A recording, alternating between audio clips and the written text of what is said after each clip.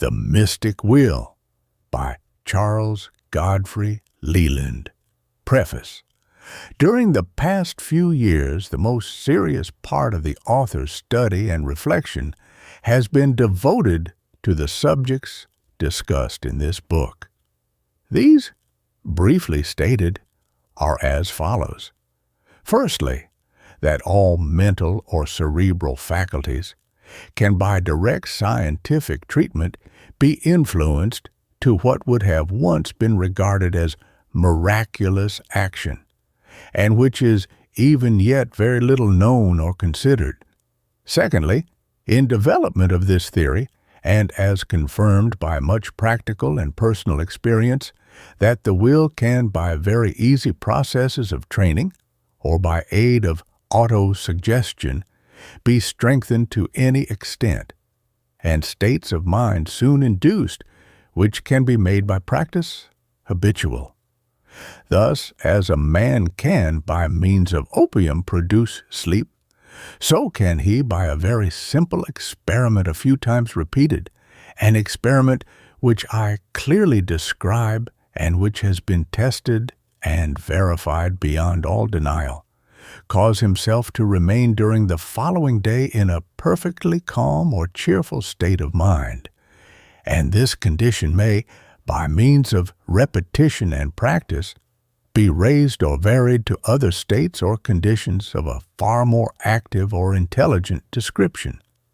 Thus, for illustration, I may say that within my own experience, I have by this process succeeded, since my 70th year in working all day far more assiduously, and without any sense of weariness or distaste for labor than I ever did at any previous period of my life.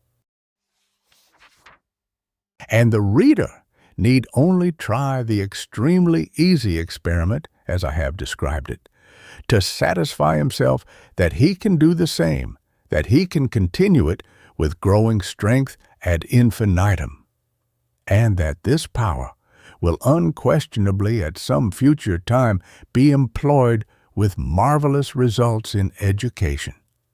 For beyond all question, since any human being can easily prove or disprove it by a few experiments, there is no method known by which inattention, heedlessness, or negligence in the young can be so promptly and thoroughly cured as by this. While on the other hand, attention and interest by assiduity are even more easily awakened. It has indeed seemed to me, since I have devoted myself to the study of education from this point of view, as if it had been like the iron castle in the Slavonian legend unto which men had for centuries wended their way by a long and wearisome road of many miles, while there was all the time, unseen and unknown, a very short and easy subterranean passage, by means of which the dwellers in the schloss might have found their way to the town below and to the world in a few minutes. To this I have added a succinct account of what is, I believe, the easiest and most comprehensive art of memory ever conceived. There are on this subject more than 500 works, all based, without exception, on the associative system, which may be described as a stream which runs with great rapidity for a very short time, but is soon choked up. This, I believe, as a means applied to learning, was first published in my work, entitled Practical Education.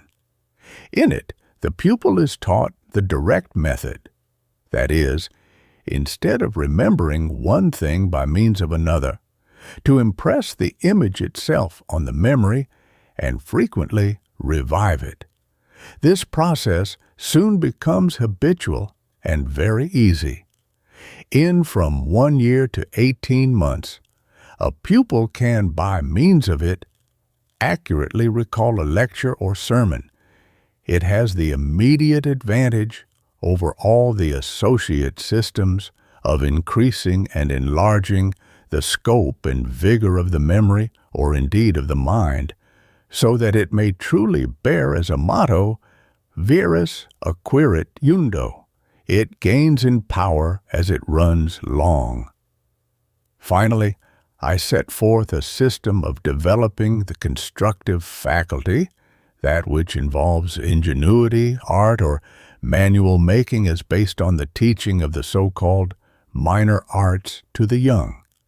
The principle from which I proceed is that as the fruit is developed from the flower, all technical education should be anticipated or begun in children by practicing easy and congenial arts such as light embroidery, wood carving, or repoussé, by means of which they become familiar with the elements of more serious and substantial work. Having found out by practical experience in teaching upwards of 2,000 children for several years that the practice of such easy work or the development of the constructive faculty invariably awakened the intellectual power or intelligence, I began to study the subject of the development of the mind in general. My first discovery after this was that memory, whether mental, visual, or of any other kind, could, in connection with art, be wonderfully improved, and to this in time came the consideration that the human will, with all its mighty power and deep secrets, could be disciplined and directed, or controlled with as great care as the memory or the mechanical faculty. In a certain sense, the three are one, and the reader who will take the pains, which are, I trust, not very great, to master the details of this book, will readily grasp it as a whole and understand that its contents form a system of education, yet one from which the old as well as young may profit. It is worth noting that, were it for nervous invalids alone, or those who from various causes find it difficult to sleep or apply the mind to work, this book would be of unquestionable value. In fact, even while writing this chapter, a lady has called to thank me for the substantial benefit which she derived from my advice in this respect. And mindful of the fact that attention and unwearied perseverance are most necessary to succeed in such processes as are here described, I have taken pains to show or explain how they may be rendered more attractive, tolerable, and habitual to the fickle or light-minded. This, too, being a subject which has been very little considered from a practical point of view. But, above all things, I beg the reader, laying aside all prejudice or preconceived opinion, and neither believing nor disbelieving what he reads, to simply try it, that is, to test it in his own person, to what degree he can influence his will, or bring about subsequent states of mind by the very easy processes laid down. If I could hope that all opinion of my book would be uttered only by those who would thus put it to the test, I should be well assured as to its future. And also, I beg all readers, and especially reviewers, to note that I advise that the autosuggestive process, by aid of sleep, shall be discontinued as soon as the experimenter begins to feel an increase in the power of the will, the whole object of the system being to acquire a perfectly free, clear will as soon as possible. Great injustice was done as regards the first edition of this work by a very careless though eminent critic who blamed the author for not having done what the latter had carefully recommended in his book. There are 4 stages of advance towards the truth. Firstly, disbelief. Secondly, doubt, which is, in fact, only a fond advance towards disbelief. Thirdly, agnosticism, which is doubt mingled with inquiry. And finally, pure and simple inquiry or search, without any preconceived opinion or feeling whatever. It is, I trust, only in the spirit of the latter that I have written. Therefore I say to the reader, neither believe nor disbelieve in anything which I have said, but as it is an easy thing to try, experiment for yourself and judge by the result. In fact, as a satisfactory and conclusive experiment will not require more time, and certainly not half the pains which most people would expend on reading a book, I shall be perfectly satisfied if any or all my critics will do so, and judge the system by the result. Introduction. Unto many, fortune comes while sleeping. Latin proverb. Few know what is really going on in the world. American proverb. It is but a few years since it suddenly struck the gay world of comic dramatists and other literary wits that the 19th century was drawing to an end, and regarding it as an event, they began to make merry over it at first in Paris, and then in London and New York, as the fin de siècle. Unto them it was the going out of old fashions in small things, such as changes in dress, the growth of wealth, or the mighty bicycle, with a very prevalent idea that things are getting mixed or checkered, or the old conditions of life becoming strangely confused, and then men of more thought or intelligence, looking more deeply into it, began to consider that the phrase did in very truth express far more serious facts. As in an old Norman tale, he who had entered as a jester or minstrel in comic garb laid aside his disguise and appeared as a wise counselor or brave champion who had come to free the imprisoned emperor. For it began to be seen that this fin de siècle was developing with startling rapidity changes of stupendous magnitude, which would ere long be seen careering with thunder speed along, and that all the revolutions and reforms recorded in history were only feeble or partial, scattered or small, compared to the worldwide unification of human interests led by new lights, which has begun to manifest itself in every civilized country. That well nigh every person or real culture or education guided by pure science has within a very few years advanced to a condition of liberal faith, which would have been in my university days generally reprobated as infidelity, is not to be denied. And the fact means beyond all question that according to its present rate of advance, in a very few years more this reform will end in the annulling of innumerable traditions, forms of faith, and methods. O parson is writ on the wall. More than this, is it not clear that art and romance, poetry and literature, as hitherto understood or felt, are either to utterly vanish before the stupendous advances of science, or what is perhaps more probable, will, coalescing with it, take new forms based on a general familiarity with all the old schools or types? A few years ago it seemed, as regarded all aesthetic creation, that man had exhausted the old models and knew not where to look for new.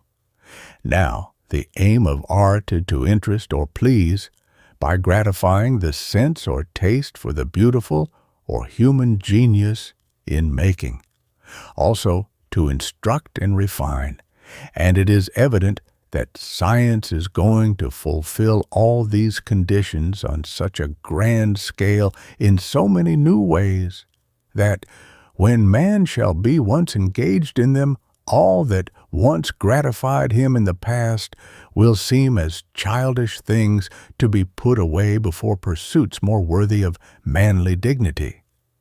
If art in all forms has of late been quiet, it has been because it has drawn back like the tiger in order to make the greater bound. One of the causes why some are laying aside all old spiritualism, romance, and sentiment is that their realization takes up too much time, and science, which is the soul of business, seeks in all things brevity and directness. It is probable that the phrase, "but to the point," has been oftener repeated during the past few years than it ever was before since time begun, of which directness I shall have more to say anon. And this is the end to which these remarks on the fin de siècle were written, to lay stress upon the fact that with the year 1900 we shall begin a century during which civilized mankind will attain its majority and become manly, doing that which is right as a man should, because it is right and for no other reason, and shunning wrong for as good cause.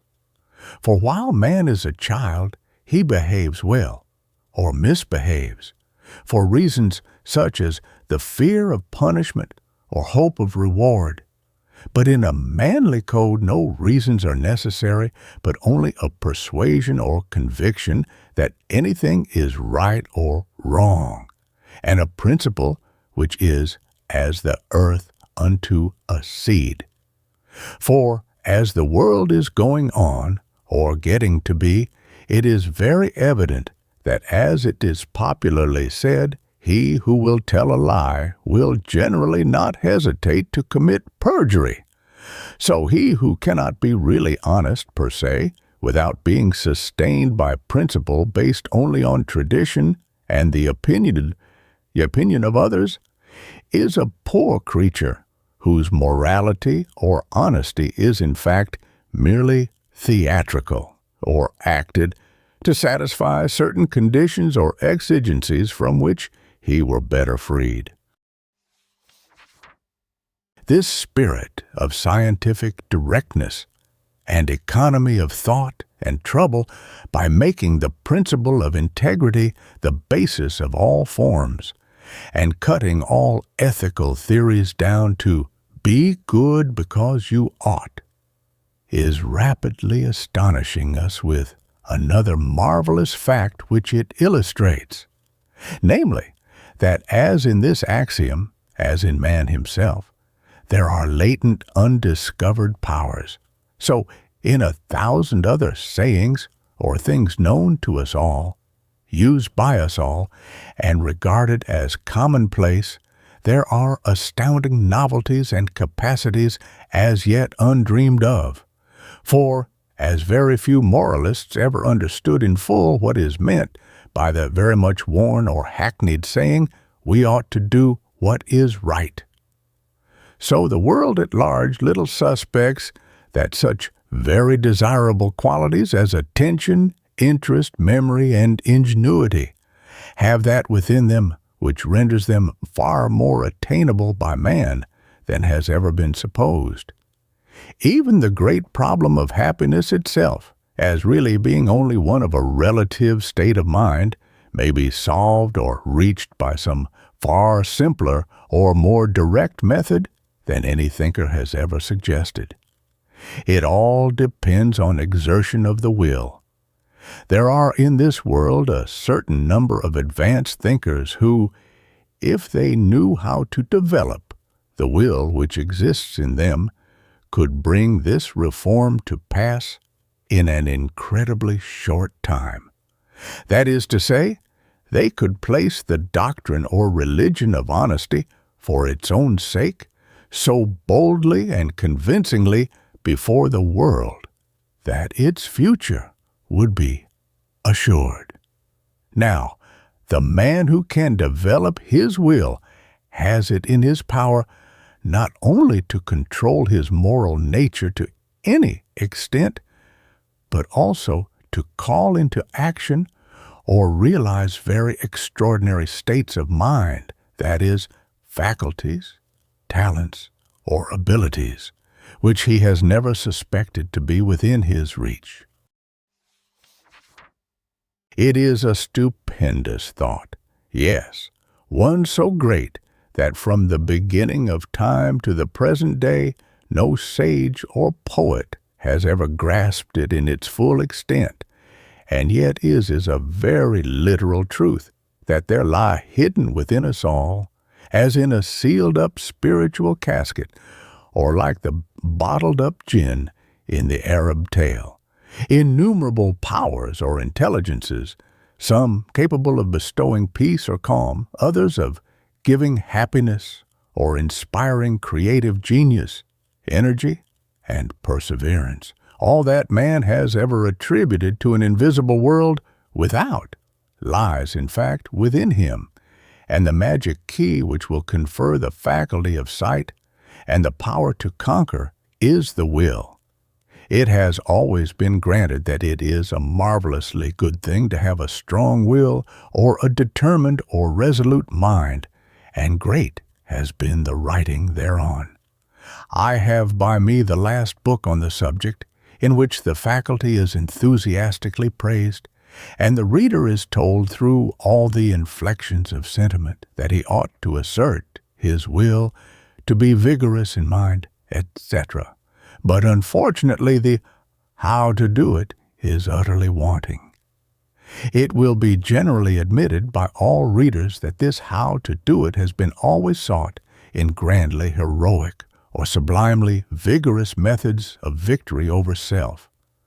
The very idea of being resolute, brave, persevering, or stubborn awakens in us all thoughts of conflict or dramatic self-conquering. But it may be far more effectively attained in a much easier way, even as the ant climbed to the top of the tree and gnawed away and brought down the golden fruit unto which the man could not rise. There are easy methods, and by far the most effective, of awakening the will, methods within the reach of everyone, and which, if practiced, will lead on ad infinitum to marvelous results. The following chapters will be devoted to setting forth, I trust clearly and explicitly, how by an extremely easy process or processes the will may be, by any person of ordinary intelligence and perseverance, awakened and developed to any extent, and with it many other faculties or states of mind. I can remember once being told by a lady that she thought there ought to be erected in all great cities temples to the will, so as to encourage mankind to develop the divine faculty. It has since occurred to me that an equal number of schoolhouses, however humble, in which the art of mastering the will by easy processes seriatim should be taught, would be far more useful. Such a schoolhouse is this work, and it is the hope of the author that all who enter, so to speak, or read it, will learn therefrom as much as he himself and others have done by studying its principles. To recapitulate or make clear in brief what I intend, I would say, firstly, that the advanced thinkers at this end of the century, weary of all the old indirect methods of teaching morality, are beginning to inquire, since duty is an indispensable condition, whether it is not just as well to do what is right, because it is right, as for any other reason. Secondly, that this spirit of directness, the result of evolution, is beginning to show itself in many other directions, as we may note by the great popularity of the answer to the question, how not to worry, which is briefly, don't. Thirdly, that enlightened by the spirit of scientific straightforwardness, man is ceasing to seek for mental truth by means of roundabout metaphysical or conventional ethical methods based on old traditions and mysticism, and is looking directly in himself or materially for what immaterialism or idealism has really never explained at all. His discoveries having been within a few years much more valuable than all that a priori philosophy or psychology ever yielded since the beginning.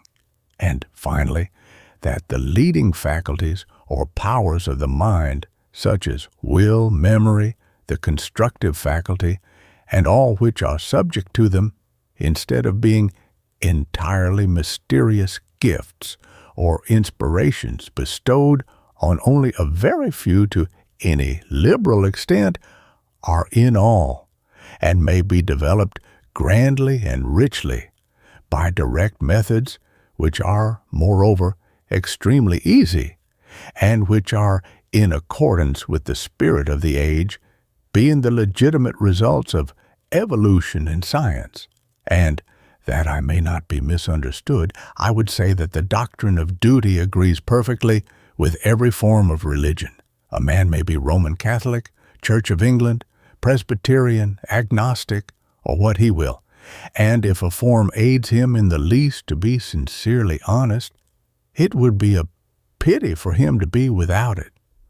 Truly, there are degrees in forms, and where I live in Italy, I'm sorry to see so many abuses or errors in them. But to know and do what is right, when understood, is recognizing God as nearly as man can know him, and to do this perfectly, we require will. It is the true Logos. Chapter 1. Attention and Interest. To the fairies, determination and goodwill, all things are possible. The Man of the Family, by C. Reed. It happened recently to me as I write, to see one afternoon, lying on the sidewalk in the Via Calzaioli in Florence, what I thought was a common iron screw about 3 inches in length, which looked as if it had been dropped by some workman. And recalling the superstition that it is lucky to find such an object or a nail, I picked it up, when to my astonishment I found that it was a silver pencil case, but made to exactly resemble a screw. Hundreds of people had perhaps seen it, thought they knew all about it, or what it was, and then passed it by, little suspecting its real value. There is an exact spiritual parallel for this incident, or parable of the screw pencil, in innumerable ideas, at which well nigh everybody in the hurrying stream of life has glanced, yet no one has ever examined until someone with a poetic spirit of curiosity or inspired by quaint superstition pauses, picks one up, looks into it, and finds that it has ingenious use and is far more than it appeared to be. Thus, if I declare that by special attention to a subject, earnestly turning it over and thinking deeply into it, very remarkable results may be produced as regards result in knowledge, every human being will assent to it as the veriest truism ever uttered, in the fullest belief that he or she assuredly knows all that. Yet it was not until within a very few years that I discovered that this idea, which seemed so commonplace, had within it mysteries and meanings which were stupendously original or remarkable. I found that there was a certain intensity or power of attention, far surpassing ordinary observation, which we may, if we will, summon up and force on ourselves, just as we can, by special effort, see or hear far better at times than usually. The Romans show by such a phrase as animum agicere and numerous proverbs and synonyms that they had learned to bend their attention energetically. They were good listeners, therefore keen observers.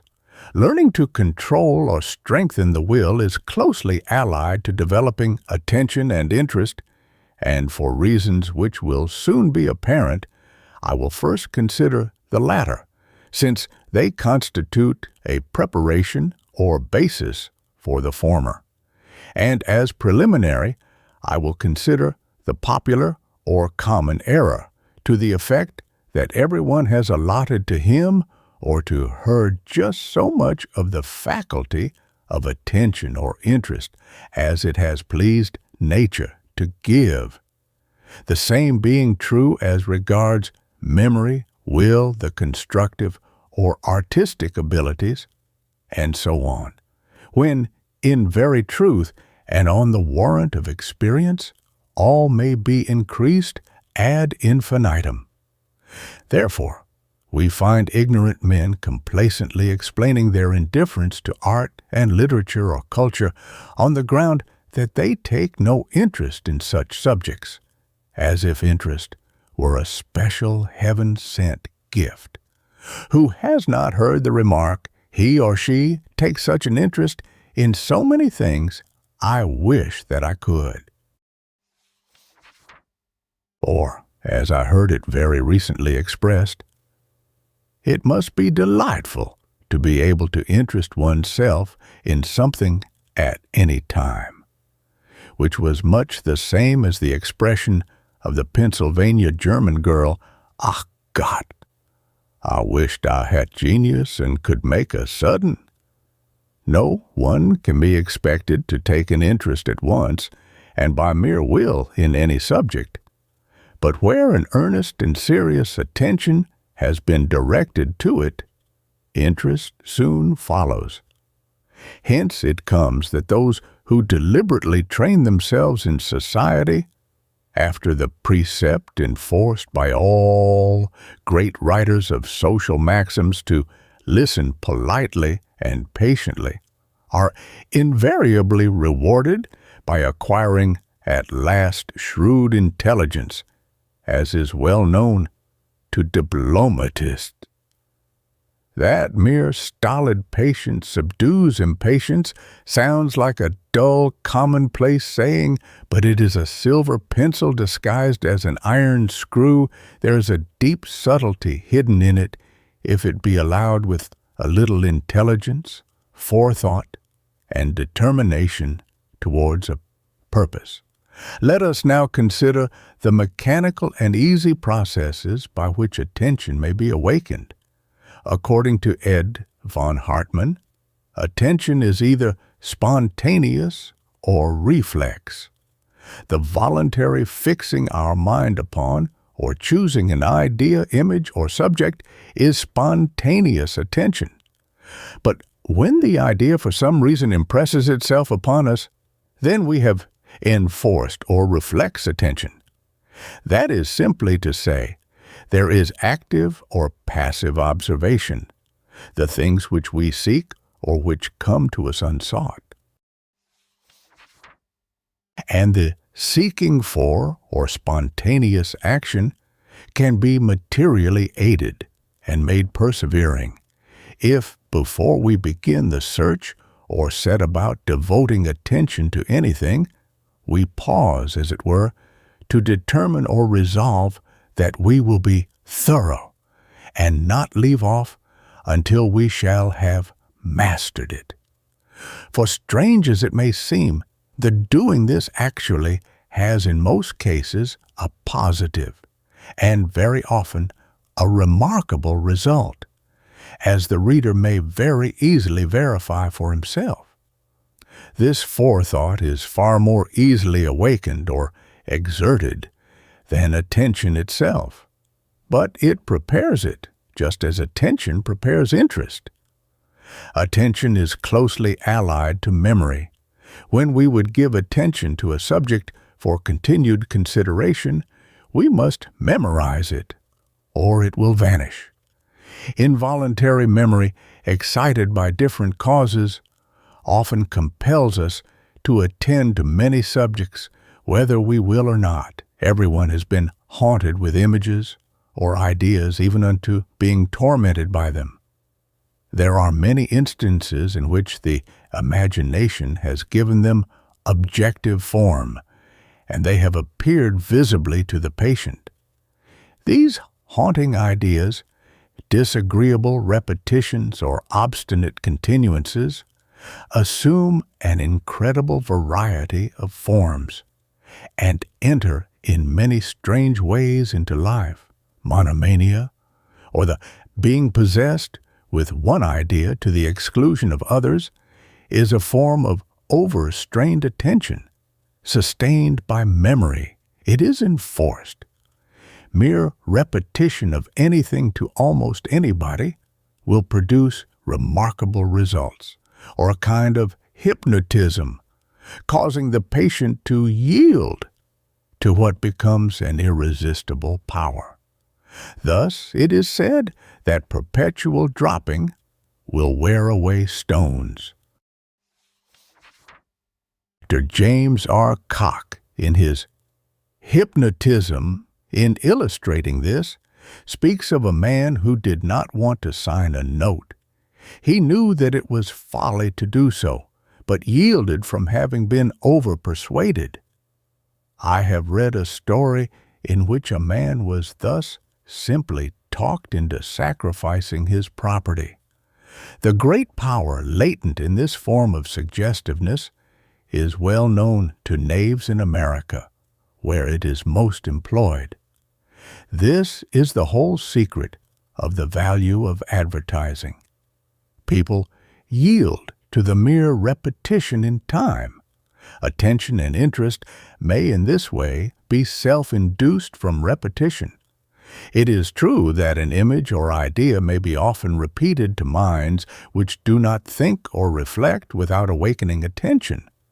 Per contra, the least degree of thought in a vast majority of cases forms a nucleus or beginning, which may easily be increased to an indefinite extent. A very little exercise of the will suffices in most cases to fix the attention on a subject, and how this can be done will be shown in another chapter. But in many cases, attention is attracted with little or no voluntary effort. On this fact is based the truth that when or where it is desired, attention and interest may be awakened with great ease by a simple process. It may be remarked on the subject of repetition of images or ideas that a vast proportion of senseless superstitions, traditions, or customs, which no one can explain, originate in this way, and that in fact what we call habit, which ranks as second nature, is only another form or result of involuntary attention and the unconsciously giving a place in the memory to what we have heard.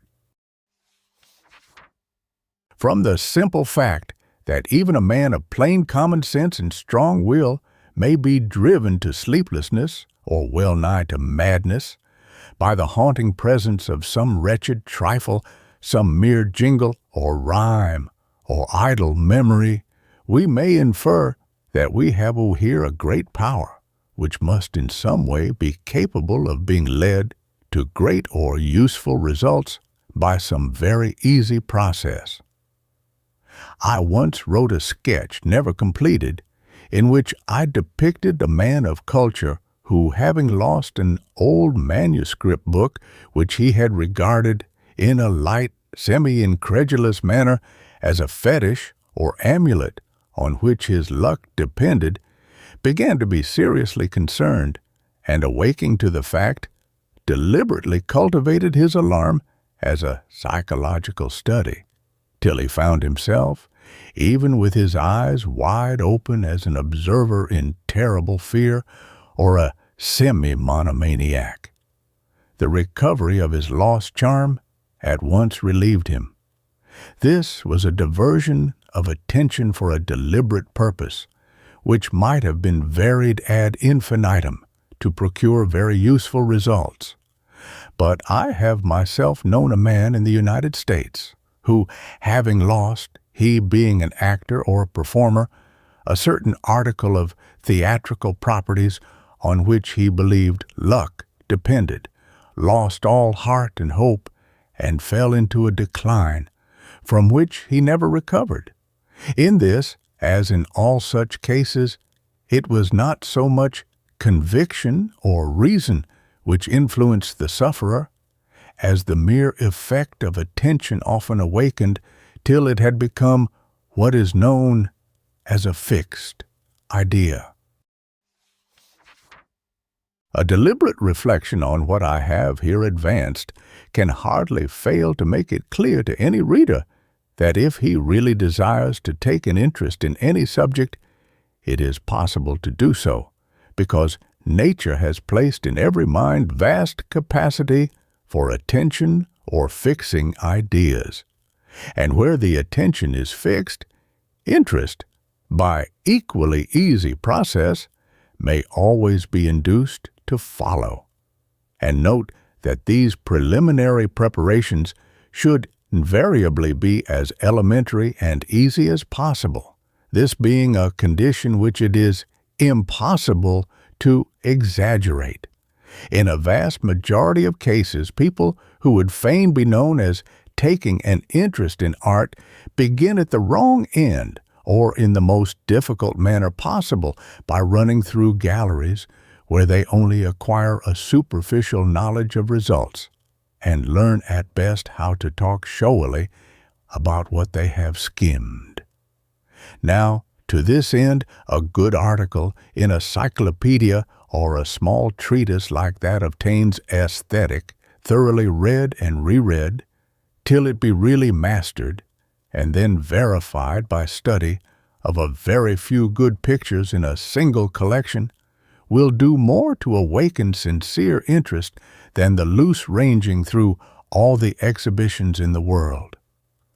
I have read in many novels thrilling descriptions of the effect and results when all the glories of the Louvre or Vatican first burst upon some impassioned and unsophisticated youth, who from that moment found himself an artist. But I still maintain that it would have been 100 times better for him had his attention and interest been previously attracted to a few pictures, and his mind accustomed to reflect on them.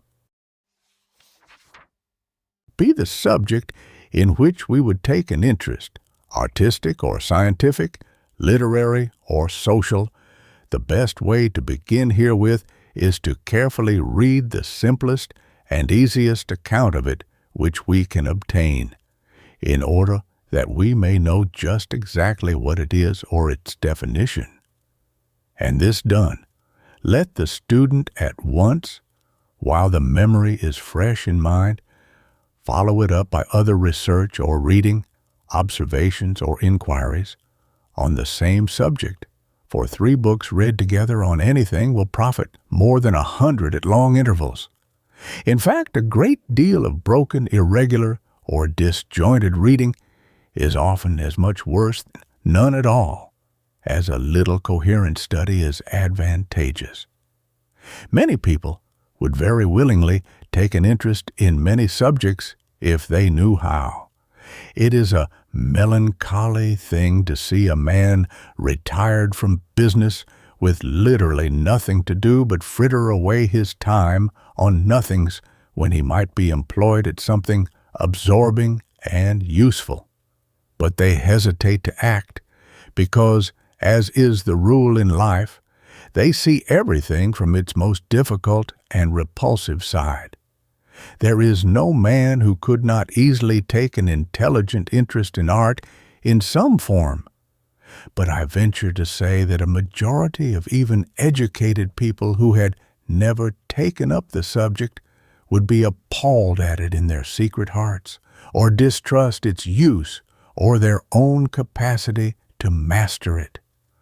Or again, Many put no faith in easy manuals to begin with, believing, in their ignorance, that a mere collection of rudiments cannot have much in it. We are all surrounded by thousands of subjects in which we might all take an interest and do good work if we would, selecting one, give it a little attention, and by easy process proceed to learn it. As it is, in general society, the man or woman who has any special pursuit, accomplishment, or real interest for leisure hours beyond idle gossip and empty time-killing is a great exception.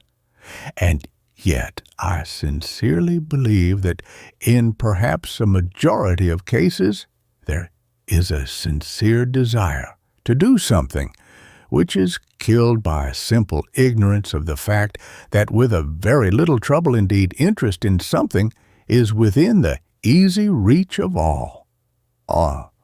I have dwelt on this subject that the reader may be induced to reflect on the fact, firstly, that if he wishes to learn how to develop his will and strengthen it, it is absolutely necessary to take an interest in it.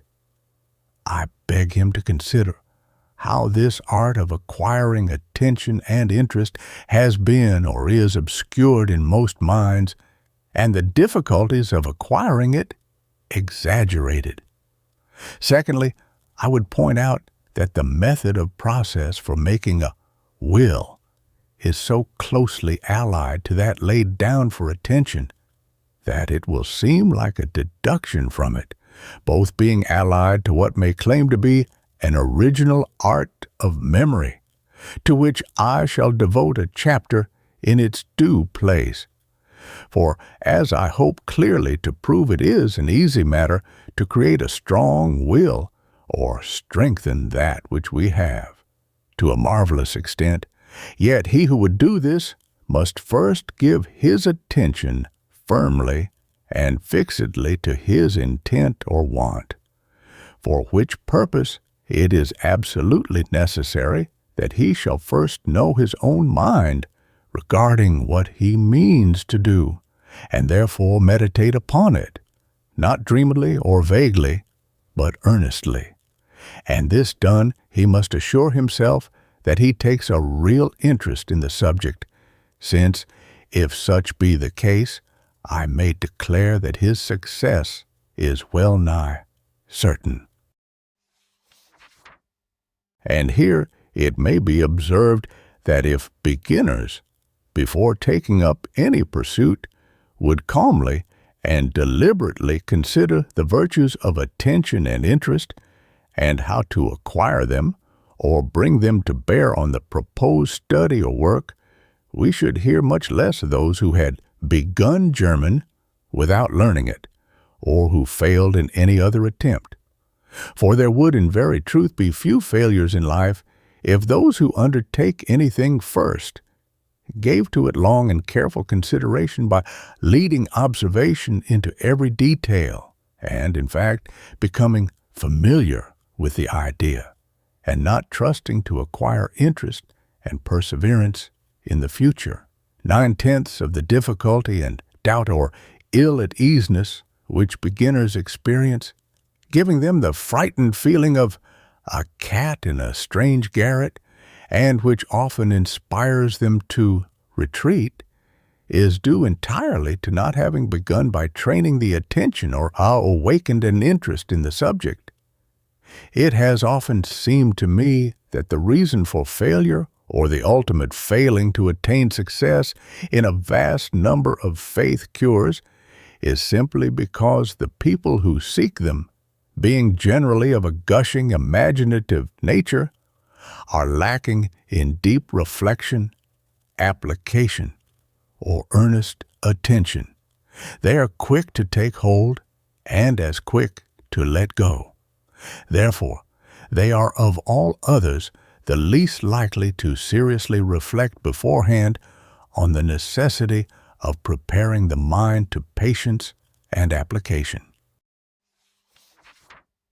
Now, it seems a simple thing to say, and it is therefore all the harder to understand, that before going to work at anything which will require perseverance and repeated effort, we can facilitate the result amazingly by thinking over and anticipating it, so that when the weariness comes, it will not be as a discouraging novelty, but as something of course, even as a fisherman accepts his wet feet or the mosquitoes.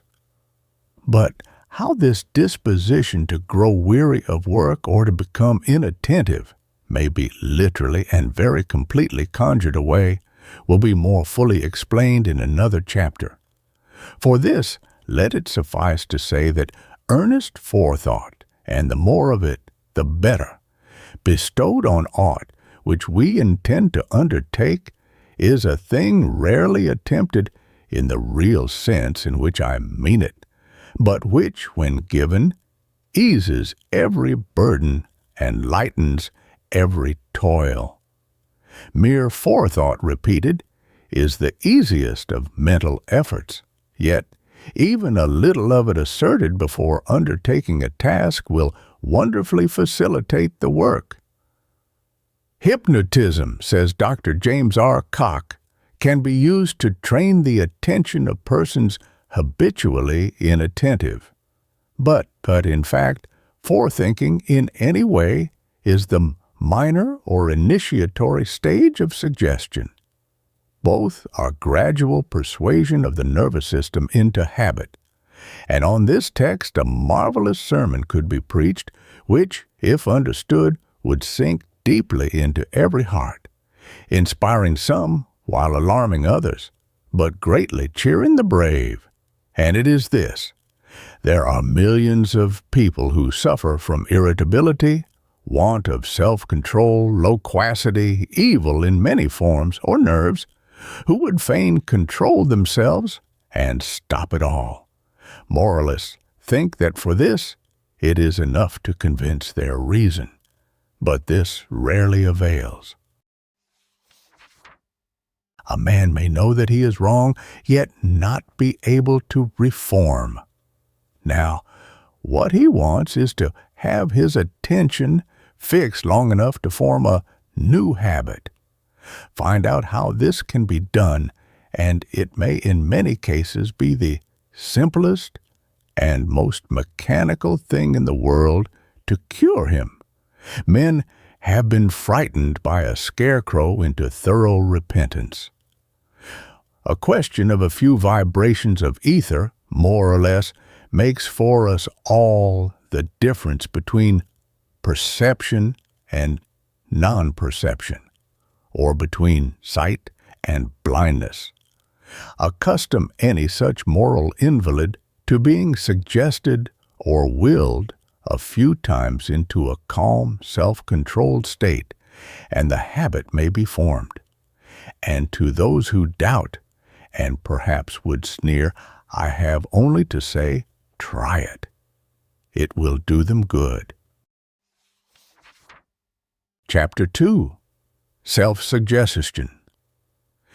In thy soul, as in a sleep, gods or fiends are hidden deep, awful forms of mystery, and spirits all unknown to thee.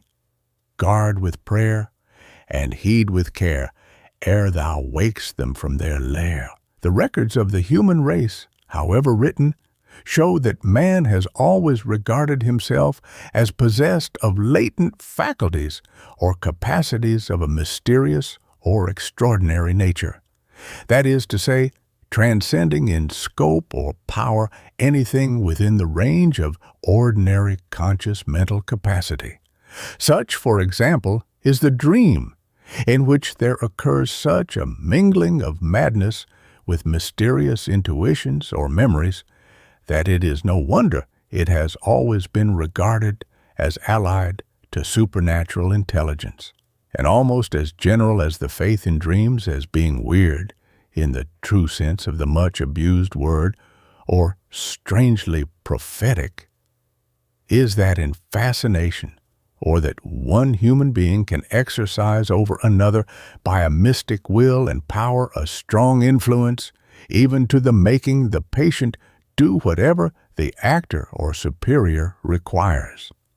However interesting it may be, it is quite needless for the purpose which I have in view to sketch the history of occultism, magic, or sorcery from the earliest times to the present day.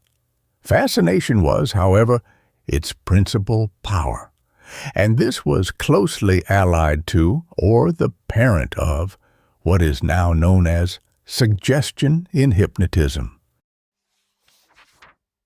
But ancient magic, in its later days, certainly became very much mixed with magnetism in many phases, and it is as an offshoot of animal magnetism that hypnotism is now regarded, which is to be regretted, since it is in reality radically different from it, as several of the later writers of the subject are beginning to protest.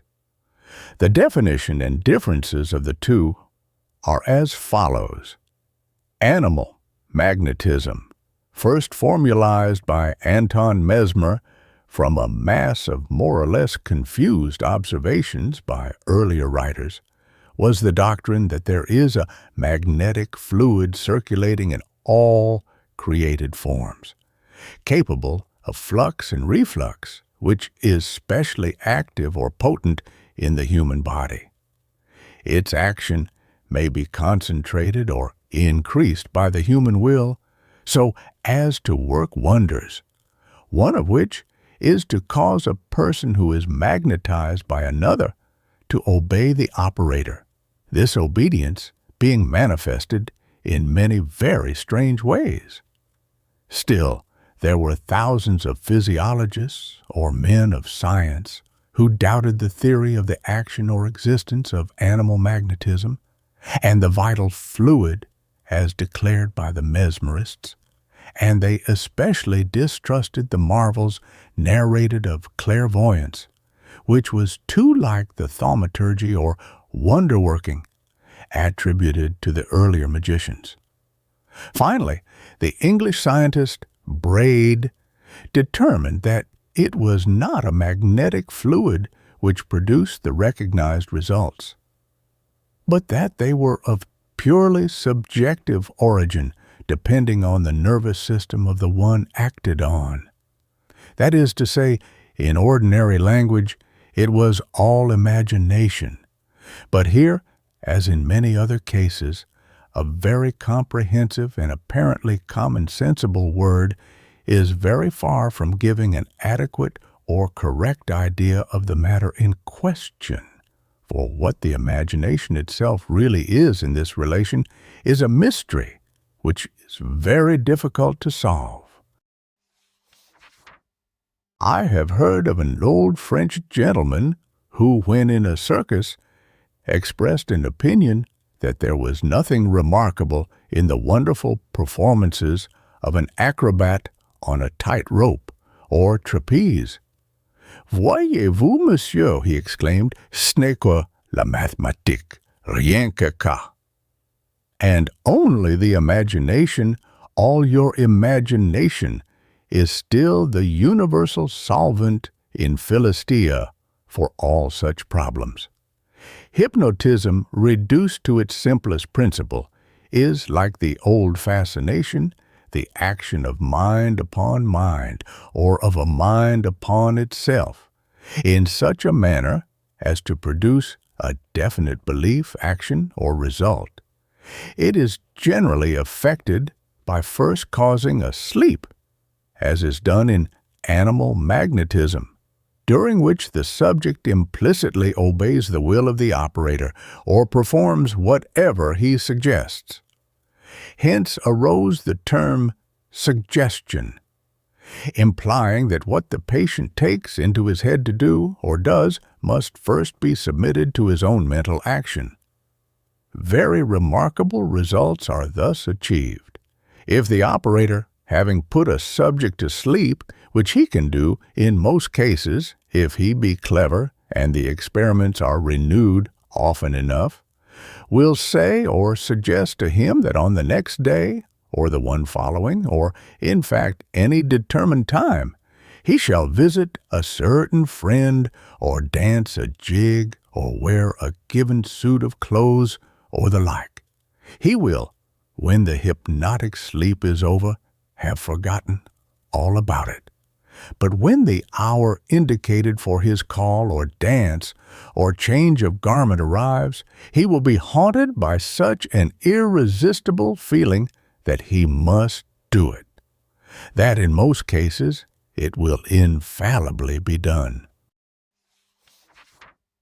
It is no exaggeration to say that this has been experimented on, tested, and tried thousands of times with success and incredible ingenuity in all kinds of forms and devices. It would seem as if spontaneous attention went to sleep, but, like an alarm clock, awoke at the fixed hour, and then reflex action again. And this constitutes the chief subject of all I here discuss. We can suggest to ourselves so as to produce the same results. It seems to be a curious law of nature that if we put an image or idea into our minds with the preconceived determination or intent that it shall recur or return at a certain time or in a certain way, after sleeping, it will do so. And here I beg the reader to recall what I said regarding the resolving to begin any task, that it can be greatly aided by even a brief predetermination. In all cases, it is a kind of self-suggestion. There would seem to be some magic virtue in sleep, as if it preserved and ripened our wishes. Hence the injunction in the Proverbs of all languages to sleep over a resolve or subject, and that night brings counsel. It is not necessary that this sleep shall be hypnotic, or what is called hypnotic slumber, since, according to very good authorities, there is grave doubt as to whether the so-called condition is a sleep at all. Hypnotism is at any rate a suspension of the faculties, resembling sleep caused by the will and act of the operator. He effects this by fixing the eyes on the patient, making passes as in mesmerism, giving a glass of water, or simply commanding sleep. And this, as Dr. Kaka has experienced and described, can be produced to a degree by anyone on himself. But, as I have verified by experiment, if we, after retiring to rest at night, will calmly yet firmly resolve to do something on the following day, or be as much as possible in a certain state of mind, and if we then fall into ordinary natural sleep, just as usual, we may on waking have forgotten all about it, yet will nonetheless feel the impulse and carry out the determination. What gives authority for this assertion, for which I am indebted originally to no suggestion or reading, is the statement found in several authorities that a man can hypnotize another without putting him to sleep, that is, make him unconsciously follow suggestion. I had read in works on hypnotism of an endless number of experiments, how patients were made to believe that they were monkeys or madmen, or umbrellas or criminals, women or men, a volunty, but in few of them did I find that it had ever occurred to anybody to turn this wonderful power of developing the intellect to any permanent benefit, or to increasing the moral sense. Then it came to my mind, since self-suggestion was possible, that if I would resolve to work all the next day, that is, apply myself to literary or artistic labor without once feeling fatigue, and succeed, it would be a marvelous thing for a man of my age. And so it befell that by making an easy beginning, I brought it to pass to perfection. What I mean by an easy beginning is not to will or resolve too vehemently, but to simply and very gently, yet assiduously, impress the idea on the ment, so as to fall asleep while thinking of it as a thing to be. My next step was to will that I should, all the next day, be free from any nervous or mental worry, or preserve a hopeful, calm, or well-balanced state of mind. This led to many minute and extremely curious experiences and observations.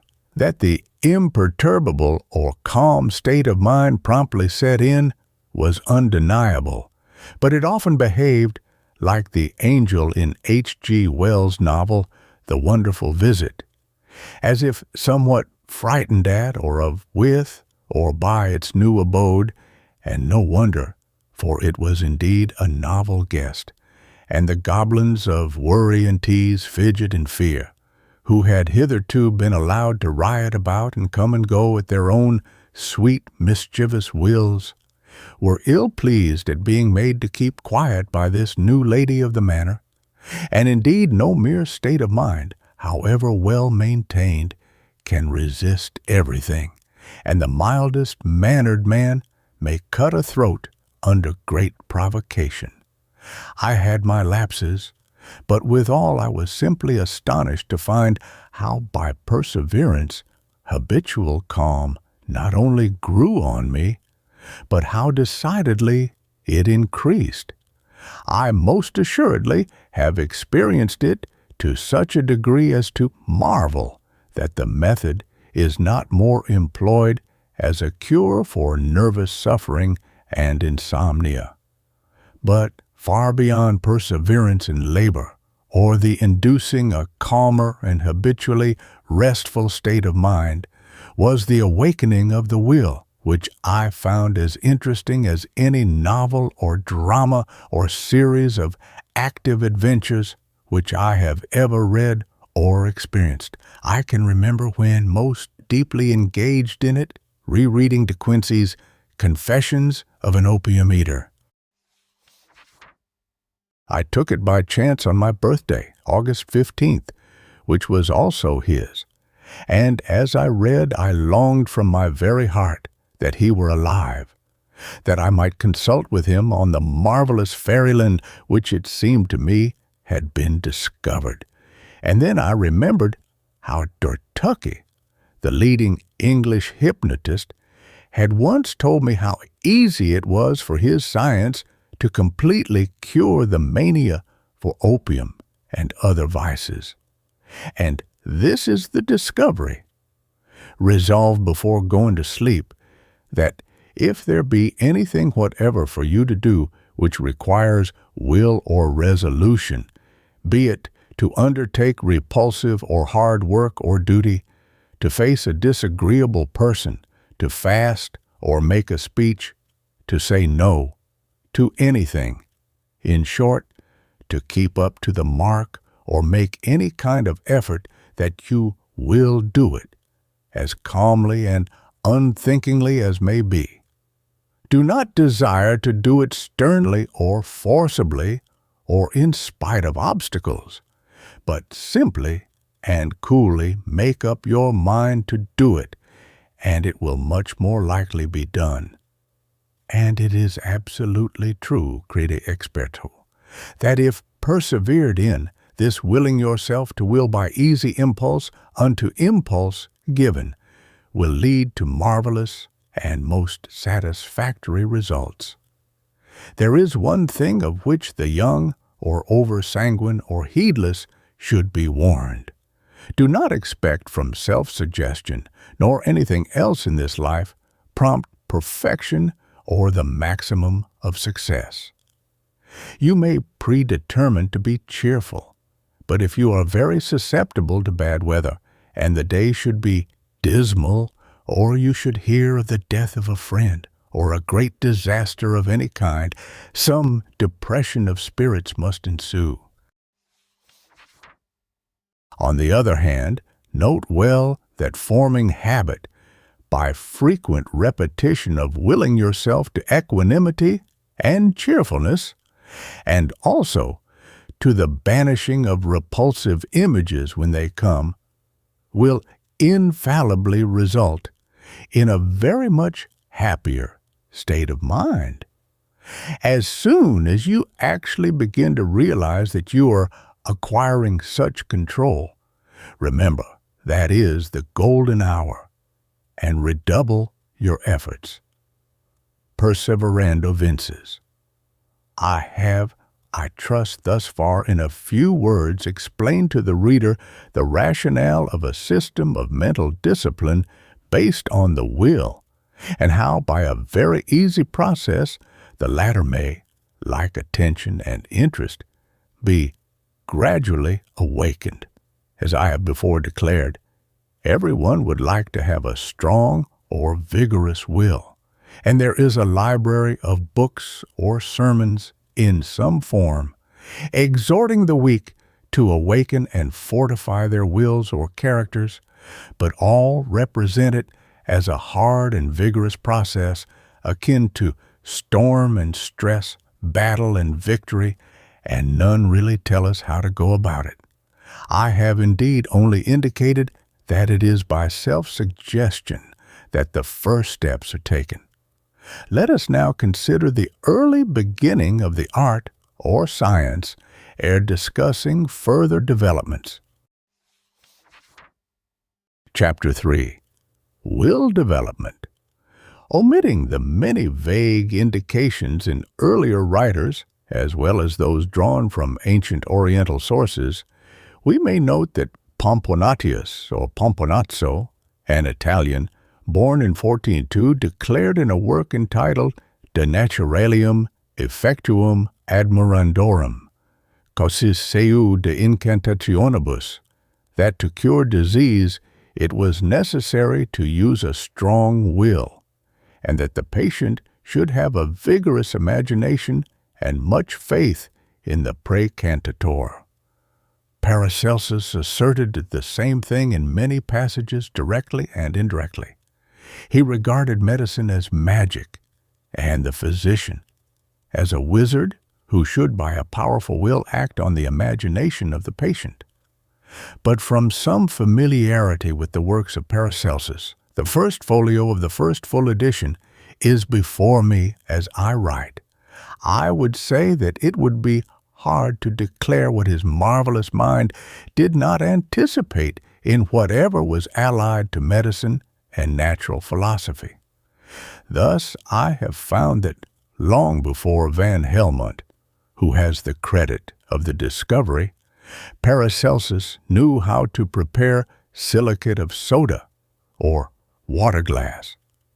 Hypnotism, as practiced at the present day, and with regard to its common results, was familiar to Johann Joseph Gassner, a priest in Swabia, of whom Louis Figuier writes as follows in his Histoire du merveilleux dans les temps modernes, published in 1860.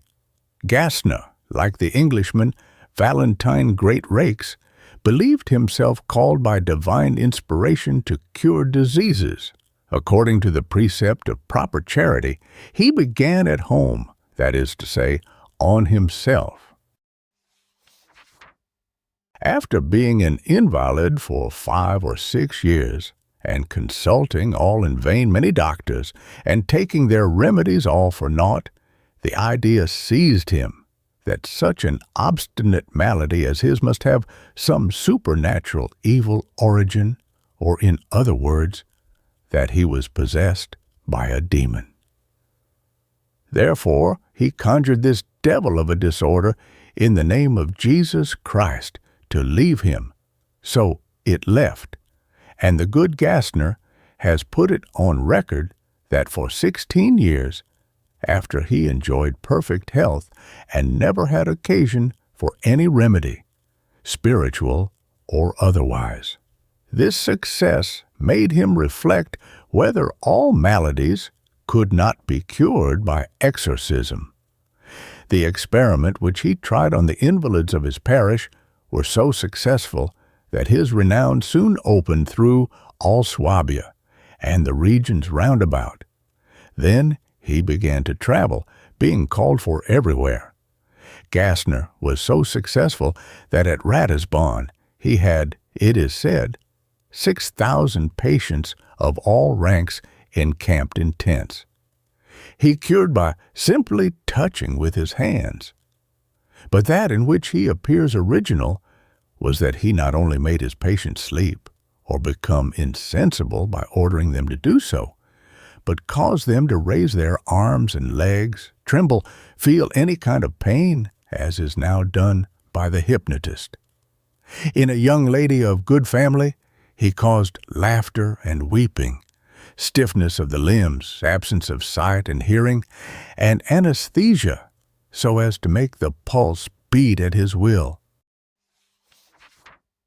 Maffigier and others do not seem to have been aware that a century before Gassner, a Pietro Piperno of Naples, published a book in which there was a special exorcism or conjurations, as he calls them, for every known disorder, and that this possibly gave the hint for a system of cure to the Swabian. I have a copy of this work, which is extremely rare, it having been put on the Roman prohibited list and otherwise suppressed. But Gassner himself was suppressed ere long, because the Emperor Joseph II cloistered, that is to say, imprisoned him for life in the monastery of Pondorf, near Ratisbon. One must not be too good or apostle-like or curative, even in the Church, which discourages trop de zèle. But the general accounts of Gassner give the impression, which has not been justly conveyed, that he owed his remarkable success in curing himself and others, not to any kind of theory nor faith in magnetism or in religion, so much as unconscious suggestion, aided by a powerful will which increased with successes. To simply pray to be cured of an illness, or even to be cured by prayer, was certainly no novelty to any Catholic or Protestant in those days. The very nature of his experiments in making many people perform the same feats which are now repeated by hypnotizers, and which formed no part of a religious cure, indicate clearly that he was an observer of strange phenomena, or a natural philosopher. I have seen myself, an Egyptian juggler in Bulak, perform many of these as professed tricks, and I do not think it was from any imitation of French clairvoyance. He also pretended that it was by an exertion of his will, aided by magic forms which he read from a book, that he made 2 boys obey him. It was probably for these tricks, which savored of magic, that Gassner was retired.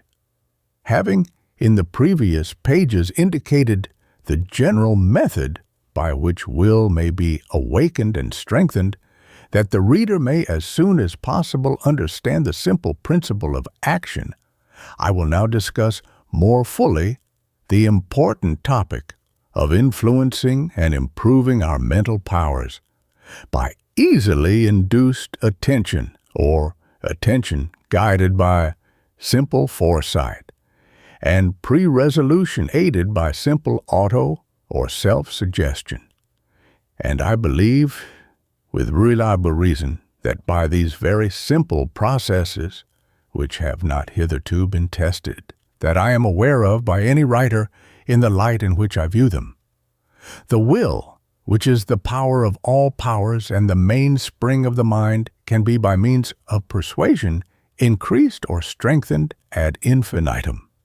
It is evident that Gassner's method partakes in equal proportions of the principles of the well-known faith cure, and that of the will, or of the passive and the active, What is wanting in it is self-knowledge and the very easily awakened forethought, which, when continued, leads to far greater and much more certain results. Forethought costs little exertion. It is so calmly active that the weakest minds can employ it, but wisely employed, it can set tremendous force in action. As regards Gassner, it is admissible that many more cures of disease can be effected by what some vaguely call the imagination and others mental action than is generally supposed. Science now proves every year, more and more, that diseases are allied and that they can be reached through the nervous system. In the celebrated correspondence between Kant and Hufeland, there is almost a proof that incipient gout can be cured by will or determination. But if a merely temporary or partial cure can really be obtained, or a cessation from suffering, if the ill be really curable at all, it is but reasonable to assume that by continuing the remedy or system, the relief will or must correspond to the degree of faith in the patient. And this would infallibly be the case if the sufferer had the will. But unfortunately, the very people who are most frequently relieved are those of the impulsive, imaginative kind, who soon take hold and soon let go, or who are merely attracted by a sense of wonder which soon loses its charm, and so they react. Therefore, if we cannot only awaken the will, but also keep it alive, it is very possible that we may not only effect great and thorough cures of diseases, but also induce whatever state of mind we please.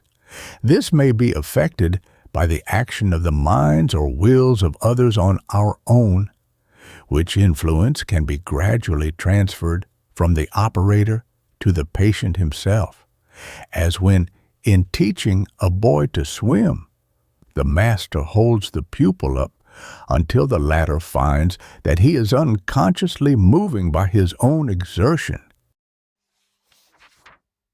What the fickle and nervous patients of any kind need is to have the idea kept before their minds continuously. They generally rush into a novelty without forethought. Therefore, they should be trained or urged to forethink or reflect seriously, and often on the cure or process proposed. This is the setting of the nail, which is to be driven in by suggestion. The other method is where we act entirely for ourselves, both as regards previous preparation and subsequent training. I here repeat, since the whole object of the book is that certain facts shall be deeply and clearly impressed on the reader's mind, that if we will that a certain idea shall recur to us on the following or any other day, and if we bring the mind to bear upon it just before falling asleep, it may be forgotten when we awake, but it will recur to us when the time comes. This is what almost everybody has proved, that if we resolve to awake at a certain hour, we generally do so. If not the first time, after a few experiments, apropos of which I would remark that no one should ever expect full success from any first experiment.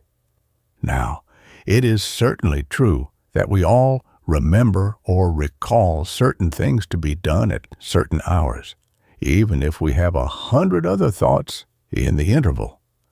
But it would seem as if, by some law which we do not understand, sleep or repose acted as a preserver and reviver, nay, as a real strengthener of thoughts, inspiring them with a new spirit.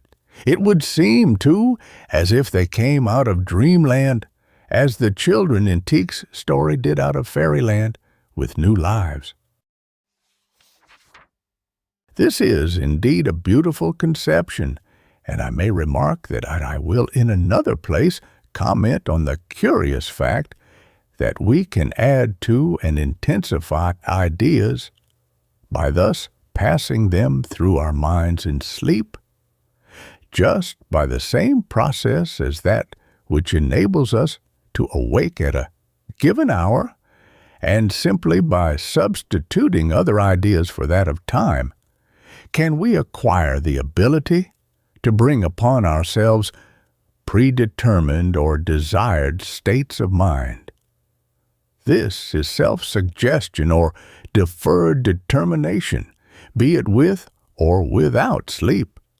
It becomes more certain in its result with every new experiment or trial. The great factor in the whole is perseverance or repetition. By faith, we can remove mountains. By perseverance, we can carry them away. And the two amount to precisely the same thing. And here be it noted what I believe no writer has ever before observed, that as perseverance depends on renewed forethought and reflection, so by continued practice and thought in self-suggestion, the one practicing begins to find before long that his conscious will is acting more vigorously in his waking hours, and that he can finally dispense with the sleeping process. For, in fact, when we once find that our will is really beginning to obey us and inspire courage or indifference, where we were once timid, there is no end to the confidence and power which may ensue. Now, this is absolutely true. A man may will certain things ere he falls asleep. This willing should not be intense, as the old animal magnetizers taught. It ought rather to be like a quiet, firm desire or familiarization with what we want, often gently repeated till we fall asleep in it.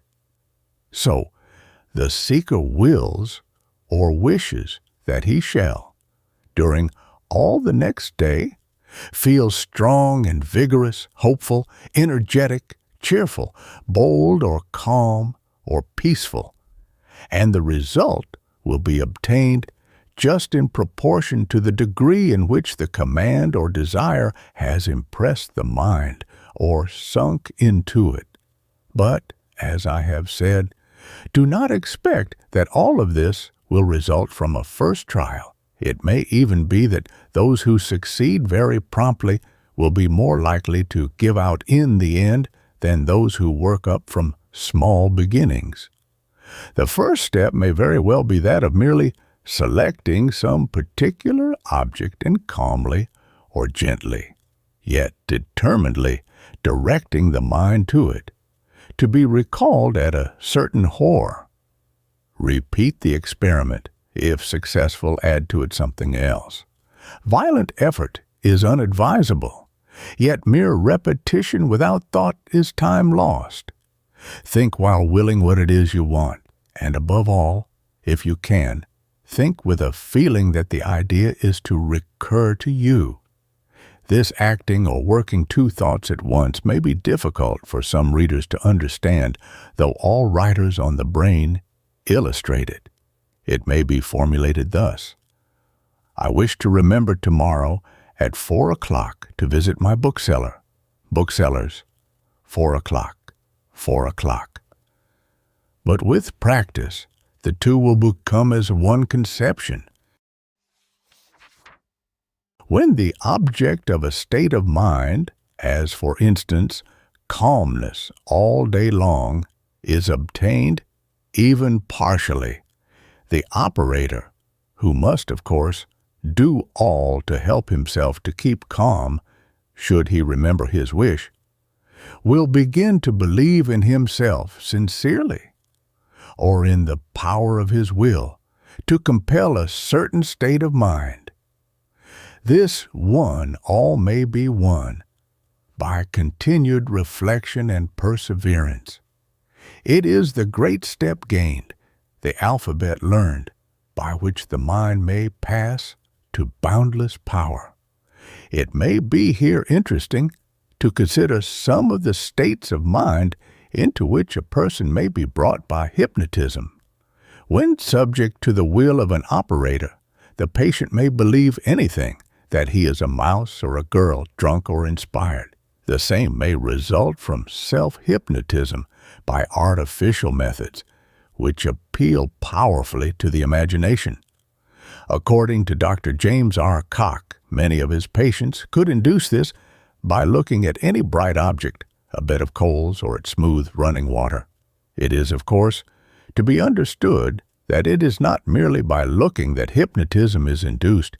There must be will or determinate thought, but when once brought about, it is easily repeated. They have the ability, writes Dr. Koch, to resist this state or bring it on at will. Many of them describe beautiful scenes from nature or some mighty cathedral with its lofty dome or the faces of imaginary beings. This writer's own first experience of self-hypnotism was very remarkable. He had been told by a hypnotizer to keep the number 26 in his mind. He did so, and after hearing a ringing in his ears and then a strange roaring, he felt that spirits were all round him, music sounding, and a sensation as of enchanting. But self-hypnotizing by the simple, easy process of trusting to ordinary sleep is better adapted to action-delayed or states of mind. These may be a desire to be at peace or perfectly calm. After a few repetitions, it will be found that, though irritating accidents may countervene, the mind will recur more and more to calm, to feel cheerful or merry, to be in a brave, courageous, hearty, or vigorous mood, to work hard without feeling weary. This I have fully tested with success, and especially mention it for the benefit of students. All of my intimate friends can certify what I here assert, to keep the faculty of quickness of perception alert, as, for instance, when going out to perceive more than usual in a crowd. A botanist or mineralogist may awaken the faculty with the hope of observing or finding with success to be susceptible to beauty, as, for instance, when visiting a scene or gallery. In such cases it means to derive attention from will. The habitually trained forethought or attention is here a great aid to perception. To read or study keenly and observantly, this is a faculty which can be very much aided by forethought and self-suggestion. To forgive and forget enemies and injuries. Allied to it is the forgetting and ignoring of all things which annoy, vex, harass, tease, or worry us in any way whatever. To expect perfect immunity in this respect from the unavoidable ills of life is absurd.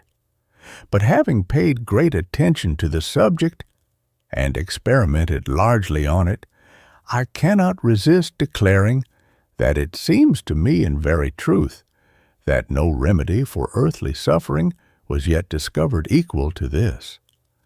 I generally put the wish into this form: I will forget and forgive all causes of enmity and anger, and should they arise, I determine at once to cast them aside.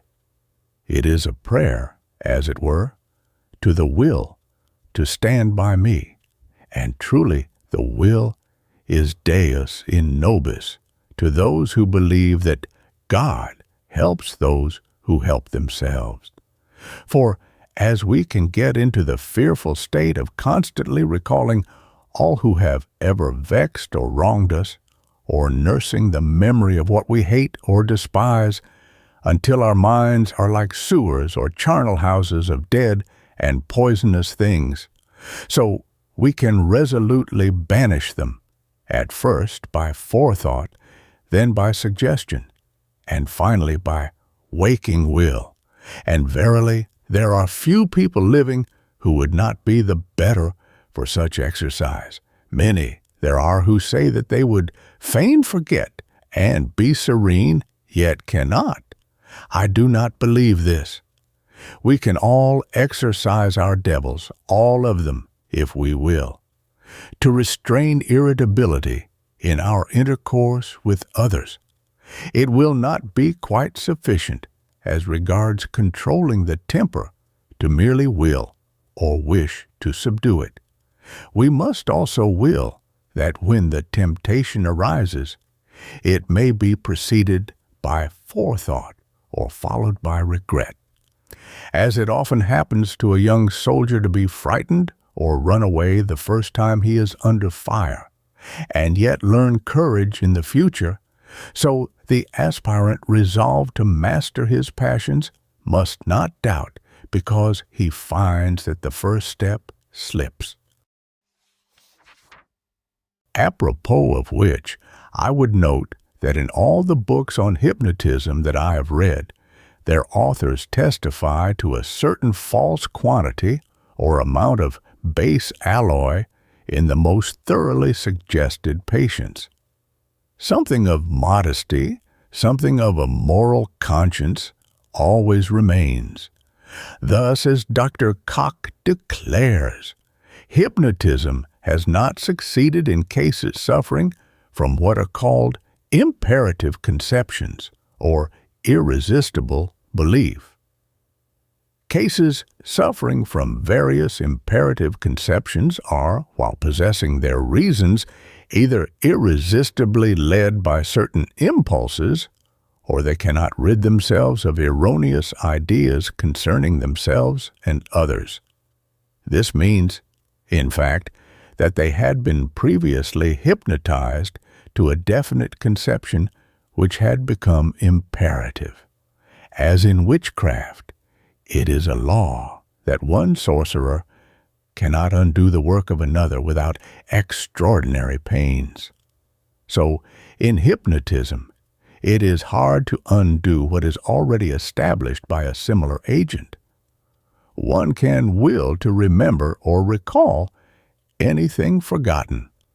I will not be responsible that this will invariably succeed at the first time, but that it does often follow continued determination I know from experience. I believe that where an operator hypnotizes a subject, it very often succeeds, if we may believe the instances recorded. And I am also inclined to believe that in many cases, though assuredly not in all, whatever is effected by one person upon another can also be brought about in oneself by patience, in forethought, self-suggestion, and the continued will which they awaken. We can revive by this process old, well-nigh forgotten trains of thought. This is difficult, but possible. It belongs to an advanced stage of experience, or may be found in very susceptible subjects. I do not belong at all to the latter, but I have perfectly succeeded in continuing a dream. That is to say, I have woke up 3 times during a dream and, being pleased with it, wished it to go on, then fallen asleep, and it went on, like 3 successive chapters in a novel. We can subdue the habit of worrying ourselves and others needlessly about every trifling or serious cause of irritation which enters our minds. There are many people who, from a mere idle habit or self-indulgence and irrepressible loquacity, make their own lives and those of others very miserable, as all my readers can confirm from experience. I once knew a man of great fortune, with many depending on him, who vented his ill temper and petty annoyances on almost everyone to whom he spoke. He was so fully aware of this failing that he at once, in confessing it to a mutual friend, shed tears of regret, yet he was a millionaire man of business and had a strong will which might have been directed to a cure. All peevish, fretful, and talkative, or even complaining people should be induced to seriously study this subject. We can cure ourselves of the habit of profanity or using vulgar language. No one doubts that a Negro who believes in sorcery, if told that if he uttered an oath, voodoo would fall upon him and cause him to waste away, would never swear again, or that a South Sea Islander would not do the same for fear of taboo. Now, both these forms of sorcery are really hypnotizing by action on belief, and forethought aided by the sleep process has precisely the same result. It establishes a fixed idea in the mind, or a haunting presence. We can cure ourselves of intemperance. This was, I believe, first established or extensively experimented on by Charles Lloyd Tuckey. This can be aided by willing that the liquor, if drunk, shall be nauseating. We can repress to a remarkable degree the sensations of fatigue, hunger, and thirst. Truly, no man can defy the laws of nature, but it is very certain that in cases like that of Dr. Tanner and the Hindu ascetics who were boxed up and buried for many weeks, there must have been mental determination as well as physical endurance. As regards this very important subject of health, or the body, and the degree to which it can be controlled by the mind or will, it is to be observed that of late years, physiologists are beginning to observe that all mental or corporeal functions are evidently controlled by the same laws or belong to the same organization. If the emotions, say, of anger or love, in their more emphatic forms, are plainly accompanied by varying changes of the heart and blood vessels, the viscera and muscles, it must follow that changes or excitement in the physical organs must react on the emotions. All modes of sensibility, whatever their origin, says Lewis, are physiologically transported into the sensorium. From fiber to fiber, from sensitive element to sensitive element, our whole organism is sensitive. Our whole sentient personality, in fact, is conducted just as it exists, into the plexuses of the sensorium commune. Therefore, if every sensation in the body acts on the brain by the aid of secondary brains or ganglions, it must be that the brain in turn can in some way act on the body. And this has hitherto been achieved or attempted by magicians, miracle mongers, thaumaturgists, mesmerists, and the like, and by the modern hypnotizer, in which we may observe that there has been at every step less and less mysticism or supernaturalism, and a far easier process or way of working. And I believe it may be fairly admitted that in this work I have simplified the process of physically influencing mental action and rendered it easier. The result from the above conclusions being that we can control many disorders or forms of disease. This is an immense subject, and it would be impossible within a brief sketch to determine its limits or conditions. That what are called nervous disorders, which are evidently the most nearly allied to emotions, as for instance a headache or other trouble induced by grief, can be removed by joy or some counteracting emotion, or mere faith is very well known and generally believed. But of late science has established that the affinities between the cerebral and other functions are so intimately, extensively, and strangely sympathetic or identical that it is becoming impossible to say what disease may not be temporarily alleviated or cured by new discoveries in directing the nervo-mental power or will. The faith cure, magic, mesmerism, religious thaumaturgy, and other systems have given us a vast number of authentic cures of very positive disorders. But from the point of view taken by many people, what has been wanting in all is, firstly, a clear and simple scientific method free from all spiritualism or wonder, and secondly, the art of perfecting the cures by perseverance.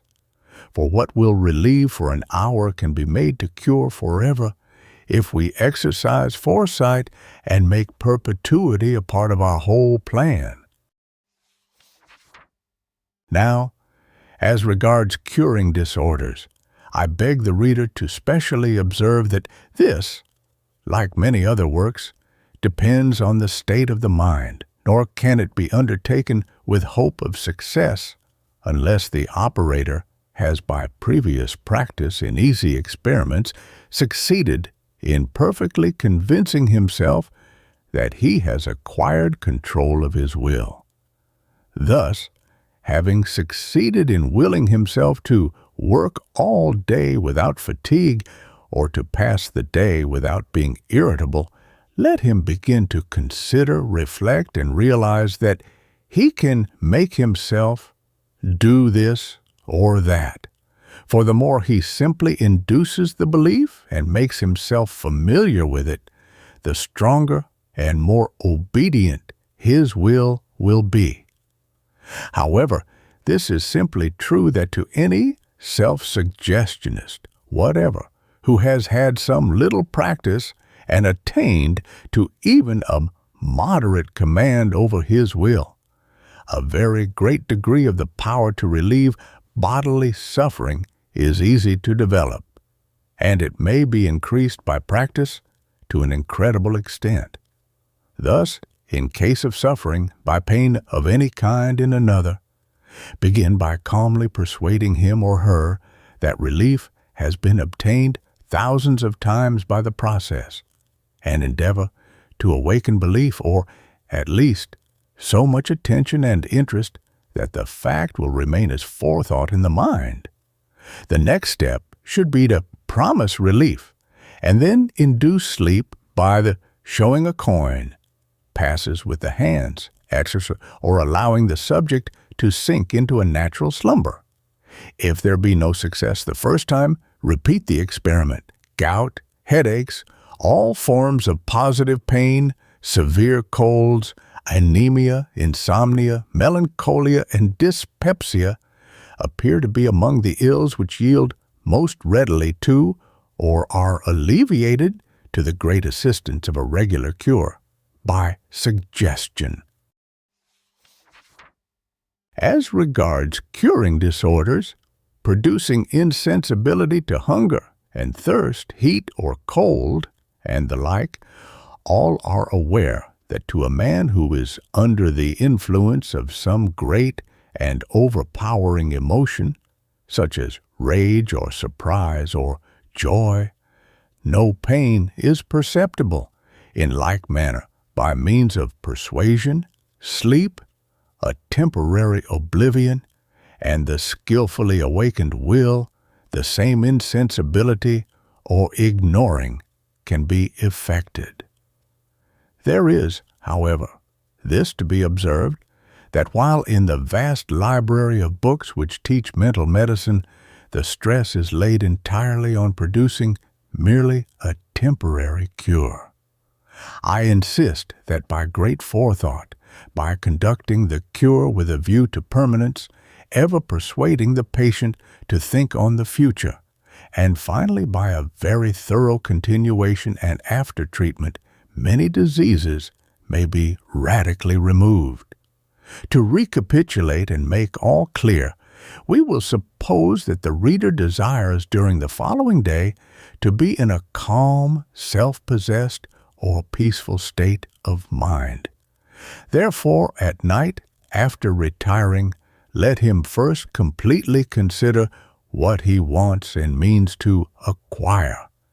This is the forethought, and it should be as thorough as possible. Having done this, will or declare that what you want shall come to pass on awaking, and repeating this and thinking on it, fall asleep. This is all. Do not wish for two things at once, or not until your mind shall have become familiar with the process. As you feel your power strengthen with success, you may will yourself to do whatever you desire. Chapter 4. Forethought. What is forethought may sleep, 'tis very plain, but rest assured that it will rise again. Forethought is plan inspired by an absolute will to carry it out. It may have struck the reader as an almost awful or as a very wonderful idea that man has within himself, if he did but know it, tremendous powers or transcendental faculties of which he has really never had any conception. One reason why such bold thought has been subdued is that he had always felt, according to tradition, the existence of superior, supernatural, and with them patrician, beings, by whose power and patronage he has been effectively restrained or kept under. Hence, gloom and pessimism, doubt and despair.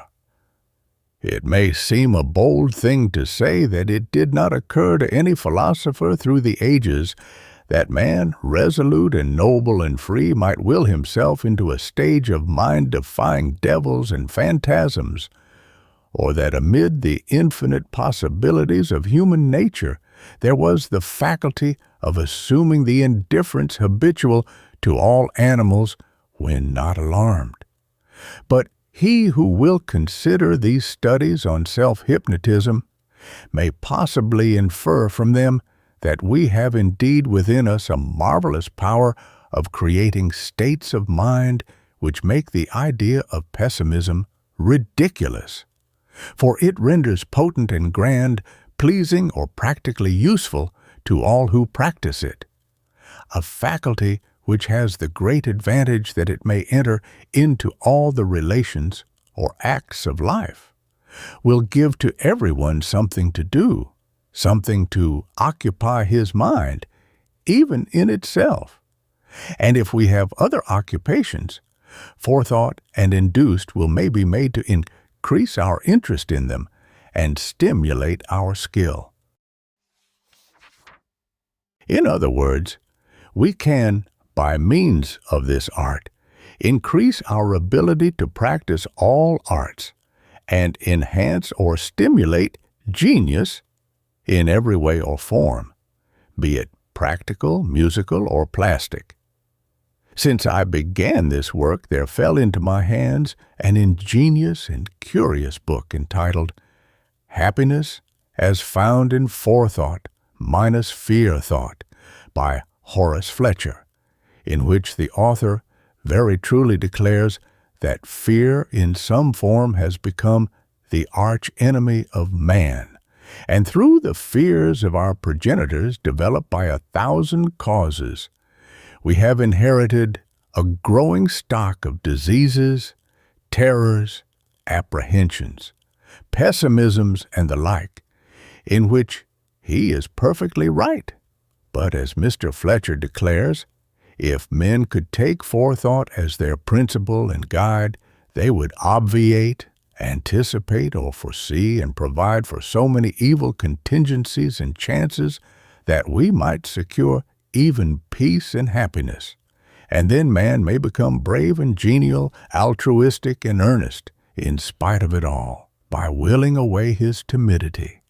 I have not assumed a high philosophical or metaphysical position in this work. My efforts have been confined to indicating how by a very simple and well-nigh mechanical process, perfectly intelligible to every human being with an intellect, one may induce certain states of mind and thereby create a will. But I quite agree with Mr. Fletcher that forethought is strong thought, and the point from which all projects must proceed. As I understand it, it is a kind of impulse or projection of will into the coming work. I may here illustrate this with a curious fact in physics. If the reader wished to ring a doorbell so as to produce as much sound as possible, he would probably pull it as far back as he could and then let it go.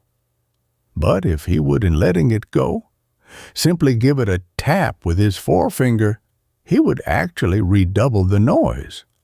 Or, to shoot an arrow as far as possible, it is not enough to merely draw the bow to its utmost span or tension.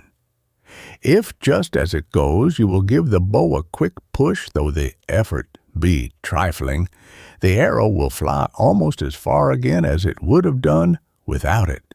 Or if, as is well known, in wielding a very sharp saber we make the draw cut, that is, if we add to the blow or chop, as with an axe, a certain slight pull, and simultaneously we can cut through a silk handkerchief or a sheep.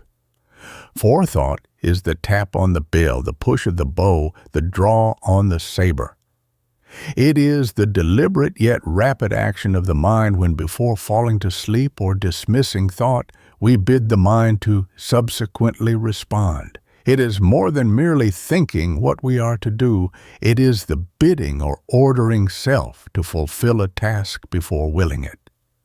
Forethought in the senses employed or implied, as here described, means much more than mere previous consideration or reflection, which may be very feeble. It is, in fact, constructive, which, as inventive, implies active thought. Forethought stimulates, aids the success of honest aims. Therefore, as the active principle in mental work, I regard it as a kind of self-impulse, or that minor part in the division of the force employed which sets the major into action. Now, if we really understand this, and can succeed in employing forethought as the preparation for and impulse to self-suggestion, we shall greatly aid the success of the latter, because the former ensures attention and interest. Forethought may be brief, but it should always be energetic. By cultivating it, we acquire the enviable talent of those men who take in everything at a glance and act promptly like a Napoleon. This power is universally believed to be entirely innate or a gift, but it can be induced or developed in all minds in proportion to the will by practice. Be it observed that as the experimenter progresses in the development of will by suggestion, he can gradually lay aside the latter or all processes, especially if he work to such an end, anticipating it.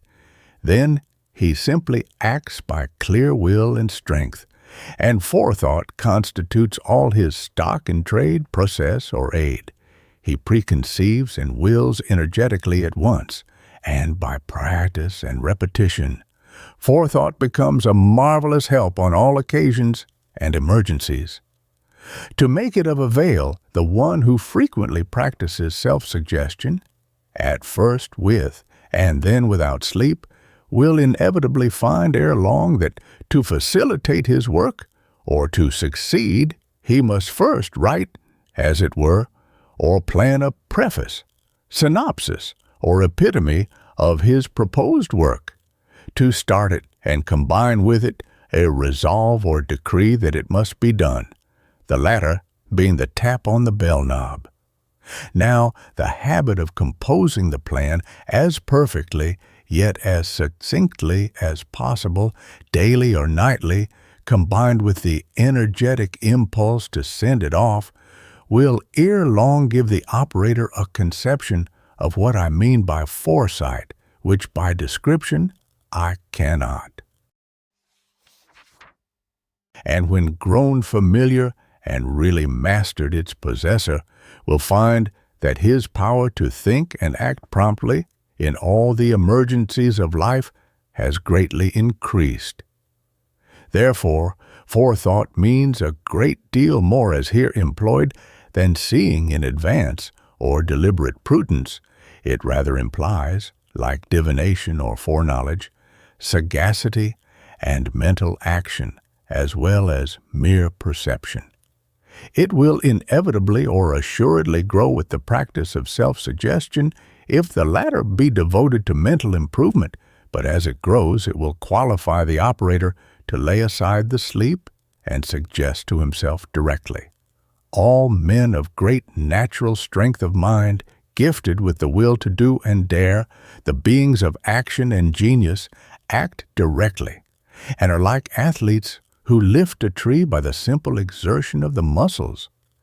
He who achieves his aim by self-culture, training, or suggestion is like one who raises the weight by means of a lever, and if he practice it often enough, he may in the end become as strong as the other.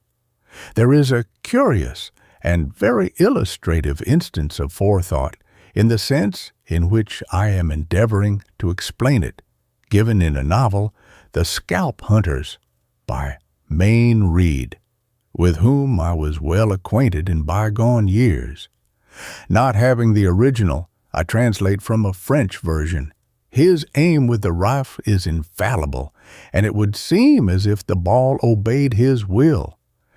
There must be a kind of direct principle in his mind, independent of strength of nerve and sight. He and one other are the only men in whom I have observed this singular power. This means simply the exercise in a second, as it were, of the tap on the bell knob, or the projection of the will into the proposed shot, and which may be applied to any act. Gymnasts, leapers, and the like are all familiar with it. It springs from resolute confidence and self-impulse enforced, but it also creates them, and the growth is very great and rapid when the idea is much kept before the mind. In this latter lies most of the problem.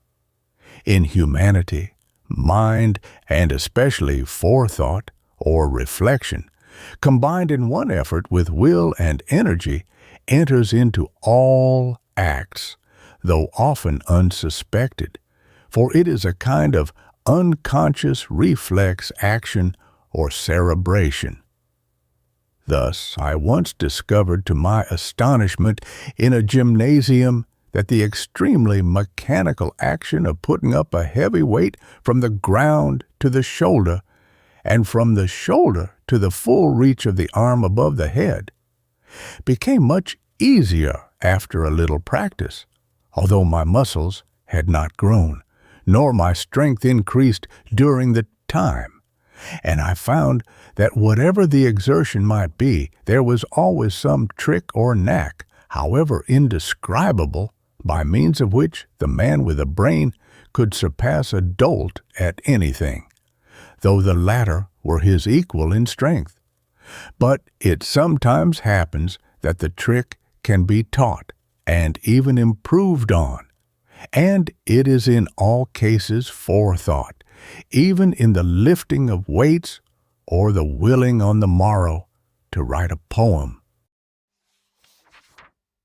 For this truly weird power, since the weird sisters in Macbeth means only the sisters who foresee, is in fact the energy which projects itself in some manner, which physiology can as yet only very weakly explain, and even if the explanation were perfect, it would amount in fact to no more than showing the machinery of a watch, when the main object for us is that it should keep time and tell the hour, as well as exhibit the ingenuity of the maker, which thing is very much lost sight of, even by many very great thinkers, misled by the vanity of showing how much they know.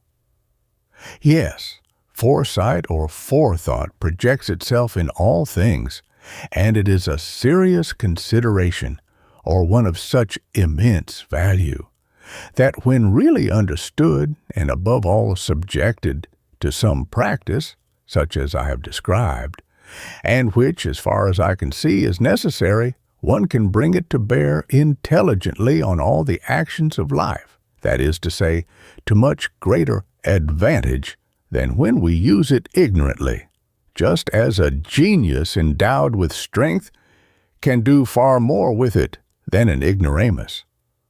For there is nothing requiring thought in which it cannot aid us. I have alluded to poetry. Now, this does not mean that a man can become a Shakespeare or Shelley by means of all the forethought and suggestion in the world, but they will, if well developed and directed, draw out from the mystic depths of mind such talent as he has, doubtless in some or all cases more than he has ever shown. No one can say what is hidden in every memory. It is like the sounding ocean with its buried cities and treasures and wondrous relics of the olden time. This much we may assume to know, that every image or idea or impression which ever reached us through any of our senses entered a cell when it was ready for it, where it sleeps or wakes, most images being in the former condition. In fact, every brain is like a monastery of the Middle Ages or a beehive, but it is built on a gigantic scale, for it is thought that no man, however learned or experienced he might be, ever contrived during all his life to so much as even half fill the cells of his memory. And if any reader should be apprehensive lest it come to pass with him in this age of unlimited supply of cheap knowledge that he will fill all his cells, let him console himself with the reflection that it is supposed that nature, in such a case, will have a further supply of new cells ready she never as yet, having failed in such rough hospitality, though it often leaves much to be desired. Yes, they are all there, every image of the past, every face which ever smiled on us, the hopes and fears of bygone years, the rustling of grass and flowers and the roar of the sea, the sound of trumpets in processions grand, the voices of the great and good among mankind, or what you will, every line ever read in print, every picture and face and house is there. Many an experiment has shown this to be true, also that by mesmerizing or hypnotizing processes, the most hidden images or memories can be awakened.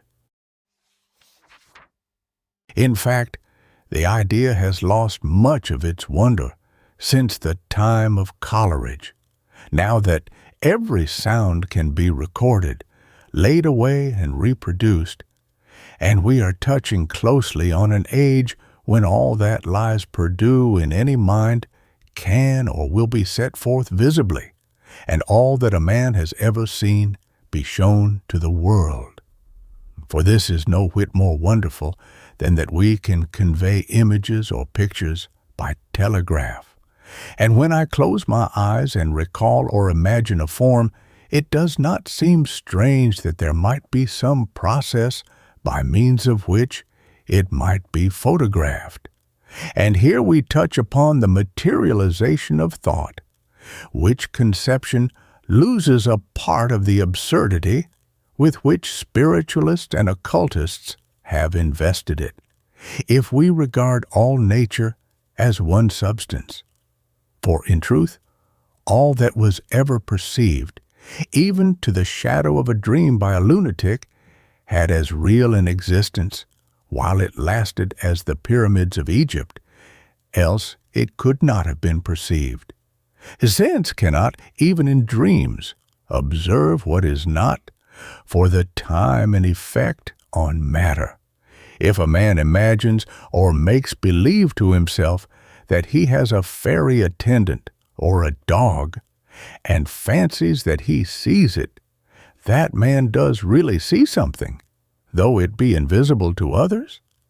There is some kind of creative brain action going on, some employment of atoms and forces, and if this be so, we may enter it among the possibilities of the future that the material, in any form whatever, may be advanced or further materialized or made real. It is curious that this idea has long been familiar to believers in magic. In more than one Italian legend which I have collected, a sorceress or goddess evolves a life from her own soul, as a fire emits a spark. In fact, the fancy occurs in some form in all mythologies, great or small. In one old Irish legend, a wizard turns a thought into a watchdog. The history of genius and of invention is that of realizing ideas, of making them clearer and stronger and more comprehensive. Thus, it seems to me that the word forethought, as generally loosely understood when compared to what it has been shown capable of expressing, is almost as much advanced as if, like the fairy Hermelina, chronicled by Grotius, it had been originally a vapor or mere fantasy, and gradually advanced to fairy life so as to become the companion of a wizard. If an artist, say a painter, will take forethought for a certain picture, whether the subject be determined or not, bringing himself to that state of easy, assured confidence, as a matter of course, that he will retain the subject, he will, if not at the first effort, almost certainly at last find himself possessed of it. Let him beware of haste or of forcing the work. When he shall have secured suggestive interest, let him will that ingenuity shall be bolder and his spirit draw from the stores of memory more abundant material. Thus our powers may be gradually and gently drawn into our service. Truly, it would seem as if there were no limit to what a man can evolve out of himself if he will take thought thereto. Forethought can be of vast practical use in cases where confidence is required. Many a young clergyman and lawyer has been literally frightened out of a career, and many an actor ruined for want of a very little knowledge, and in this I speak from personal experience. Let the aspirant who is to appear in public or pass an examination, and is alarmed, base his forethought on such ideas as this, that he would not be afraid to repeat his speech to one person or two. Why should he fear 100? There are some who can repeat this idea to themselves till it takes hold strongly, and they rise almost feeling contempt for all in court, as did the old lady in St. Louis, who felt so relieved when a witness, at not feeling frightened that she bade judge and jury cease looking at her in that impudent way. Having read the foregoing to a friend, he asked me whether I believed that by forethought and suggestion a gentleman could be induced without diffidence to offer himself in marriage, since, as is well known, that the most eligible young men often put off wedding for years, because they cannot summon up courage to propose. To which I replied that I had no great experience of such cases, but as regarded the method, I was like the Scotch clergyman, who, being asked by a wealthy man if he thought that the gift of £1,000 to the kirk would save the donor's soul, replied, "I'm not prepared to precisely answer that question, but I would very warmly advise ye to try it." It must be remembered that for the very great majority of cases, if really not for all, the practicer of this process must be of temperate habits, and never attempt after a hearty meal or drinking freely to exercise forethought or self-suggestion. Peaceful mental action during sleep requires that there shall be very light labor of digestion, and disturbed or troublesome dreams are utterly incompatible with really successful results. Nor will a single day's temperance suffice. It requires many days to bring the whole frame and constitution into good fit order. Here there can be no evasion, for more than ordinary temperance in food and drink is absolutely indispensable. It is a principle recognized by all physiologists that digestion and fixed thought cannot go on together. It is even unadvisable to read while eating. Thus, in all the old magical operations, which were in fact self-hypnotism, a perfect fast is insisted on with reason. This is all so self-evident that I need not dwell on it. It will be needless for anyone to take up this subject as a trifling pastime or attempt self-suggestion and development of will with as little earnestness as one would give to a game of cards. For in such a halfway effort, time will be lost, and nothing come of it. Unless entered on with the most serious resolve to persevere and make greater effort and more earnestly at every step, it had better be let alone. All who will persevere with calm determination cannot fail ere long to gain a certain success, and this achieved, the second step is much easier.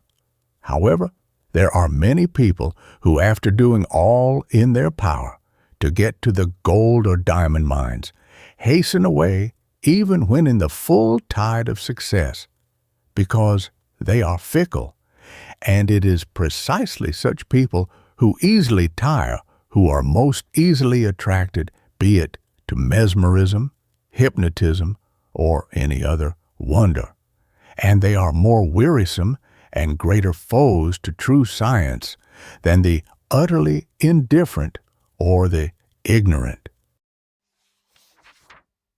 This work will not have been written in vain, should it induce the reader to reflect on what is implied by patient repetition or perseverance, and what an incredible and varied power that man acquires who masters it. He who can lead himself or others into a habit can do anything. Even religion is, in fact, nothing else. Religion, said the reviewer of the Evolution of the Idea of God, by Grant Allen, he defines as custom or practice, not theory, not theology, not ethics, not spiritual aspirations, but a certain set of more or less similar observances: propitiation, prayer, praise, offerings, the request for divine favors, the deprecation of divine anger or other misfortunes. In short, ritual. That is to say, it is the aggregate of the different parts of religion, of which many take one for the whole. But this aggregation was the result of earnest patience and had good results. And it is by the careful analysis and all-round examination of ideas that we acquire valuable knowledge and may learn how very few there are current which are more than very superficially understood, as I have shown in what I have said of the will, the imagination, forethought, and many other faculties, which are flippantly used to explain 1,000 problems by people who can hardly define the things themselves. Chapter 5. Will and Character. And I have felt a presence that disturbs me with the joy of elevated thoughts, a sense sublime of something far more deeply interposed, whose dwelling is all in the mind of man, a motion and a spirit that impels all thinking things. Wordsworth. As the vast majority of people are not agreed as to what really constitutes a gentleman, while a great many seem to be practically, at least very much abroad, as to the nature of a Christian. So it will be found that, in fact, there is a great deal of difference as regards the will. I have known many men and some women to be credited by others, and who very much credited themselves with having iron wills, when, in fact, their every deed which was supposed to prove it was based on brazen want of conscience. Mere want of principle or unscrupulousness passes with many, especially its possessors, for strong will, and even decision of character itself, as McGinn remarks, is often confounded with talent. A bold woman always gets the name of clever among fools, though her intellect may be of a humble order, and her knowledge contemptible. Among the vulgar, especially those of greedy, griping race and blood, the children of the thief, a robber of the widow and orphan, the scamp of the syndicate, and soulless promoter in South or North America, bold robbery or selfishness without scruple or timidity always appears as will. But it is not the whole of the real thing or real will in itself. When Mutius Caius Scaevola thrust his hand into the flames, no one would have greatly admired his endurance if it had been found that the hand was naturally insensible and felt no pain. Nor would there have been any plaudits for Marcus Curtius when he leapt into the gulf, had he been so drunk as not to know what he was about. The will which depends on unscrupulousness is like the benumbed hand or intoxicated soul. Quench conscience as a sense of right and obligation, and you can, of course, do a great deal from which another would shrink, and therefore be called weak-minded by the fools. There is another type of person who imposes on the world and on self as being strong-minded and gifted with will. It is the imperturbable, cool being, always self-possessed, with little sympathy for emotion. In most cases, such minds result from artificial training, and they break down in real trials. I do not say that they cannot weather a storm or a duel or stand fire, or get through what novelists regard as superlative stage trials. But in a moral crisis, the gentleman or lady whose face is all Corinthian brass is apt, like that brass in a fire, to turn pale. These folk get an immense amount of undeserved admiration as having will or self-command, when they owe what staying quality they have, like the preceding class, rather to a lack of good qualities than their inspiration. There are, alas, not a few who regard will as simply identical with mere obstinacy or stubbornness, the immovability of the ass or bull or bear, that is, they reduce it to an animal power.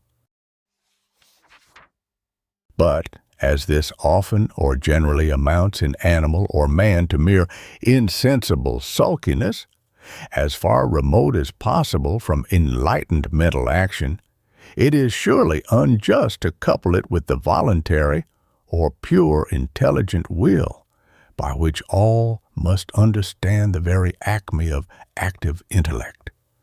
Therefore, it follows that the errors, mistakes, and perversions which have grown about will in popular opinion, like those which have accumulated round Christianity, are too often mistaken for the truth. Pure will is, and must be by its very nature, perfectly free, for the more it is hindered or hampered or controlled in any way, the less is it independent volition. Therefore, pure will, free from all restraint, can only act in or as moral law. Acting in accordance with very mean, immoral, obstinate motives is, so to speak, obeying as a slave the devil. The purer the motive, the purer the will, and in very truth, the purer, the stronger or firmer. Every man has his own idea of will according to his morality, even as it is said that every man's conception of God is himself infinitely magnified, or, as Sidney Smith declared, that a certain small clergyman believed that St. Paul was 5 feet 2 inches in height and wore a shovel hat. And here we may note that if the fundamental definition of a gentleman be a man of perfect integrity, or one who always does simply what is right, he is also one who possesses will in its integrity. Therefore, it follows that if the pure will, which is the basis of all firm and determined action, be a matter of moral conviction, it should take the first place as such. Napoleon I was an exemplar of a selfish, corrupted will, Christ the perfection of will in its purity. And if I can make my meaning clear, I would declare that he who would create within himself a strong and vigorous will by hypnotism or any other process will be most likely to succeed if, instead of aiming at developing a power by which he may subdue others and make all things yield to him or similar selfish aims, he shall, before all, seriously reflect on how he may use it to do good, for I am absolutely persuaded from what I know that he who makes altruism and the happiness of others a familiar thought to be coupled with every effort, even as a lamb is always painted with or appointed unto St. John, will be the most likely to succeed. There is something in moral conviction or the consciousness of right which gives a sense of security or a faith in success which goes far to secure it. Hence, the willing the mind on the following day to be at peace, not to yield to irritability or temptations to quarrel, to be pleasing and cheerful. In short, to develop good qualities is the most easily effected process, because where there is such self-moral suasion to a good aim or end, we feel, and very justly, that we ought to be aided by the Deus in nobis, or an overruling providence, whatever its form or nature may be. And the experimenter may be assured that if we can by any means will or exercise all envy, vanity, folly, irritability, vindictiveness, in short, all evil out of ourselves, and supply their place with love, we shall take the most effective means to secure our own happiness as well as that of others. All of this has been repeated very often of late years by altruists. But while the doctrine is accepted both by agnostics and Christians as perfect, there has been little done to show men how to practically realize it. But I have ever noted that in this pilgrim's progress of our life, those are most likely to attain to the celestial city and all its golden glories, who, like Christian, start from the lowliest beginnings.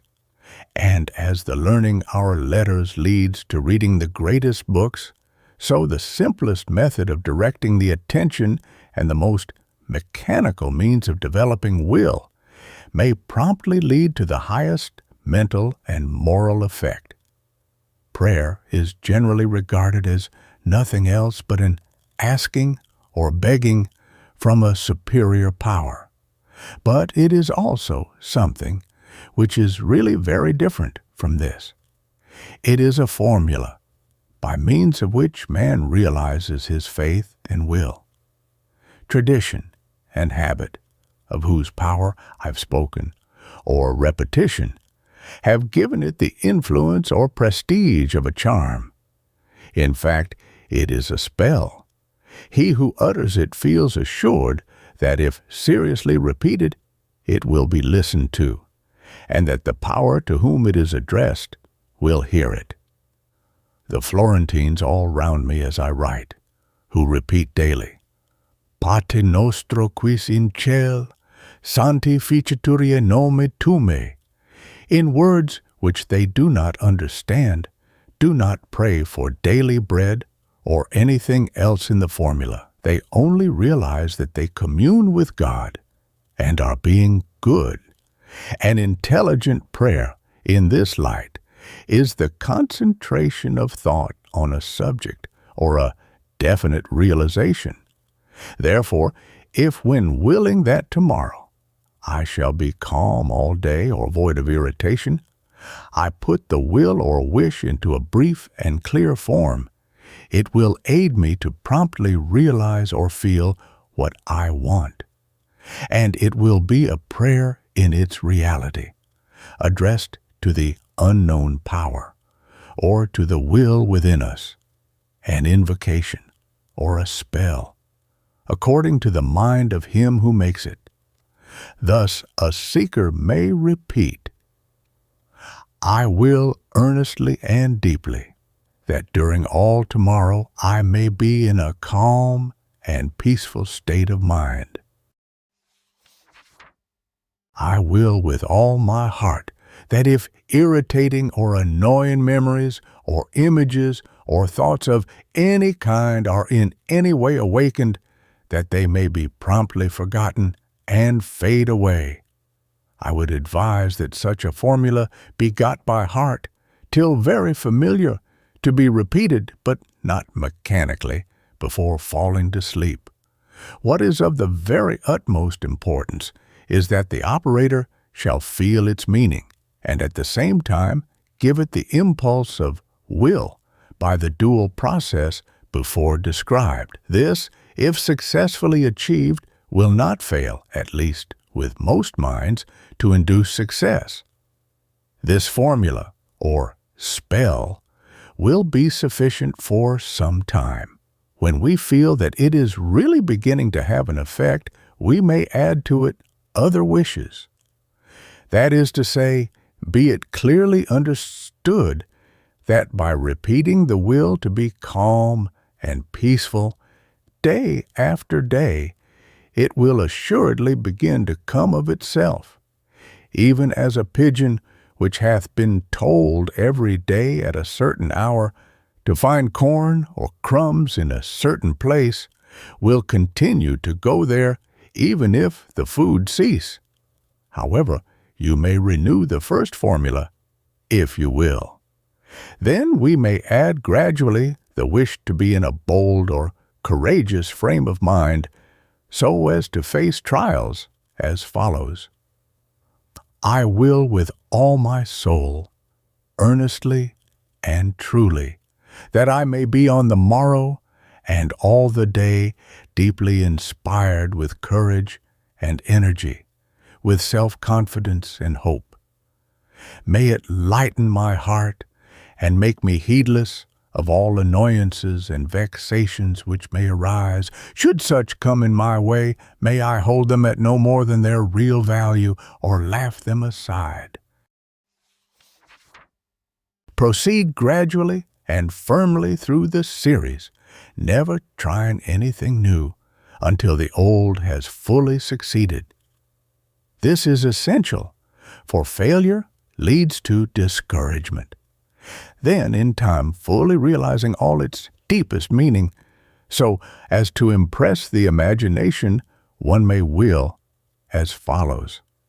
May my quickness of perception or intuition aid me in the business which I expect to undertake tomorrow.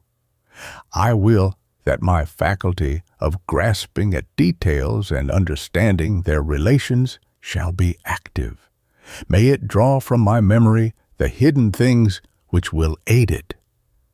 The artist or literary man or poet may in time earnestly will to this effect. I desire that my genius, my imagination, the power which enables man to combine and create, the poetic or artist, spirit, whatever it be, may act in me tomorrow, awakening great thoughts and suggesting for them beautiful forms.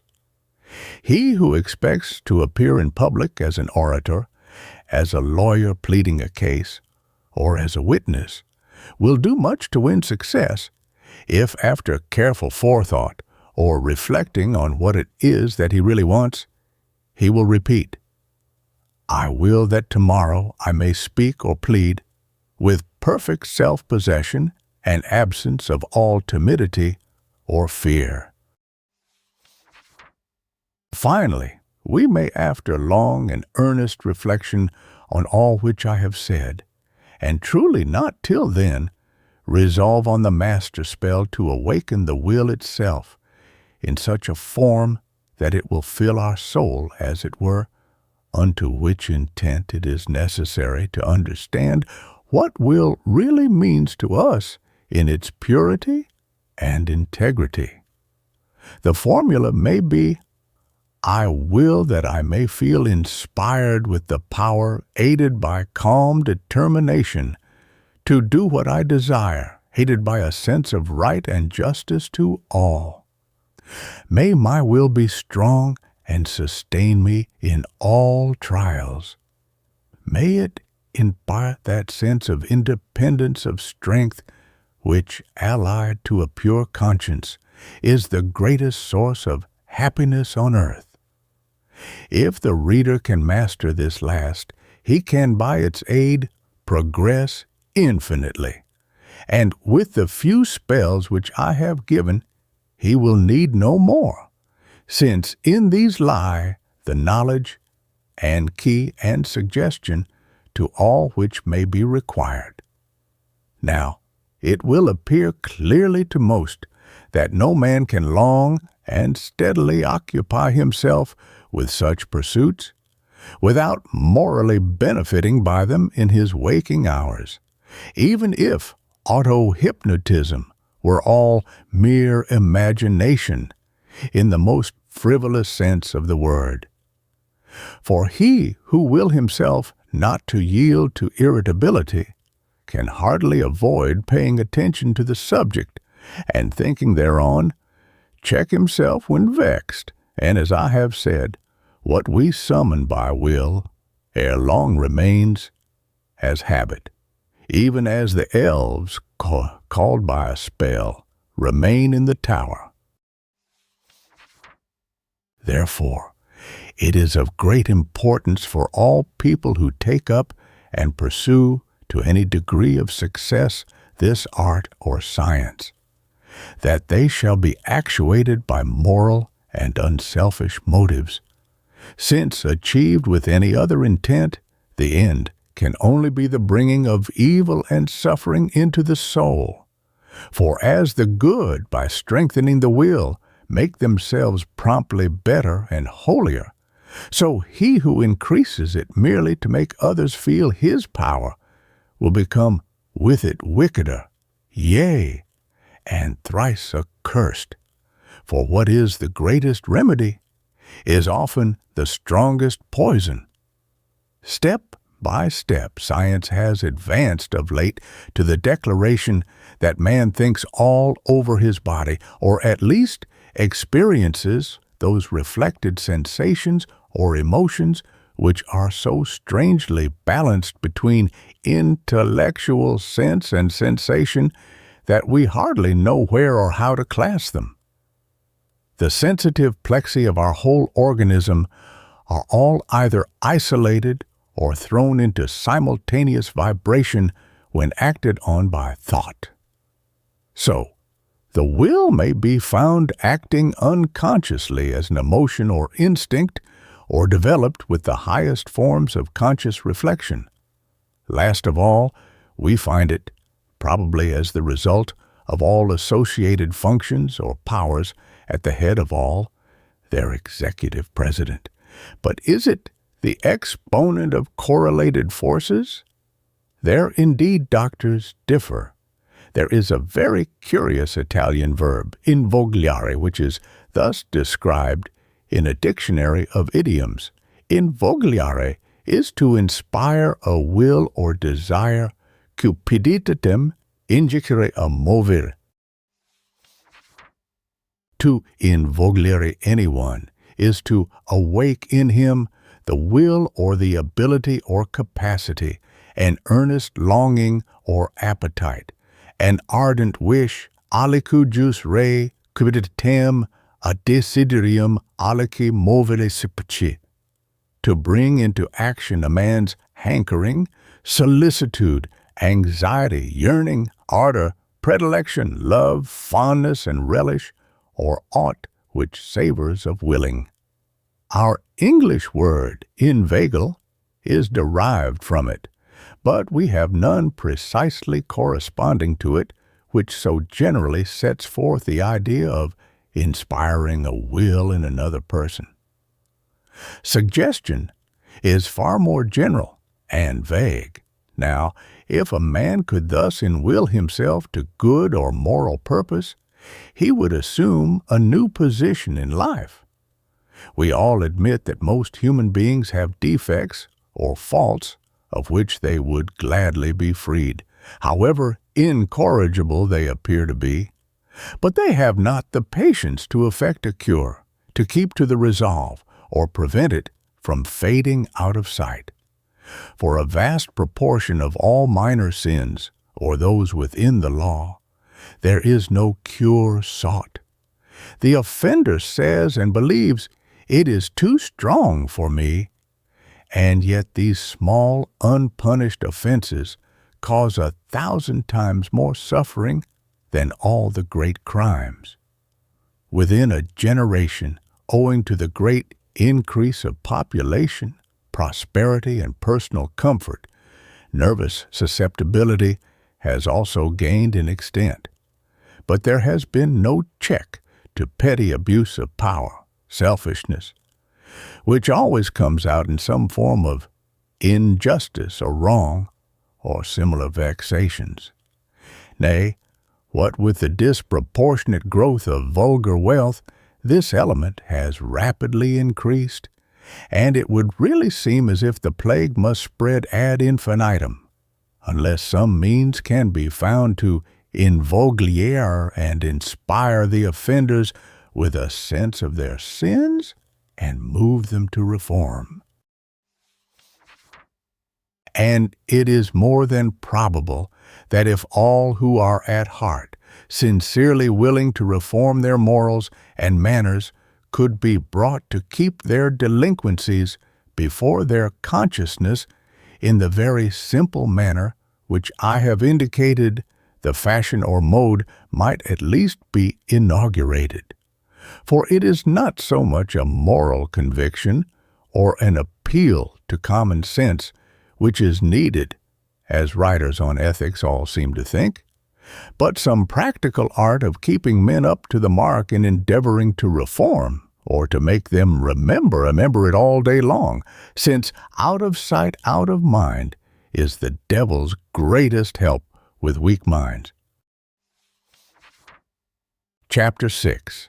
Suggestion and Instinct it must have struck many readers that the action of a mind under hypnotic influence, be it of another or of self, involves strange questions as regards consciousness, for it is very evident from recorded facts that people can actually reason and act without waking consciousness, in a state of mind which resembles instinct, which is a kind of cerebration, or acting under habits and impressions supplied by memory and formed by practice, but not according to what we understand by reason or judgment. All things in nature have their sleep or rest. Night is the sleep of the world, death the repose of nature or life. The solid temples, the great globe itself, dissolve to awaken again. So man hath in him, as it were, a company of workmen, some of whom labor by day, while others watch by night, during which time they, unseen, have their fantastic frolics, known as dreams. The guardian or master of the daily hours appears in a great measure to conform his action closely to average duties of life, in accordance with those of all other men. He picks out from the millions of images or ideas in the memory, uses and becomes familiar with a certain number, and lets the rest sleep. This master or active agent is probably himself a master idea, the result of the correlative action of all the others, a kind of consensus made personal, an elected queen bee, as I have otherwise described him or her. But he is not the only thinker. There are all over the body ganglions which act by a kind of fluid instinct, born of repetition, and when the tired master even drowses or nods or falls into a brown study, then a marvelously curious mental action begins to show itself, for dreams at once flicker and peer and steal dimly about him.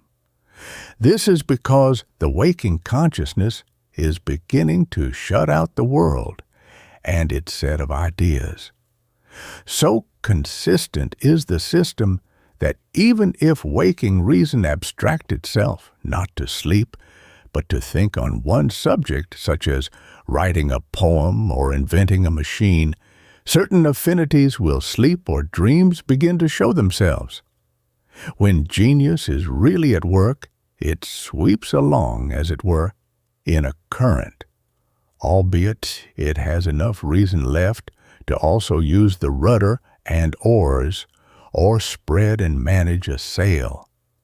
The reason for the greater fullness of unusual images and associations, i.e., the action of genius, during the time when one is bent on intellectual invention, is that the more the waking conscious reason drowses or approaches to sleep, the more do many images in memory awaken and begin to shyly open the doors of their cells and peep out.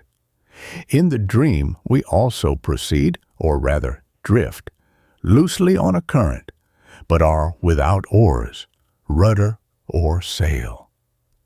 We are hurtled against or hurried away from the islands of images or ideas, that is to say, all kinds of memories, and our course is managed or impelled or guided by tricky water sprites, whose minds are all on mischief bent or only idle merriment.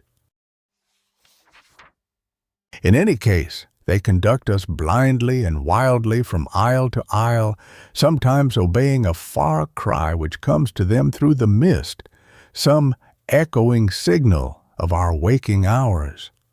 So in a vision ever on we go, that is to say that even while we dream, there is an unconscious cerebration or voluntarily exerted power loosely and irregularly imitating by habit, something like the action of our waking hours, especially its brown studies and fancies, in drowsy reveries or play. It seems to me as if this sleep master or mistress, I prefer the latter, who attends to our dreams may be regarded as instinct on the loose, for like instinct she acts without conscious reasoning. She carries out or realizes trains of thought, or sequences with little comparison or deduction.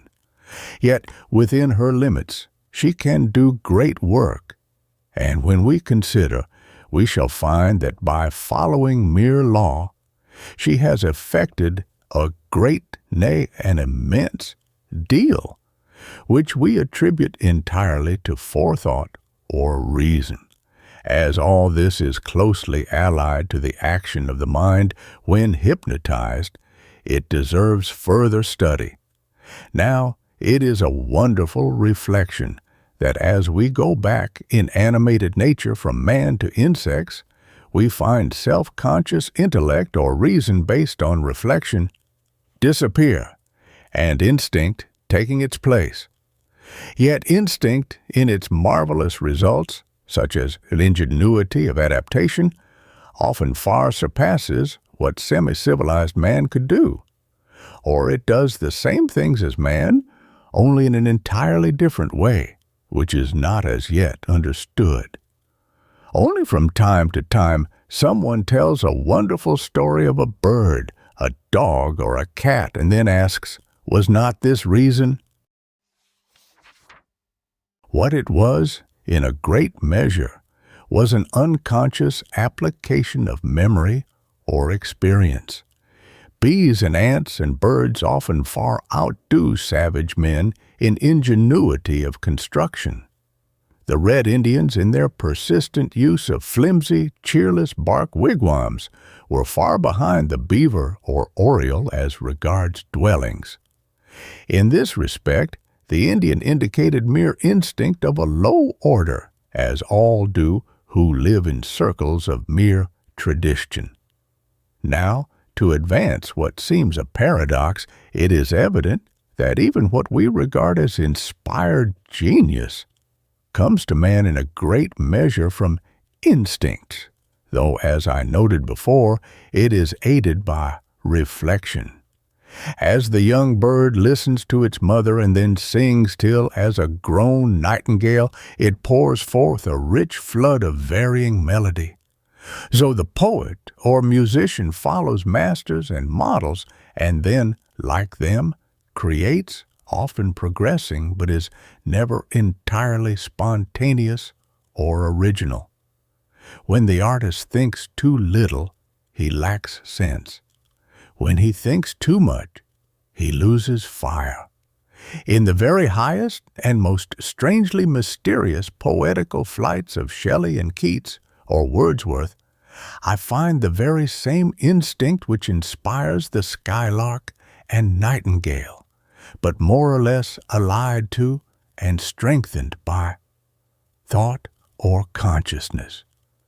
If human will or wisdom alone directed all our work, then every man who had mere patience might be a great original genius, and it is indeed true that man can do inconceivably more in following and imitating genius than has ever been imagined. However, thus far, the talent which enables a man to write such a passage as that of Tennyson, the tides of music's golden sea setting towards eternity, results from a development of instinct or an intuitive perception of the beautiful, such as Wordsworth believed existed in all things which enjoy sunshine, life, and air. The poet himself cannot explain the processes, though he may be able to analyze in detail how or why he made or found 1,000 other things. It is not only true that genius originates in something antecedent to conscious reflection or intellect, but also that men have produced marvelous works of art almost without knowing it, while others have shown the greatest incapacity to do so after they had developed an incredible amount of knowledge. Thus, Mr. Whistler reminded Ruskin that when the world had its greatest artists, there were no critics. And it is well to remember that while the Greeks in all their glory of art and poetry were unquestionably rational or consciously intelligent, there was not among them the thousandth part of the anxious worrying, the sentimental self-seeking and examination, or the introversion which worms itself in and out of and through all modern work, action, and thought, even as mercury in an air pump will permeate the hardest wood. For the Greeks worked more in the spirit of instinct, that is, more according to certain transmitted laws and ideas than we realize, albeit this tradition was of a very high order. We have lost art because we have not developed tradition, but have immensely increased consciousness or reflection out of proportion to art. It was from India and Egypt in a positive form that man drew the poison of sentimental egoism, which became comparative in the Middle Ages and superlative in this our time. It is very evident that as soon as men become self-conscious of great work or cease to work for the sake of enjoying art or its results and turn all their attention to the genius or cleverness or character or style, self, etc., of the artist or of themselves, a decadence sets in, as there did after the Renaissance, when knowledge or enjoyment of art was limited and guided by familiarity with names and schools and manners, or the like, far more than by real beauty in itself. Now, out of all this which I have said on art, strange conclusions may be drawn, the first being that even without self-conscious thought or excess of intellect, there can be a sense of enjoyment in any or every organism, also a further development of memory of that enjoyment, and finally a creation of buildings, music, and song with no reflection in animals and very little in man. And when man gets beyond working with simple nature and begins to think chiefly about himself, his art, as regards harmony with nature, deteriorates. We do not sufficiently reflect on the fact that natura naturans, or the action of nature, or simply following tradition, may, as is the case of transition architecture, involve the creation of marvelously ingenious and beautiful works, and the great enjoyment of them by instinct alone. It is not possible for ordinary man to even understand this now in all its fullness. He is indeed trying to do so, but it is too new for his comprehension. But a time will come when he will perceive that his best work has been done unconsciously or under influences of which he was ignorant. Hypnotism acts entirely by suggestion, and he who paints or does other work entirely according to tradition also carries out what is or has been suggested to him. Men of earlier times, who thus worked for thousands of years, like the Egyptians in one styles, were guided by the faith that it had been begun by the Creator, or God. For men cannot conceive of creation as separate from predetermined plan or end, and all because they cannot understand that creative innate force, potentia, must have some result, or that the simplest law, once set a-going, awakens, acquires strength in going and develops great laws, which, with an all-susceptible or capable material to work on, may or must create infinite ingenuities, so that in time there may be an organic principle with sentiency, and yet no will, save in its exponents, or working to end or aim, but ever tending to further unfolding, a seizing and giving the fire of the living ever onwards into eternity, in which there may be 1,000,000 times more perfect mind than we can now grasp.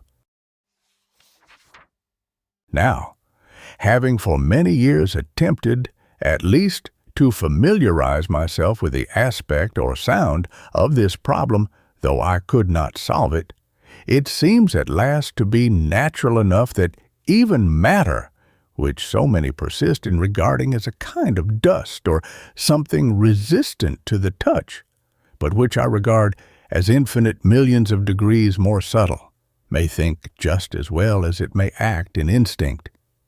It is, indeed, absurd to admit souls to idiots or savages who have not the sense to live as comfortably as many animals, and yet deny it to the latter. When we really become familiar with the idea, it appears sensible enough. But its opponents do not become familiar with it. It irritates them. They call it atheistic, although it is nothing of the kind, just as if we were to say that a man who bravely and nobly pursued his way in life, doing his duty because it was his duty and giving no thought as to future reward or punishment, must needs want soul or be an atheist. If all men were perfectly good, they would act morally and instinctively, without consciousness of behaving well. And if we felt a high ideal of art, it would be just the same. When art was natural, men never signed their names to their work. But now the name takes precedence of the picture. Therefore, as we go backward into the night of things, we find, though we forget it all the time, that instinct or the living in the spirit of law had its stars or planets, which shone more brilliantly than now, at least in faith. Thus, there are two sources of creation or action, both based on evolution, one being unconscious and guided by natural law, and the other which is conscious and grows out of the fruit of the first. Hence, cognito ergo sum, which well nigh all men really understand as cogito ergo sum Deus. Or we may say that they assume, because I think, then God must think like me. Now, to come to hypnotic thought or suggested mental action, I would infer that, according to what I have said, there may be two kinds of mentality, or working of the mind, the one under certain conditions as effective or resultant as the other. The first being, as it was in the order of time, unconscious or instinctive. The other, conscious and self-observant. For the man who built a Romanesque cathedral worked by the suggestiveness of minds which went before him, or tradition. He was truly, as it were, in a kind of slumber. Indeed, all life was more or less of a waking dream in those dim, strange days. Millions marched forth to death, scarce knowing why, all because they were told to do so. They felt that they must do it, and they did it, like turkeys led by a red rag, says Carlyle. And the red rag and the turkey is an illustration of hypnotism in one of the books thereon. Instinct is hypnotism. Now I have found that by suggesting to oneself before sleep, or inducing self by will or forethought to work gladly and unweariedly the next day, we do not think about self or the quality of what we do to any degree like what we would in working under ordinary conditions. Truly, it is not thoroughgoing or infallible in all cases, but then it must be helped by a little wide-awake, self-conscious will. But this is certainly true, that we can turn out better work when we urge our creative power to awake in the morn and act or aid, than if we do not. For there are many angels at our call, and many blessed spirits who are bound to lend their aid in every strait and turn, and elves to fly the errands of the soul, and fairies all too glad to give us help, if we but know how to pronounce the spell which calls them unto us in every need. That spell I have shown or explained clearly enough. And finally, to recapitulate, instinct in its earlier or simpler form is the following laws of nature, which are themselves formed by motive laws. In man, the living according to tradition is instinct of a higher order, and the one or the other is merely being ruled by suggestion. The more free will is developed and guided by reflection, or varied tradition and experience, the less instinct and the more intellect will there be. Chapter 7. Memory Culture. 'Twas wisely said by Plato when he called memory the mother of the intellect, for knowledge is to wisdom what his realm is to a monarch, that over which he rules. And he who hath the will can ever win such empire to himself. Will can do all. There is nothing in which the might of the will can be so clearly set forth as in the making of memory. By means of it, as is fully proved by millions of examples, man can render his power of recollection almost infinite. And lest the reader may think that I here exaggerate, I distinctly assert that I never knew a man of science, familiar with certain facts which I shall repeat, who ever denied its literal truth. As I have already stated, there are two methods, and only two, by means of which we can retain images, facts, or ideas. One of these is that which in many varied forms, which are all the same in fact as described in the old artes memorandi, or arts of memory. There are several hundreds of these, and to the present day there are professors who give instructions according to systems of the same kind. These are all extremely plausible, being based on association of ideas, and in most cases the pupil makes great progress for a short time. Thus we can remember the French for bread, pain, Italian pan, by thinking of the passon in which bread is baked, or the difficult name of the inventor Syscaponic, pronounced nearly she-panic, by thinking of a crowd of frightened women, and which are remembered by the fact that pain is the Slavonian for Mr. or Sir. For there is such a tendency of ideas to agglutinate, and so become more prominent, as we can see two bubbles together in a pool more readily than one, that we can very soon learn to recall many images in this way. But after a time, a certain limit is reached which most minds cannot transgress. Volapük was easy, so long as, like Pidgin English, it contained only a few hundred words and no grammar. But now that it has a dictionary of 4,000 terms and a complete grammar, it is as hard to learn as Spanish.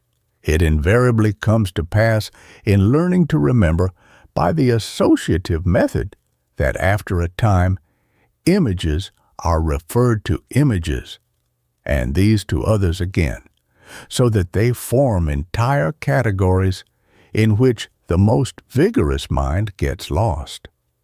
The other method is that of direct memory, guided by us, in which no regard is paid to association, especially in the beginning. Thus, to remember anything, or rather, to learn how to do so, we take something which is very easy to retain, The easier, the better, be it a jingling nursery rhyme, a proverb, or a text. Let this be learned to perfection, backwards and forwards, or by permutation of words, and repeated the next day. Note that the repetition or reviewing is of more importance than aught else. On the second day, add another proverb or verse to the preceding, and so on, day by day, always reviewing and never learning another syllable until you are sure that you perfectly or most familiarly retain all which you have memorized. The result will be, if you persevere, that before long you will begin to find it easier to remember anything.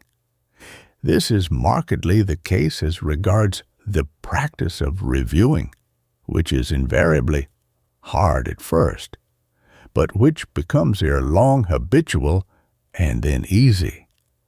I cannot impress it too vividly on the mind of the reader that he cannot make his exercises too easy. If he finds that 10 lines a day are too much, let him reduce them to 5 or 2 or 1 or even a single word, but learn that and persevere. When the memory begins to improve under this process, the tasks may, of course, be gradually increased.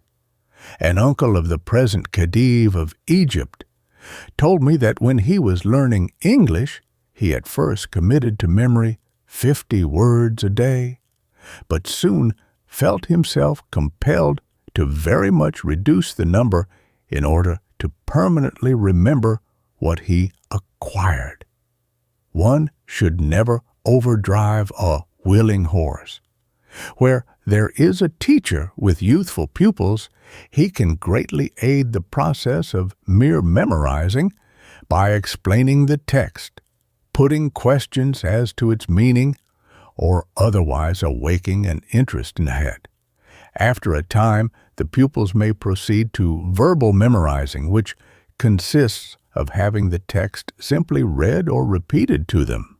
In this way, after a year or 18 months of practice, most people can actually remember a sermon or lecture, word for word. This was the process which was discovered, I may say simultaneously, by David Kay and myself, as our books upon it appeared at almost the same time. But since then, I have modified my plan and made it infinitely easier and far more valuable, as will be apparent to all, by the application of the principles laid down in this book. For while, according to the original views, memory depended on will and perseverance, there was no method indicated by any writer how these were to be created, nor was energetic forethought considered as amounting to more than mere intention. Now, I would say that having the task selected, first give energetic forethought, or a considerate determination to master this, should precede all attempts to learn by everybody, young or old. And when the lesson is mastered, let it be repeated with earnestness and serious attention before going to sleep, with the will that it shall be remembered on the morrow. And it will be found that this process not only secures the memory desired, but also greatly facilitates the whole course and process.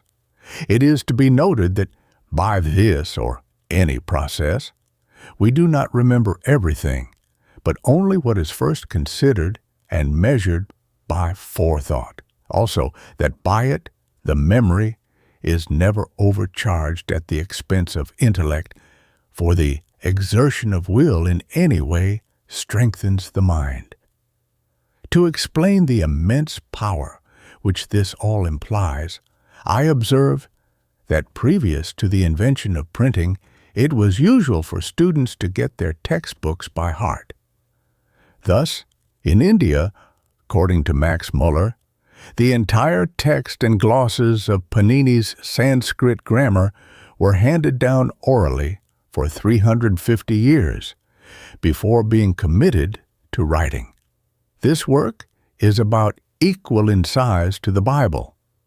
There are Indian priests now living who can repeat accurately the whole poems of the Mahabharata of 300,000 slokas or lines. That these incredible feats were the result of a system of memorizing similar to what I have explained. That the guzlas, or Slavonian minstrels of the present day, have by heart, with remarkable accuracy, immensely long epic poems. I have found the same among Algonquin Indians, whose sagas or mythic legends are interminable and yet are committed word by word accurately. I have heard in England of a lady 90 years of age whose memory was miraculous, and of which extraordinary instances are narrated by her friends. She attributed it to the fact that when young, she had been made to learn a verse from the Bible every day, and then constantly review it. As her memory improved, she learned more, the result being that in the end, she could repeat from memory any verse or chapter called for in the whole Scripture. The habit had marvelously developed her intelligence as well as memory. Now, I confidently declare that if this lady had submitted what she learned to the suggestive will process, she could have spared herself half the labor. And it is to be observed that as in time, the labor of reviewing and the faculty of promptly recalling becomes easier and easier, till it is simply mechanical. So the memorizing by suggestion becomes more facile until it is, so to speak, only a form. And as it becomes easier, the foresight strengthens till it wields an absolute power. If the reader is interested in this subject of developing the memory, I would refer him to my work on practical education, in which it is discussed with reference to recalling objects through all the senses. No one who has made even a very slight trial of the process of impressing on the mind before sleep something which must be remembered can fail to be convinced ere long of the truth that there is in it a marvelous power which will, with easy and continued practice, enable him to recall whatever he pleases. It follows as a matter of course that this would be of incredible value in education. But notwithstanding the vast discussion of this subject which is ever going on, it does not seem to occur to a living man that we should develop and train the mental faculties such as memory and quickness of perception, as well as set them to hard work. It is also safe to say that there is not a man living who was educated from boyhood upon this principle, and yet I am confident that no scientist in existence, knowing the facts on which my statement is based, will deny that it is as easy to develop the mental factors alluded to as to learn a language or play on the piano. It is not a matter of theory, but of facts. Millions of men have in the past acquired the faculty of being able to repeat and remember whatever they heard, if they earnestly attended to it. Earnest attention in this case means a strong exercise of forethought or determination to an end or given purpose. In Iceland, that which has since become the English common law was at an early date very fully developed, without any books or writing. And there were lawyers who had by heart all the laws, and incredible numbers of precedents, as appears from several sagas, among others, that of the burnt Njal.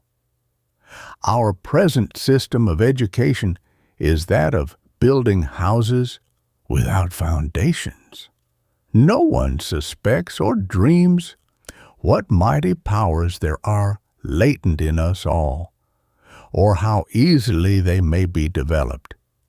It would not be so reprehensible if men entirely neglected the subject, but they are always working hard and spending millions on the old system, and will not even make the least experiment to test a new theory.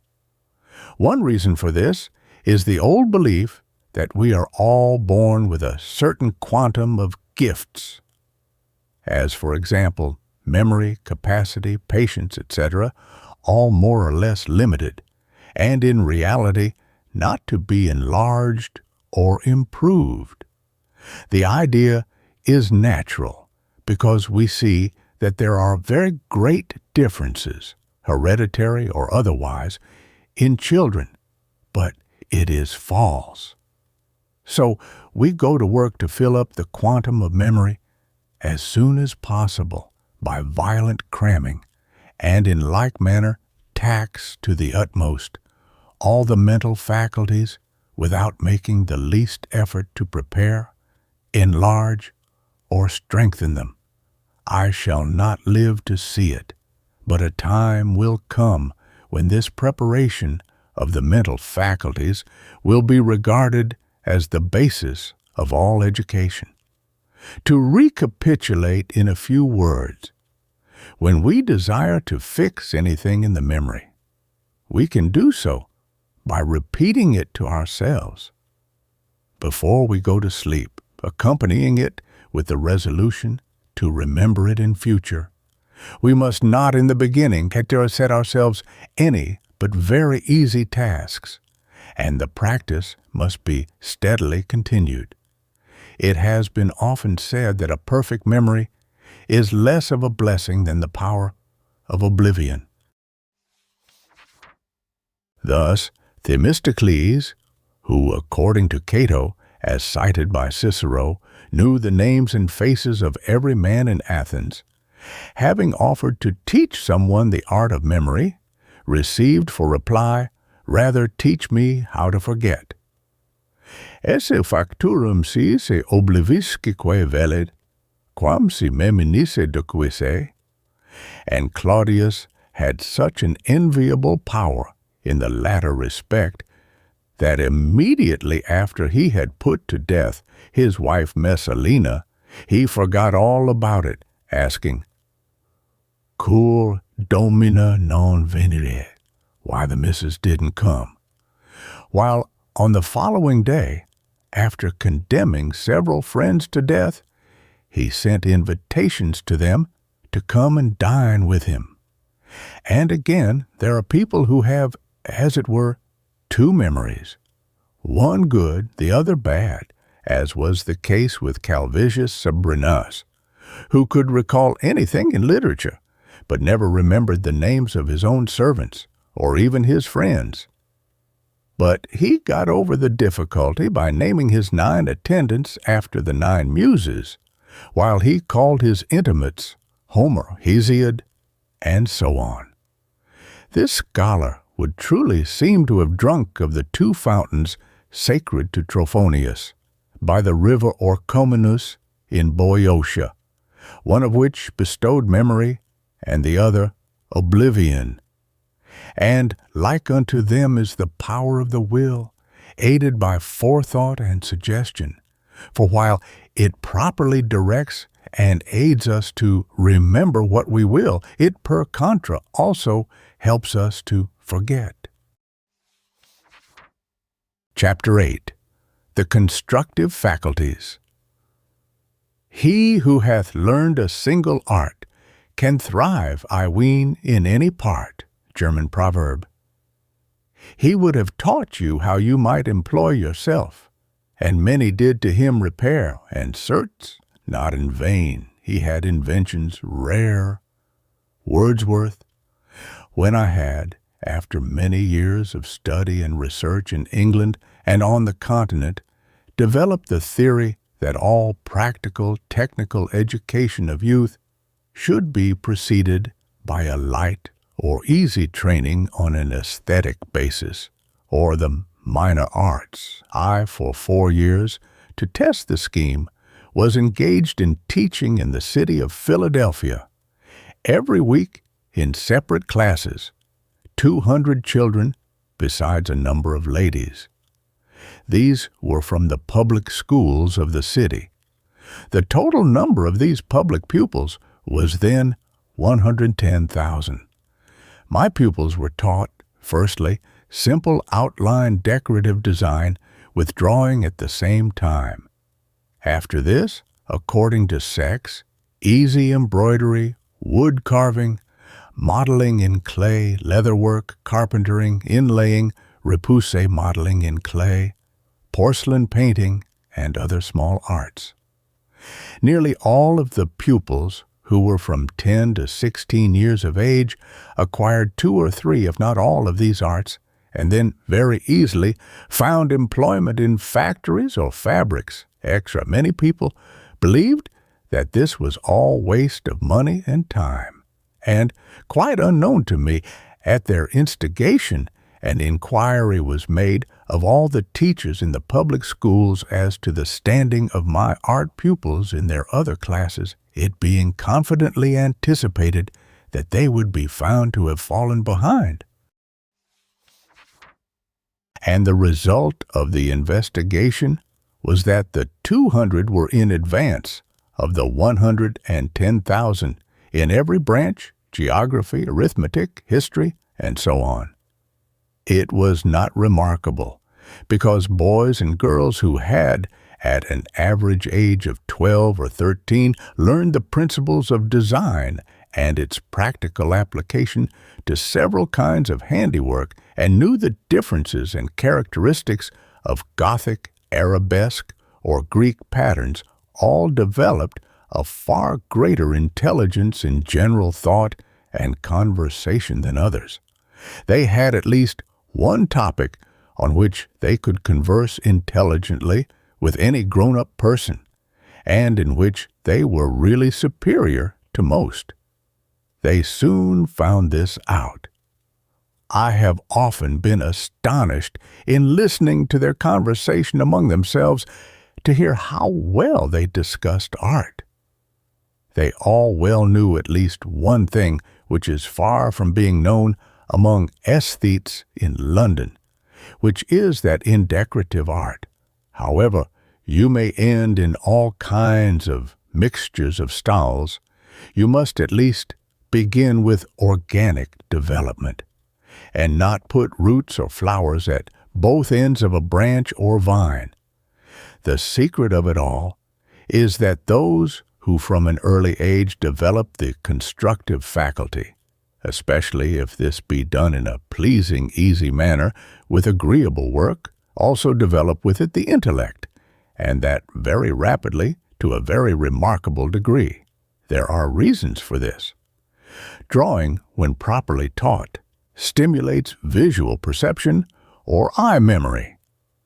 This is strikingly the case when the pupil has a model placed in the one room, and after studying it, goes into another room to reproduce it from memory. Original design, which when properly taught is learned with incredible ease by all children, stimulates observation to a remarkable degree. The result of such education is to develop a great general quickness of perception and thought. Now, be it observed that if anyone desires to learn design or any art, it may be greatly facilitated by the application to it of will and foresight, and in the beginning, self-suggestion. He who understands the three as one sees in it a higher or more energetic kind of self-discipline than most people practice. In the end, they come to the same as a vigorous effort of the will. Thus, having mastered the very easy principles of design which govern all organic development or vegetable growth, as set forth in a plant with roots, offshoots, or crochets, and end ornaments, flowers, or finials with the circle, spiral, and offshooting ornaments. Rings made into winds and wave patterns, all of which can be understood in an hour with diagrams.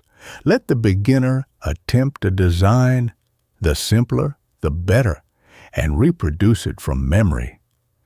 If on going to bed he will impress it on his mind that on the morrow he would like to make more designs, or that it must be done, he will probably feel the impulse and succeed.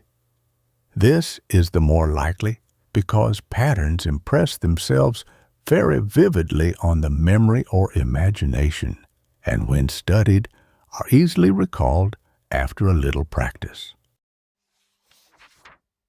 The manner in which most artists form an idea or project their minds to a plan or invention, be it a statue or picture, and the way they think it over and anticipate it, very often actually seeing the picture in a finished state in imagination, all amounts to foresight and hypnotic preparation in a crude, imperfect form. If any artist who is gifted with resolution and perseverance will simply make trial of the method here recommended, he will assuredly find that it is a great aid to invention.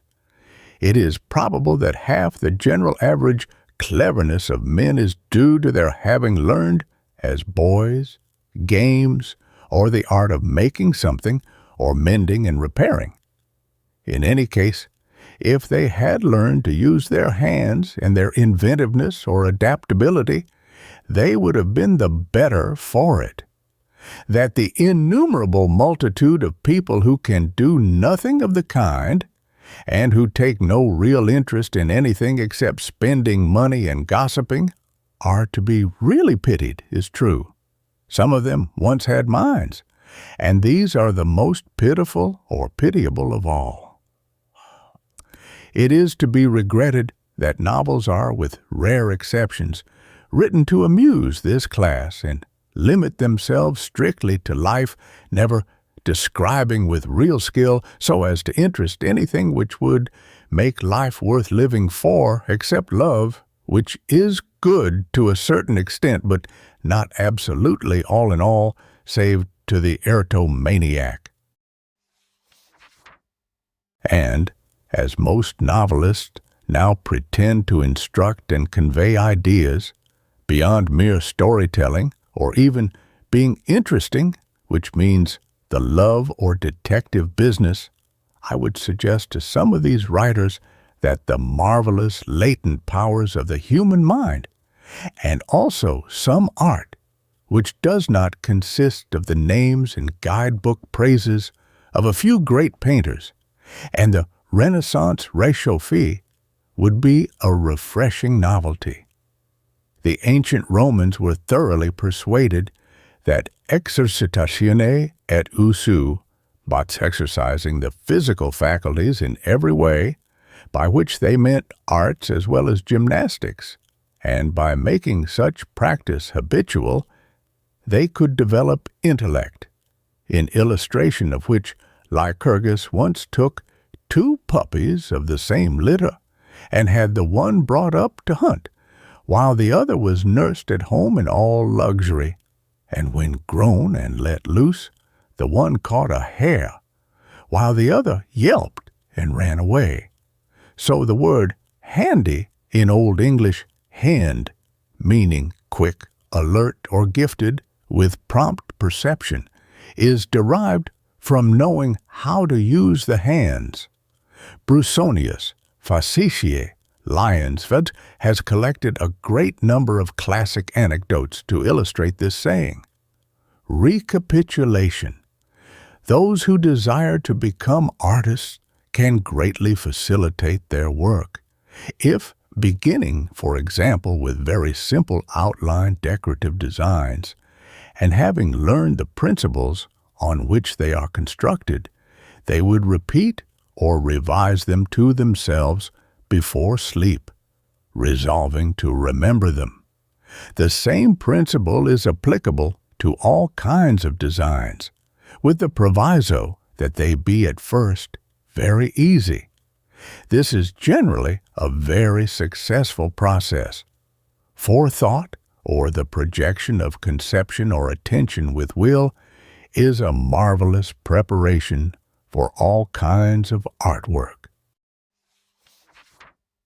He who can form the habit of seeing a picture mentally before he paints it has an incredible advantage and will spare himself much labor and painting out. Chapter 9. Fascination. I have, in Chapter 5, mentioned several of the subjects to attain which the will may be directed by the aid of self-hypnotism preceded by forethought. If the reader has carefully studied what I have said and not merely skimmed it, he must have perceived that if the power be fully acquired, it makes, as it were, new existence for its possessor, opening to him boundless fields of action by giving him the enviable power to acquire interest, that is to say, agreeable or profitable occupation, in whatever he pleases.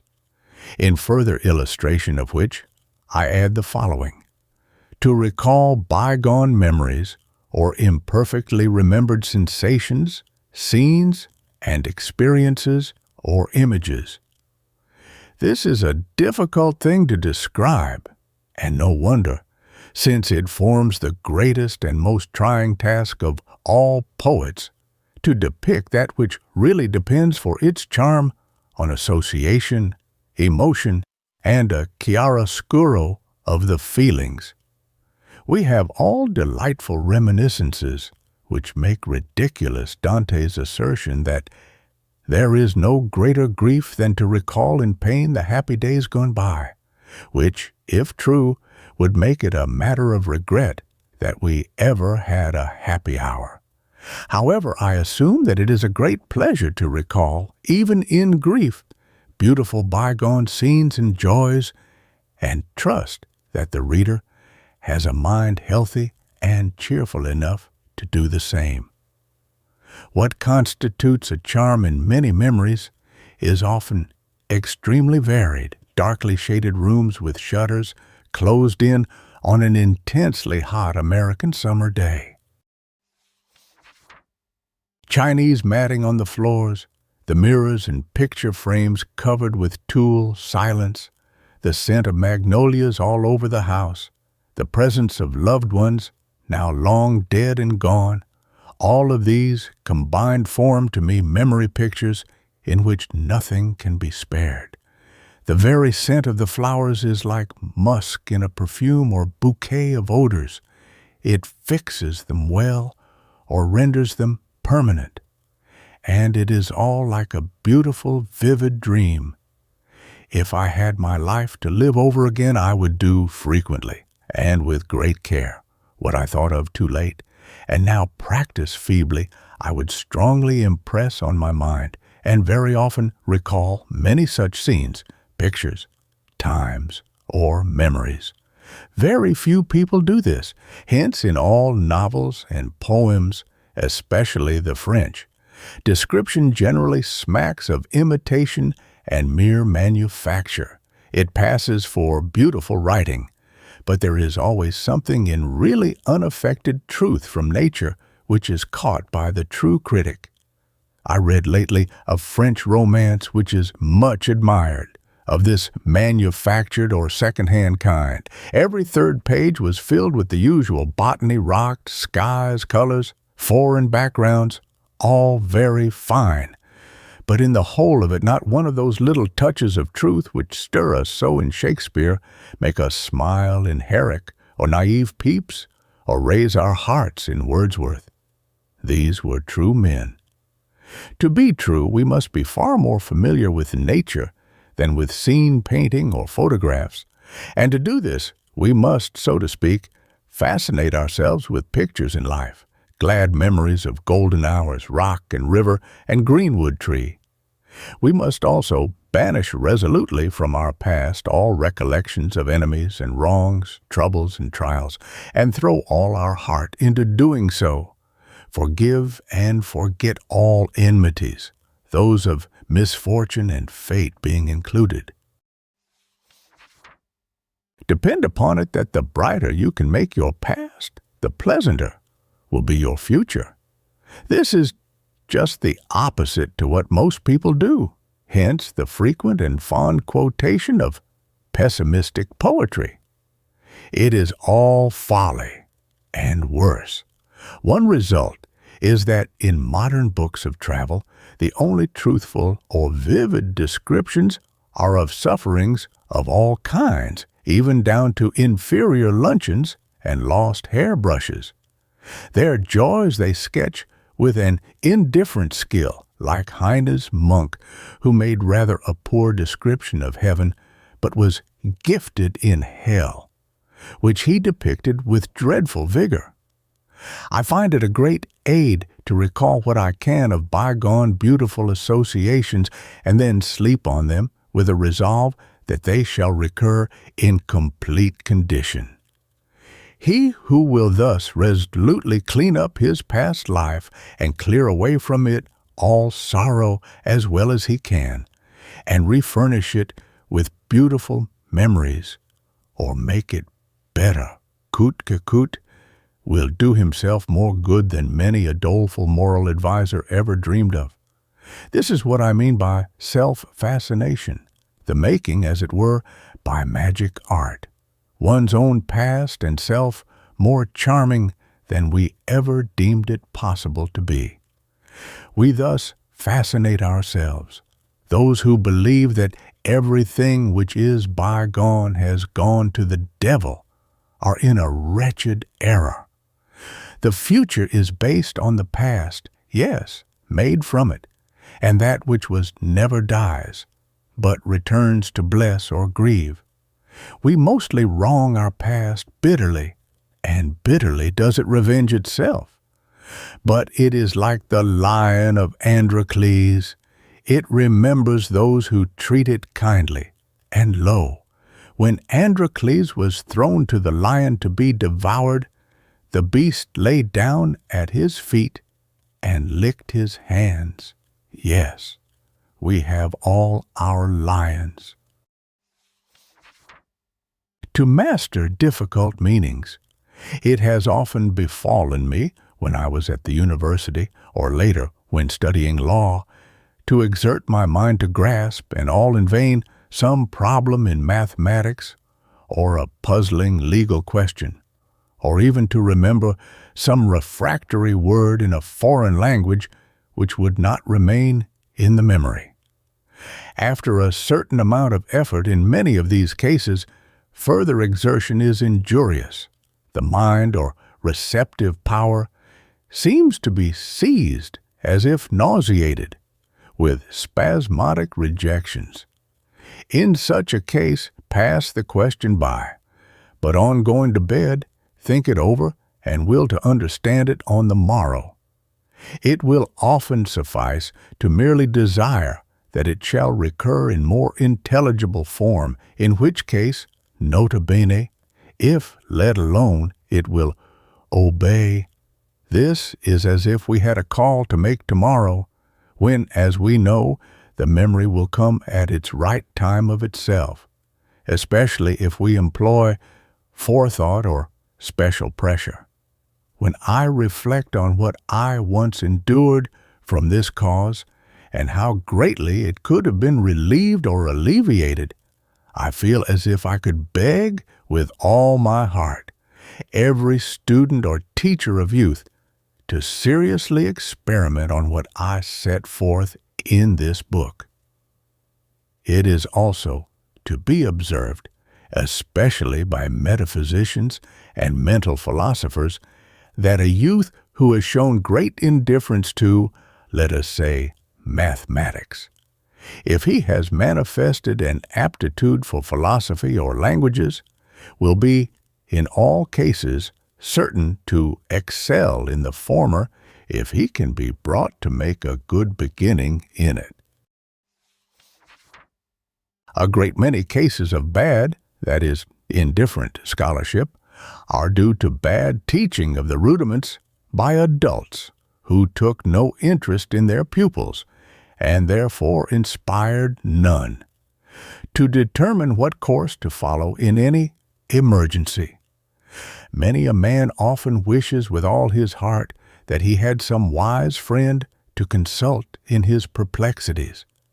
What to do in a business trouble when we are certain that there is an exit if we could only find it, a sure way to tame an unruly horse if we had the secret to do or not to do, whate'er the question. Truly, all of this causes great trouble in life. But it is within the power of man to be his own friend, yes, and companion, to a degree of which none have ever dreamed and which borders on the weird, or that which forebodes or suggests mysteries to come. For it may come to pass that he who has trained himself to it may commune with his spirit as with a companion. This is, of course, done by just setting the problem or question or dilemma before ourselves as clearly as we can, so as to know our own minds as well as possible. This done, sleep on it, with the resolute will to have it recur on the morrow in a clear and solved form. And should this occur, do not proceed to pull it to pieces again by way of improvement, but rather submit it to another night's rest. I would here say that many lawyers and judges are perfectly familiar with this process and use it habitually without being aware of its connection with hypnotism or will. But they could aid it if they would add this peculiar impulse to the action. What I will now discuss approaches the miraculous, or seems to do so because it has been attempted or treated in manifold ways by sorcerers and witches. The voodoos, or black wizards in America, profess to be able to awaken love in one person for another by means of incantations, but admit that it is the most difficult of their feats. Nor do I think that there is any infallible recipe for it, but that there are means of honestly aiding such affection can hardly be denied. In the first place, he who would be loved must love, for that is no honest love which is not sincere. And having thus inspired himself and made himself as familiar as possible, by quietly observing as dispassionately as may be all the mental characteristics of the one loved, let him with an earnest desire to know how to secure a return go to sleep and see whether the next day will bring a suggestion. And as the old proverb declares that luck comes to many when least hoped for, so will it often happen that forethought is thus forebought or secured. It is known that gifts pass between friends or lovers to cause the receiver to think of the giver. Thus, they are, in a sense, amulets. If we believe, as Heine prettily suggests, that something of the life or the being of the owner or wearer has passed into the talisman, we are not far off from the suggestion that our feelings are allied. All over Italy or over the world, pebbles of precious stone, flint or amber, rough topaz or agate are esteemed as lucky. All things of the kind lead to suggestiveness and may be employed in suggestion. What was originally known as Fascination, of which the German, Frohman, wrote a very large volume which I possess, is simply hypnotism without the putting to sleep. It is direct suggestion, where there is a natural sympathy of like to like, soul answering soul, such suggestion is easily established among people of a common, average, worldly type who are habitually sarcastic, jeering, chaffing, and trifling, or those whose idea of genial or agreeable companionship is to get a rise out of all who will give and take irritations equally. There can be no sympathy of gentle or refined emotions. Experiments, whose whole nature presupposes earnest thought, cannot be tried with any success by those who live habitually in an atmosphere of small talk and rubbishy associations. Fascination should be mutual. To attempt to exert it on anyone who is not naturally in sympathy is a crime, and I believe that all such cases lead to suffering and remorse. But where we perceive that there is an undoubted mutual liking and good reason for it, fascination, when perfectly understood and sympathetically used, facilitates and increases love and friendship, and may be most worthily and advantageously employed. Unto anyone who could, for example, merely skim over all that I have written, catching an idea here and there, and then expect to master all, I can clearly say that I can give him or her no definite idea of fascination. For fascination really is effectively what the old philosophers, who had given immense study and research to the subject in ages when susceptibility to suggestiveness went far beyond anything now known, all knew and declared. That is to say, it existed, but that it required a peculiar mind, and very certainly one which is not frivolous, to understand its nature, and much more to master it. He who has by foresight or previous consideration of a subject or desire, allied to a vigorous resolution, which is a kind of projection of the mind by will and then submitting it to sleep, learned how to bring about a wished-for state of mind, has, in a curious manner, made, as it were, of his hidden self, a conquest, yet a friend. He has brought to life within himself a spirit gifted with greater powers than those possessed by conscious intellect. By his astonishing and unsuspected latent power, man can imagine and then create, even a spirit within the soul.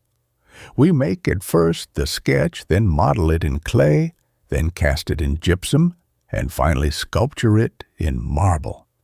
I read lately in a French novel a description of a young lady by herself, in which she assumed to have within her two souls, one good of which she evidently thought very little, and another brilliantly diabolical, capricious, vividly dramatic and interesting esprit, to which she gave a great deal of attention. He who will begin by merely imagining that he has within him a spirit of beauty and light, which is to subdue and extinguish the other or all that is in him of what is low, commonplace, and mean, may bring this idea to exert a marvelous influence. He can increase the conception and give it reality by treating it with forethought and will by suggestion until it gives marvelous result. This better self may be regarded as a guardian angel. In any case, it is a power by means of which we can learn mysteries. It is also our conscience, born of the perception of ideals. The ideal or spirit thus evolved should be morally pure, else the experimenter will find, as did the magicians of old, that all who dealt with any but good spirits fell into the hands of devils, just as Allan Kardec says is the case with spiritualists. But to speak as clearly as I can, he who succeeds in winning or creating a higher self within himself and fascinating it by sympathy, will find that he has within moral limits a strange power of fascinating those who are in sympathy with him, whereupon many will say, "Of course." Like and like together strike, birds of a feather flock together, similis, similibus. But it often happens in this life. Though they meet, they do not pair off. Very often indeed they meet, but to part. There must be, even where the affinity exists, consideration and forethought to test the affinity. It requires long practice, even for keen eyes, to recognize the amethyst or topaz or many other gems in their natural state as sea-worn pebbles. Now, it is not a matter of fancy, of romance or imagination, that there are men and women who really have deeply hidden in their souls, or more objectively manifested, peculiar or beautiful characteristics or a spirit. I would not speak here merely of naivete or tenderness, a natural affinity for poetry, art, or beauty, but the peculiar tone and manner of it, which is sympathetic to ours. For two people may love music, yet be widely removed from all agreement if one be a Wagnerian and the other of an older school. Suffice it to say that such similarities of mind or mood, of intellect or emotion do exist, and when they are real and not imaginary or merely the result of passional attraction, they suggest and may well attract the use of fascination. Those who actually develop within themselves such a spirit, regarding it as one, that is, a self beyond self, attain to a power which few understand, which is practical, positive, and real, and not at all a superstitious fancy. It may begin in imagining or fancy, but as the veriest dream is material and may be repeated till we see it visibly and can then copy it, so can we create in ourselves a being, a segregation of our noblest thoughts, a superb abstraction of soul, which looks from its sunny mountain height down on the dark and noisome valley which forms our worldly common intellect or mind, or the only one known to, by far, the majority of mankind, albeit they may have therein glimpses of light and truth. But it is to him who makes for himself, by earnest will and thought, a separate and better life or self, that a better life is given. Those who possess genius or peculiarly cultivated minds of a highly moral cast, gifted with pure integrity and above vulgarity and worldly commonplace habits, should never form a tie in friendship or love without much forethought. And then, if the active agent has disciplined his mind by self-hypnotism until he can control or manage his will with ease, he will know without further instruction how to fascinate, and that properly and legitimately. Those who now acquire this power are few and far between, and when they really possess it, they make no boast nor parade, but rather keep it carefully to themselves, perfectly content with what it yields for reward. And here I may declare something in which I firmly believe, yet which very few, I fear, will understand as I mean it. If this fascination and other faculties like it may be called magical, albeit all is within the limits of science and matter, then there are assuredly in this world magicians whom we meet without dreaming that they are such. Here and there, however rare, there is mortal who has studied deeply, but softened all and tempered into beauty, and blended with lone thoughts and wanderings, the quest of hidden knowledge and a mind to love the universe. Such beings do not come before the world, but hide their lights, knowing well that their magic would defeat itself and perish if it were made common. Any person of the average worldly caste who could work any miracles, however small, would in the end bitterly regret it if he allowed it to be known. Thus I have read ingenious stories, as for instance one by Hood, showing what terrible troubles a man fell into by being able to make himself invisible. Also, another setting forth the miseries of a successful alchemist. The Algonquin Indians have a legend of a man who came to grief and death through his power of making all girls love him. But the magic of which I speak is of a far more subtle and deeply refined nature, and those who possess it are alone in life, save when by some rare chance they meet their kind. Those who are deeply and mysteriously interested in any pursuit for which the great multitude of all alike people have no sympathy, who have peculiar studies and subjects of thought, partake a little of the nature of the Magus. Magic, as popularly understood, has no existence. It is a literal myth, for it means nothing but what amazes or amuses for a short time. No miracle would be one if it became common. Nature is infinite. Therefore, its laws cannot be violated. Ergo, there is no magic if we mean by that an inexplicable contravention of law.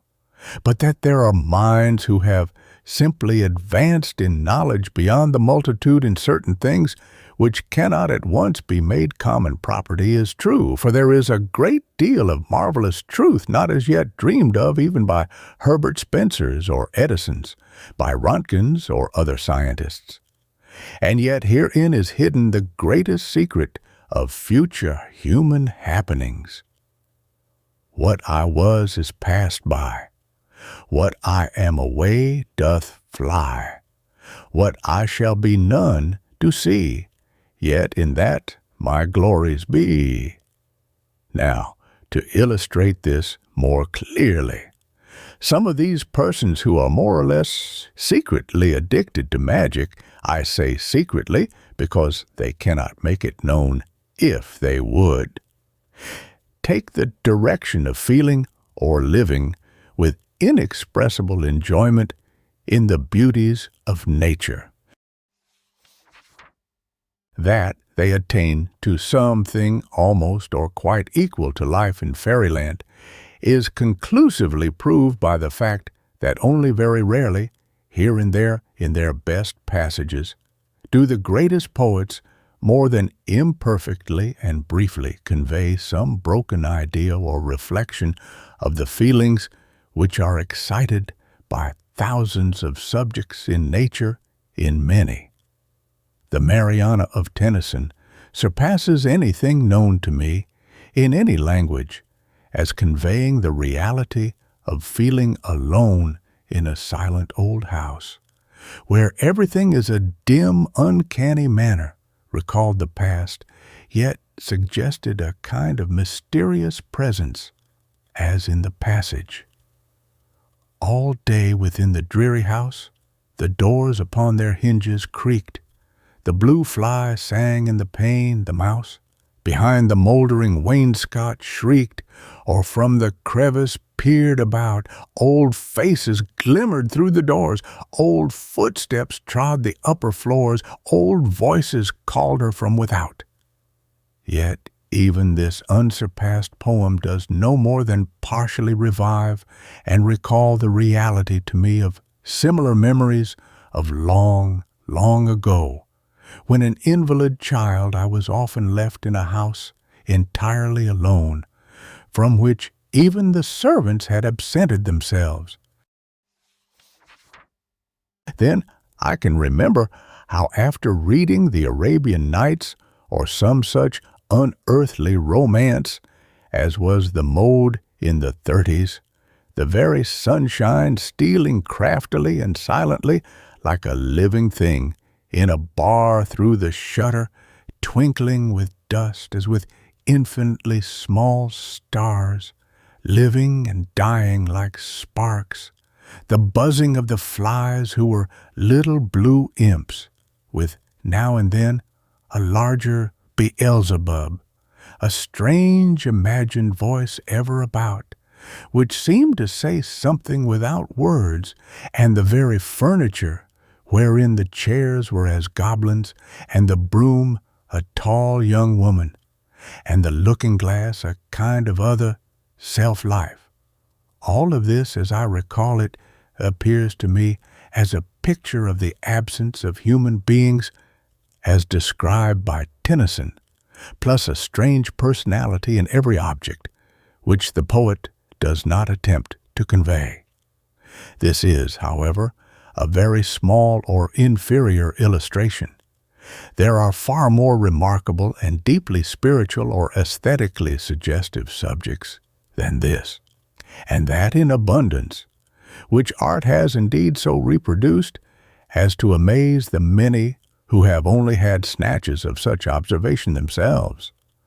But the magicians, Shelley or Keats or Wordsworth, only convey partial echoes of certain subjects or of their specialties. It is indeed beautiful to feel what art can do, but the original is worth far more. And if the reader would be such a magician, let him give his heart and will to taking an interest in all that is beautiful, good, and true, or honest. For that it really can be done in all fullness, is true beyond a dream of doubt. By the ordinary methods of learning one may indeed acquire an exact mechanically drawn picture, which we modify with what beauty chance bestows. But he who will learn by the process which I have endeavored to describe, or by studying with the will, cannot fail to experience a strange enchantment in so doing, as I have read in an Italian tale of a youth who was sadly weary of his lessons, but who, being taken daily by certain kind fairies into their school on a hill, found all difficulties disappear, and the pursuit of knowledge as joyful as that of pleasure. I have heard hypnotism, with regard to fascination, spoken of with great apprehension. "It is dreadful," said one to me, "to think of anybody's being able to exercise such an influence on anyone. And yet, widely known as it is, instances of its abuse are very rare. Thus, when cremation was first discussed, it was warmly opposed because somebody might be poisoned, and then, the body being burned, there could be no autopsy. Nature has decreed some drawback to the best things. Nothing is perfect. But to balance the immense benefits latent in suggestion against the problematic abuses is like condemning the ship because a bucket of tar has been spilt on the deck. Sincere kindness and respect, which are allied unto identity, are the best or surest key to love, and they in turn are allied to fascination. Here I might observe that the action of the eye, which is a silent speech of emotion, has always been regarded as powerful in fascination, but those who are not by nature gifted with it cannot use it to much good purpose. That emotional, susceptible subjects ready to receive suggestion can be put to sleep or made to imagine anything terrible regarding anybody's glance is very true, just as an ignorant Italian will believe of any man that he has the malacchio, if he be told so, whence came the idea that Pope Gregory the 16th had the evil eye. But where there is sincere, kindly feeling, it makes itself felt in a sympathetic nature by what is popularly called magic, only because it is not understood.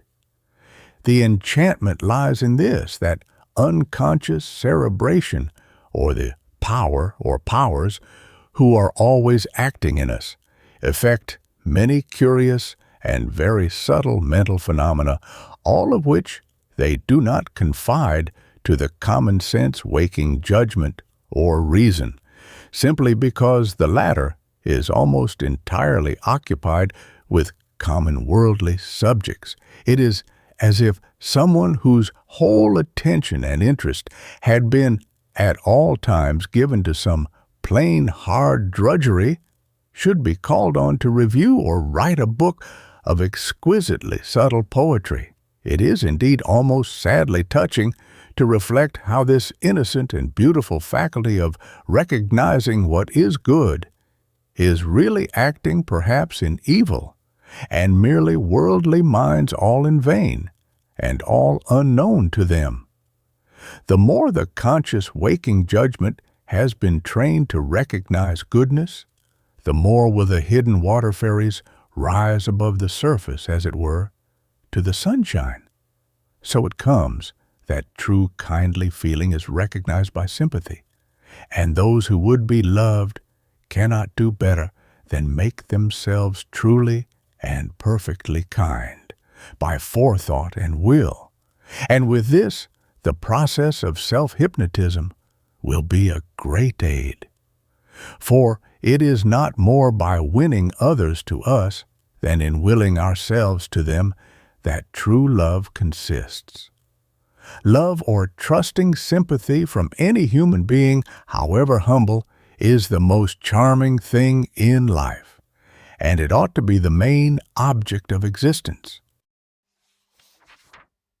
Yet there are thousands all round us, yes, many among our friends or acquaintances, who live and die without ever having known it, because in their egotism and folly they conceive of close relations as founded on personal power, interest, or the weakness of others. The only fascination which such people can ever exercise is that of the low and devilish kind, the influence of the cat on the mouse, the eye of the snake on the bird, which in the end degrades them into deeper evil. That there are such people, and that they really make captive and oppress weaker minds by suggestion, is true, the marvel being that so few find it out.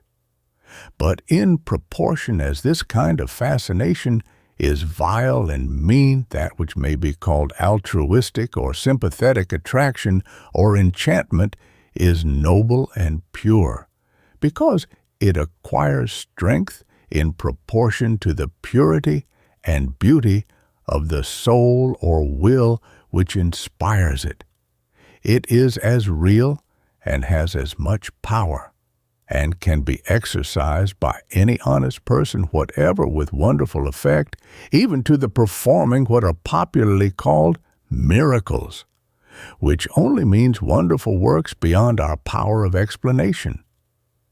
But this kind of fascination is little understood as yet, simply because it is based on purity, morality, and light, and hitherto the seekers for occult mysteries have been chiefly occupied with the gloomy and mock-diabolical rubbish of old tradition, instead of scientific investigation of our minds and brains.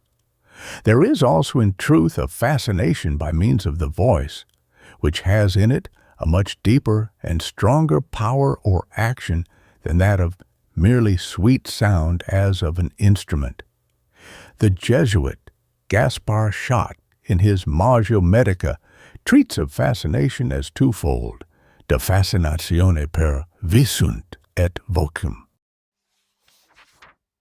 I have found among Italian witches, as with Red Indian wizards, every magical operation depended on an incantation, and every incantation on the feeling, intonation, or manner in which it is sung.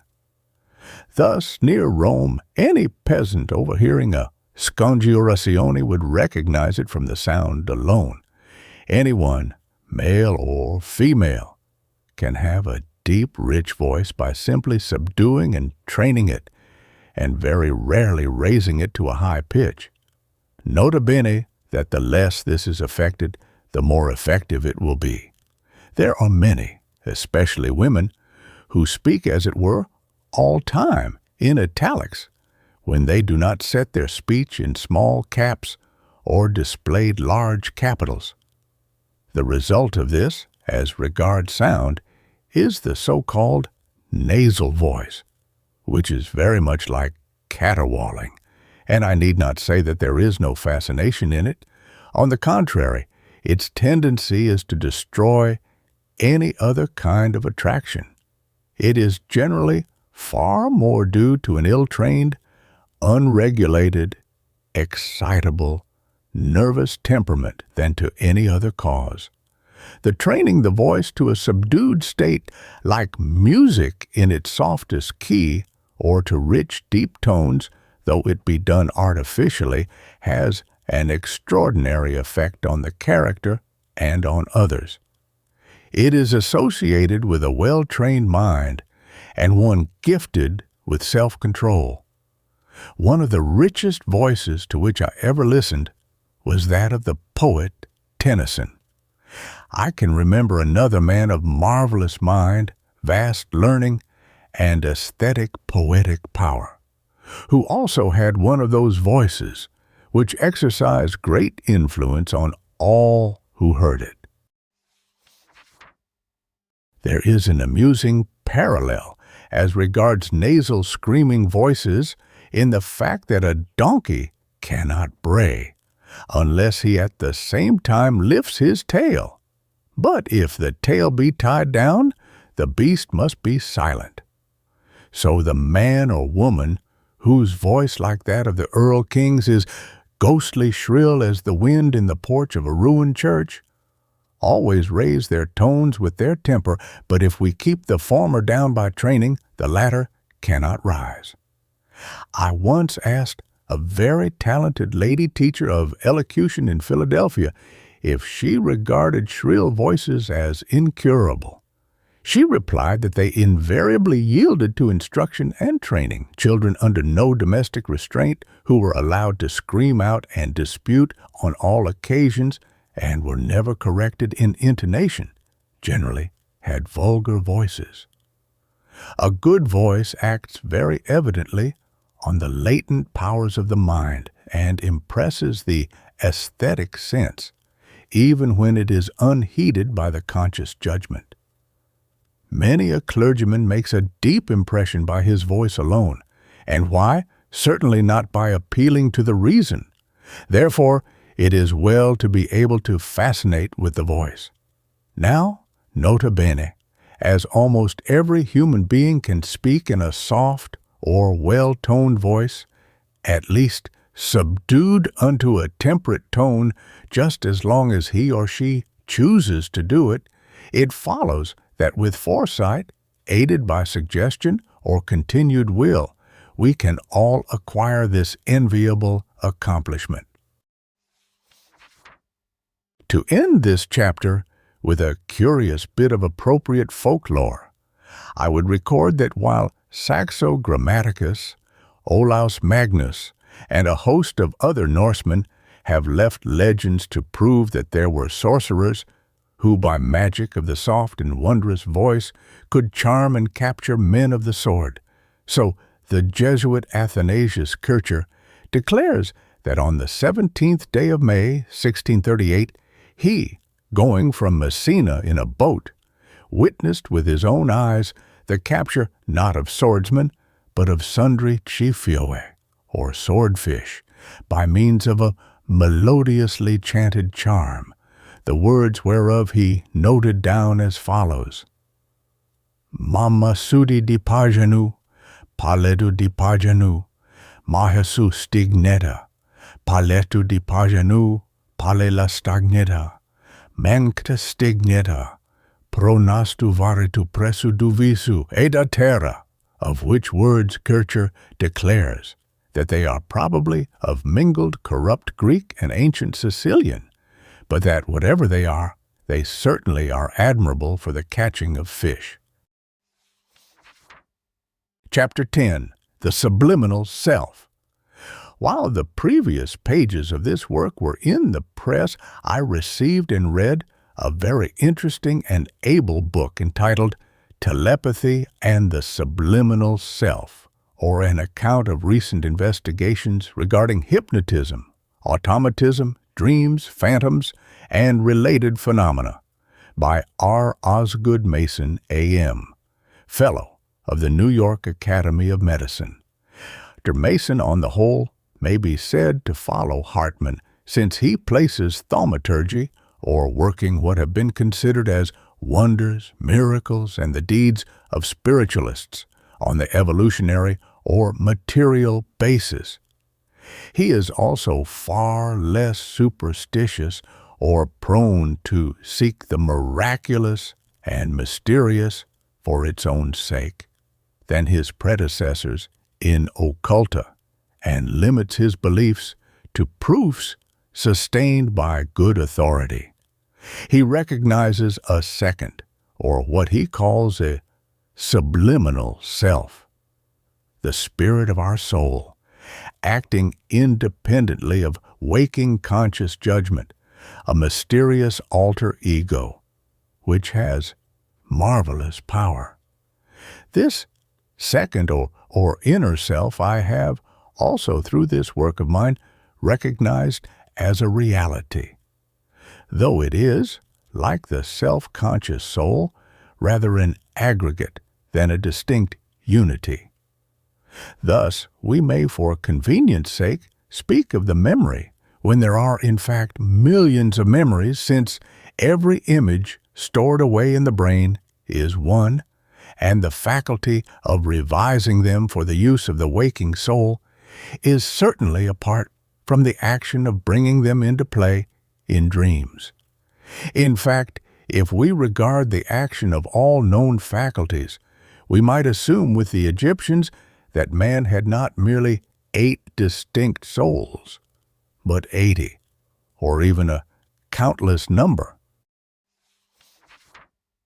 And as the ancients, knowing very little about mental action, classed it all as one soul, so we may call that which is partially investigated and mysterious a second or inner soul, spirit, or subliminal self, that is to say, provisionally, till more familiar with its nature and relations.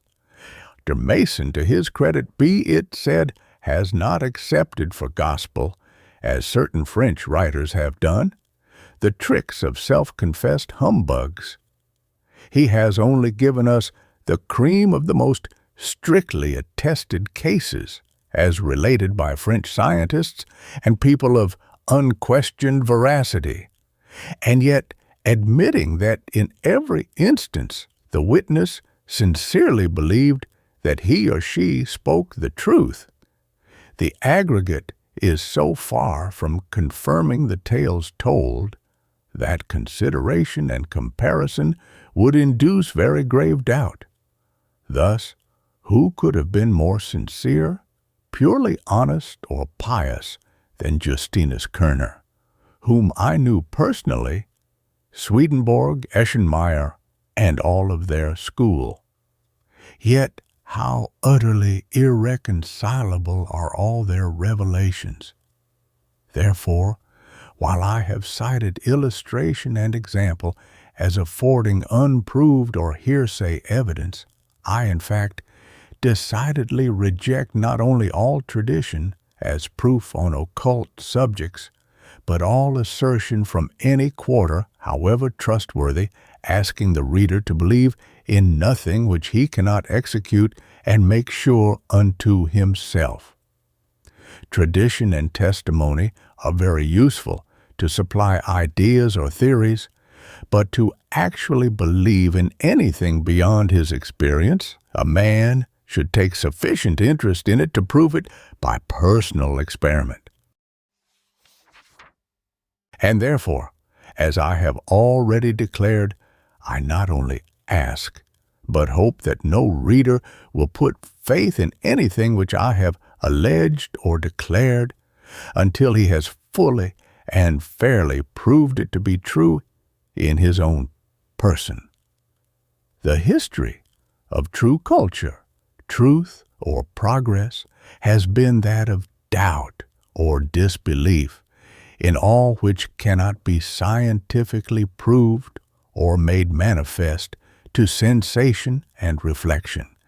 And even in this, the most scrupulous care must be exercised, since our senses often deceive us. Therefore, in dealing with subjects which have undeniably been made the means of deceit and delusion thousands of times to one authentic instance, it is not well to accept testimony or any kind of evidence or proof, save that which we can establish for ourselves. The day is not yet, but it is coming, when self-evidence will be claimed and granted as to all human knowledge, and the sooner it comes, the better will it be for the world. But I would be clearly understood as declaring that it is only as regards making up our minds to absolute faith in what involves what may be called our mental welfare, which includes the most serious conduct of life, that I would limit belief to scientific proof. As an example, I will cite the very interesting case of the hypnotic treatment of a patient by Dr. Voisin, and as given by Masson. In the summer of 1884, there was at the Salpêtrière a young woman of a deplorable type, Jean S., who was a criminal lunatic, filthy, violent, and with a life history of impurity and crime. Monsieur Auguste Voisin, one of the physicians of the staff, undertook to hypnotize her, May 30th. At that time she was so violent that she could only be kept quiet by a straitjacket and the constant cold douche to her head. She would not look at Monsieur Voisin, but raved and spat at him. He persisted, kept his face near and opposite to hers, and his eyes following hers constantly. In 10 minutes, she was in a sound sleep, and soon passed into a somnambulistic condition. The process was repeated many days, and she gradually became sane while in the hypnotic condition, but still rode when she woke. Gradually then she began to accept hypnotic suggestion and would obey trivial orders given her while asleep, such as to sweep her room, then suggestions regarding her general behavior. Then, in her hypnotic condition, she began to express regret for her past life and form resolutions of amendment to which she finally adhered when she awoke. 2 years later, she was a nurse in one of the Paris hospitals, and her conduct was irreproachable. M. Voisin has followed up this case by others equally striking. This is not only an unusually well-authenticated dead instance, but one which seems to carry conviction from the manner of narration.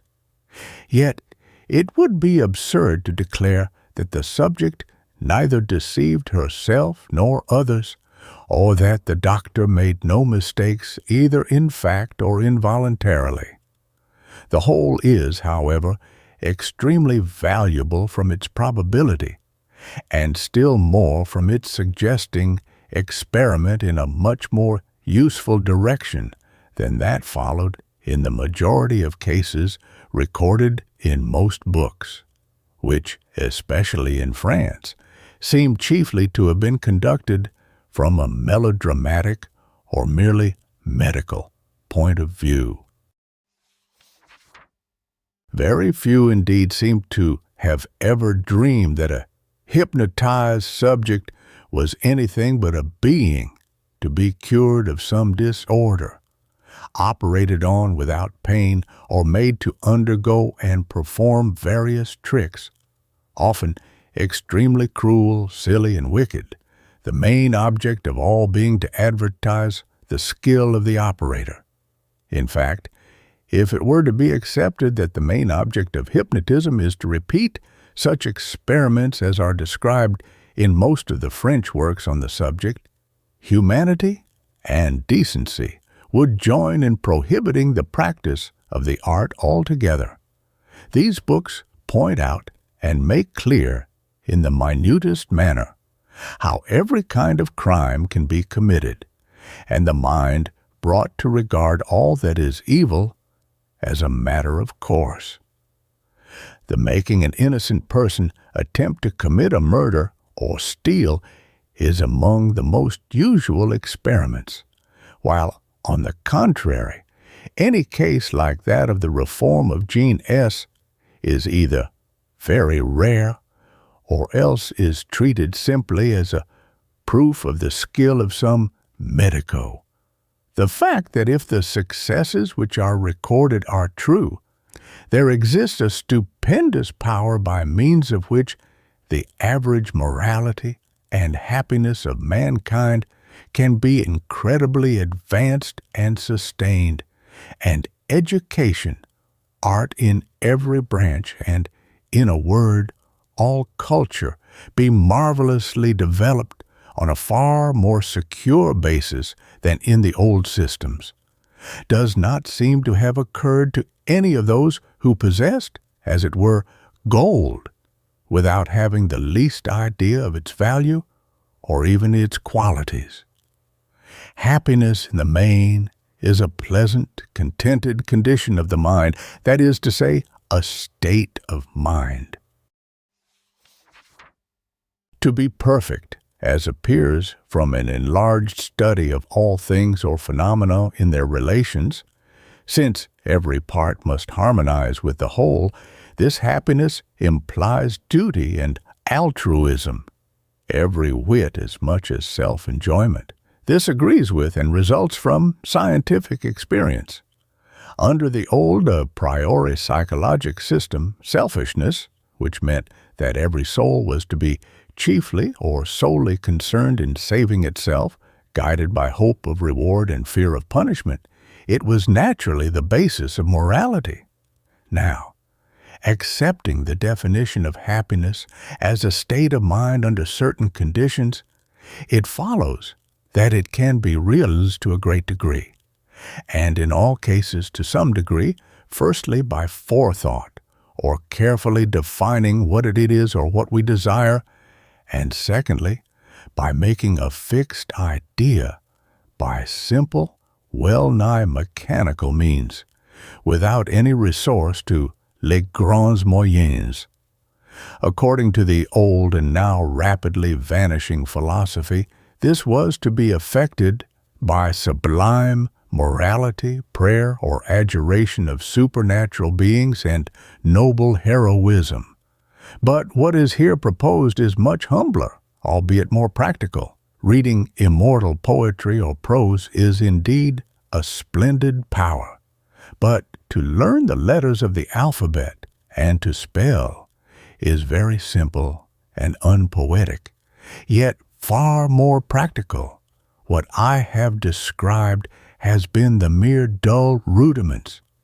It is most remarkable that the world has always known that the art of Raphael, Michelangelo, and Albert Dürer was based, like that of the greatest musicians, on extensive, rudimentary study, and yet has never dreamed that what far surpasses all art in every way, and even includes the desire for it, may all proceed from or be developed by a process which is even easier than those required for the lesser branches.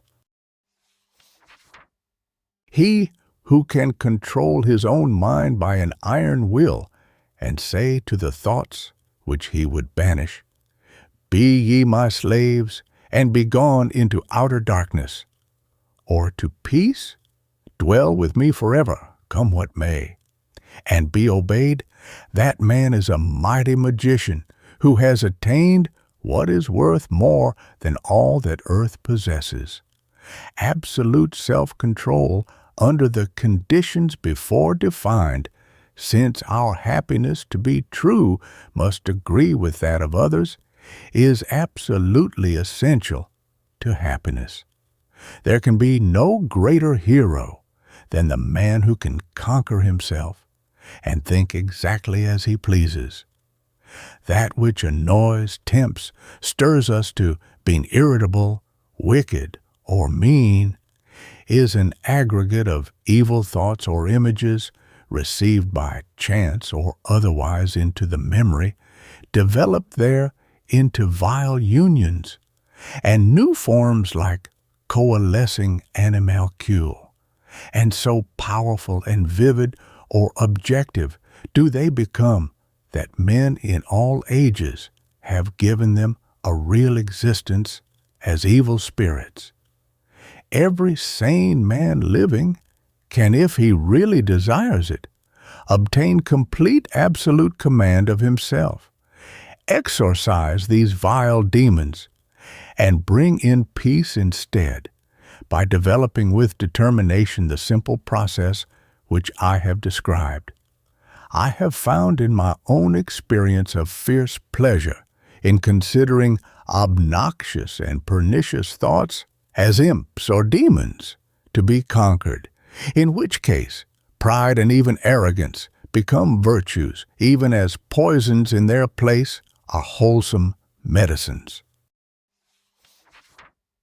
Thus, he who is haunted with the fixed idea, even well nigh to monomania, that he will never give way to ill temper, that nothing shall disturb his equanimity, need not fear evil results any more than the being haunted by angels. Now, we can all have fixed or haunting ideas on any subject which we please to entertain, but the idea to create good and beneficent haunting has not, that I am aware, been suggested by philosophers. That mental influence can be exerted hypnotically most directly, and certainly by one person upon another is undeniable. But this requires, firstly, a susceptible subject, or only one person in 3 or 4, and to a degree, a specially gifted operator, and very often heaven-sent moments. However greatly mortals may require it, all cannot go to Corinth who desire it. But forethought, self-suggestion, and the bringing the mind to dwell continuously on a subject are absolutely within the reach of all who have any strength of mind whatever, without any aid. Those of feebler ability yield, however, all the more readily, as in the case of children, to the influence of others or of hypnotism by a master. Therefore, either subjectively or with assistance, most human beings can be morally benefited to a limitless degree, morally, including intellectually.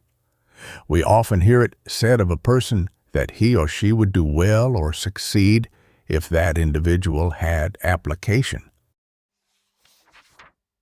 Now, as application, or sticking to it, or perseverance in earnest faith is the main condition for success in all that I have discussed, I trust that it will be borne in mind that the process indicated provides from the first lesson or experiment for this chief requisite, for the forethinking and hypnotizing our minds to be in a certain state or condition all the next day, by what some writers, such as Hartman, treat as magical process, but which is just so much magical as the use of an electrical machine, is simply a beginning in attention and perseverance.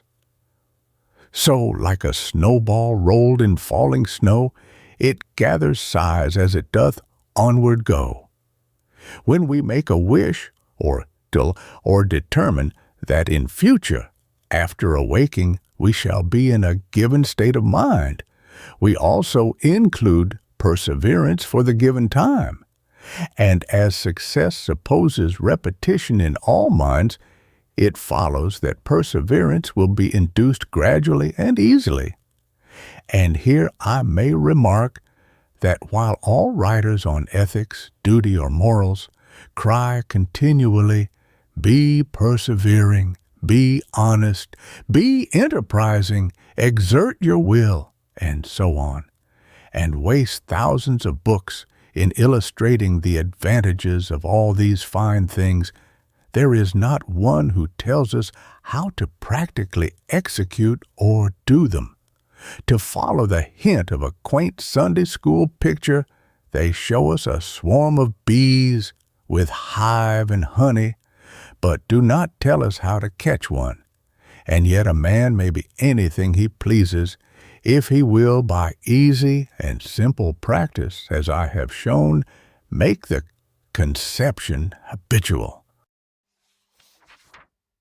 I do not tell you, as these good folk do, how to go about it nobly or heroically or piously. In fact, I prescribe a method as humble as making a fire or a pair of shoes, and yet in very truth and honor I have profited far more by it than I ever did from all the exhortations which I ever have read.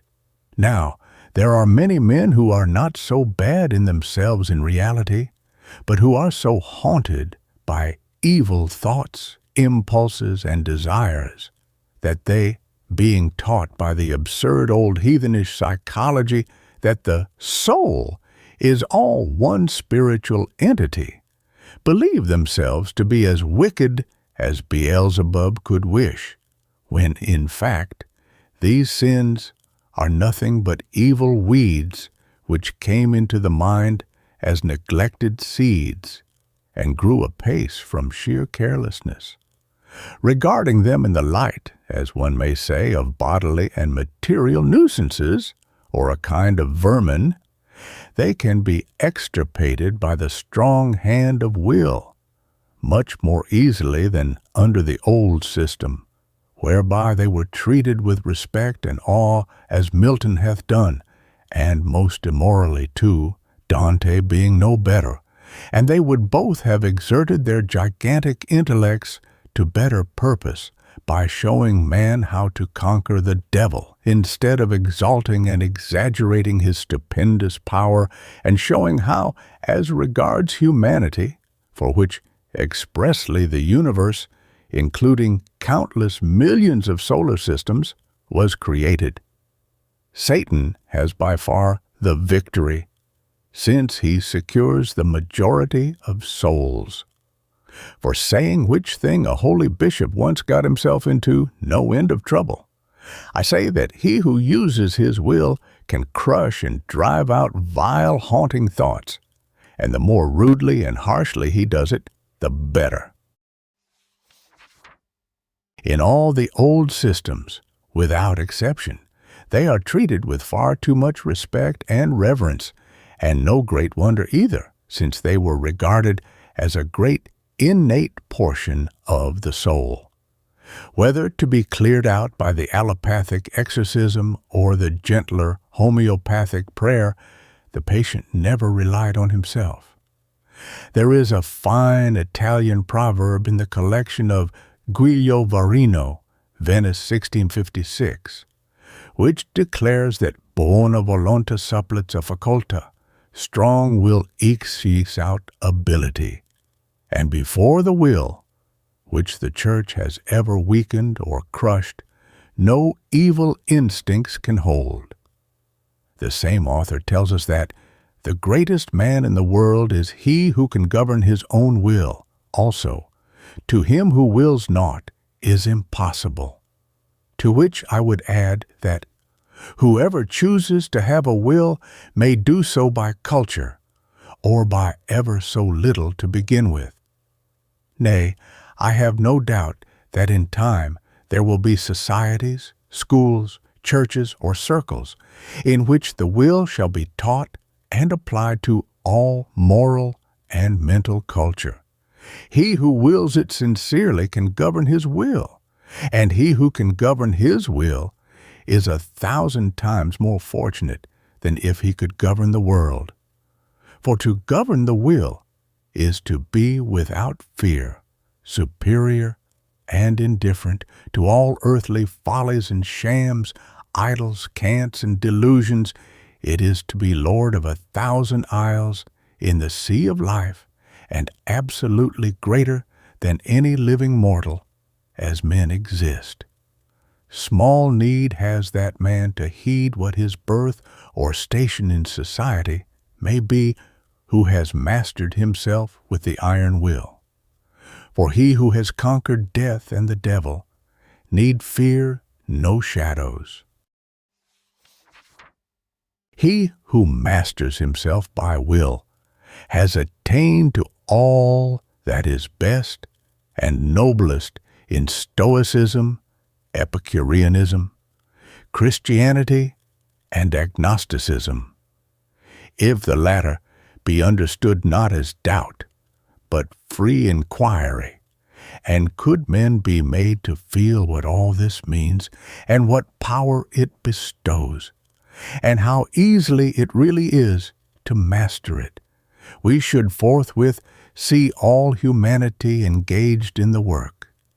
It has been declared by many in the past in regard to schooling their minds to moral and practical ends that, leading busy lives, they had not time to think of such matters. But I earnestly protest that it is these very men of all others who most require the discipline which I have taught, and it is as easy for them as for anybody, as it indeed ought to be easier, yes, and far more profitable. For the one who leads by fortune a quiet life of leisure can often school himself without a system, while he who toils amid anxious thoughts and with every mental power severely taxed will find that he can do his work far more easily if he determines that he will master it. The amount of mental action which lies dormant in us all is illimitable, and it can all be realized by the hypnotism of will. Chapter 11. Paracelsus. That our ordinary consciousness or waking intellect, and what is generally recognized as mind or soul, includes whatever has been taken in by sensation and reflection and assimilated to daily wants, or shows itself in bad or good memories and thought, is evident. Not less clear is it that there is another hidden self, a power which, recognizing much which is evil in the mind, would fain reject or rule or subdue it. This latent inner intelligence calls into action the will. All of this is vague, and it may be unscientific. It is more rational to believe in many faculties or functions, but the classification here suggested may serve as a basis. It is effectively that of Grassner, or of all who have recognized the power of the will to work miracles, guided by a higher morality. And it is very curious that Paracelsus based his whole system of nervous cure, at least, on this theory. Thus, in the Libros Entium Morborum de Ente Spirituali, chap. 80, he writes, "As we have shown that there are two subjecta, this will we assume as our ground. Ye know that there is in the body a soul, so Geist. Now reflect, to what purpose? Just that it may sustain life, even as the air keeps animals from dying for want of breath. So we know what the soul is. This soul in man is actually clear, intelligible, and sensible to the other soul, and classing them, they are to be regarded as allied. even as bodies are. I have a soul, the other hath also one. Paracelsus is here very obscure, but he manifestly means by the other, the body. To resume, the souls know one another as I and the other. They converse together in their language, not by necessity according to our thoughts, but what they will. And note, too, that there may be anger between them, and one may belittle or injure the other. This injury is in the soul in the body. Then the body suffers and is ill, not materially or from a material ends, but from the soul. For this we need spiritual remedy. Ye are two who are dear unto one another, great in affinity. The cause is not in the body, nor is it from without. It comes from your souls, Geisten, who are allied. The same pair may become inimical or remain so. And that ye may understand a cause for this, note that the spirit Geist of the reasoning faculty, Vernunft, is not born, save from the will. Therefore, the will and the reason are separate. What exists and acts according to the will lives in the spirit. What only according to the reason lives against the spirit. For the reason brings forth no spirit, only the soul seal is born of it. From will comes the spirit, the essence of which we describe, and let the soul be. In this grandly conceived but most carelessly written passage, the author, in the beginning thereof, makes such confusion in expressing both soul and spirit with the one word, Geist, that his real meaning could not be intelligible to the reader who had not already mastered the theory. But, in fact, the whole conception is marvelous and closely agreeing with the latest discoveries in science, while ignoring all the old psychological system. Very significant is what Paracelsus declares in his Fragmenta Medicina de Morbis Somni, that so many evils beset us, caused by the coarseness of our ignorance, because we know not what is born in us. That is to say, if we knew our mental power, or what we are capable of, we could cure or control all bodily infirmities. And how to rule and form this power, and make it obey the Geist or will, which Paracelsus believed was born of the common conscious soul, that is the question. For Paracelsus truly believed that out of this common soul, the result of sensation and reflection, and all we pick up by experience and observation, and such as makes all that there is of life for most people, there is or results a perception of ideas, of right and wrong, of mutual interests, a certain subtle moral conscience or higher knowledge. The souls may become inimical, that is, the conscience or spirit may differ or disagree with the soul, as a son may be at variance with his father. So the flower or fruit may oft despise the root. The will is allied to conscience or a perception of the ideal.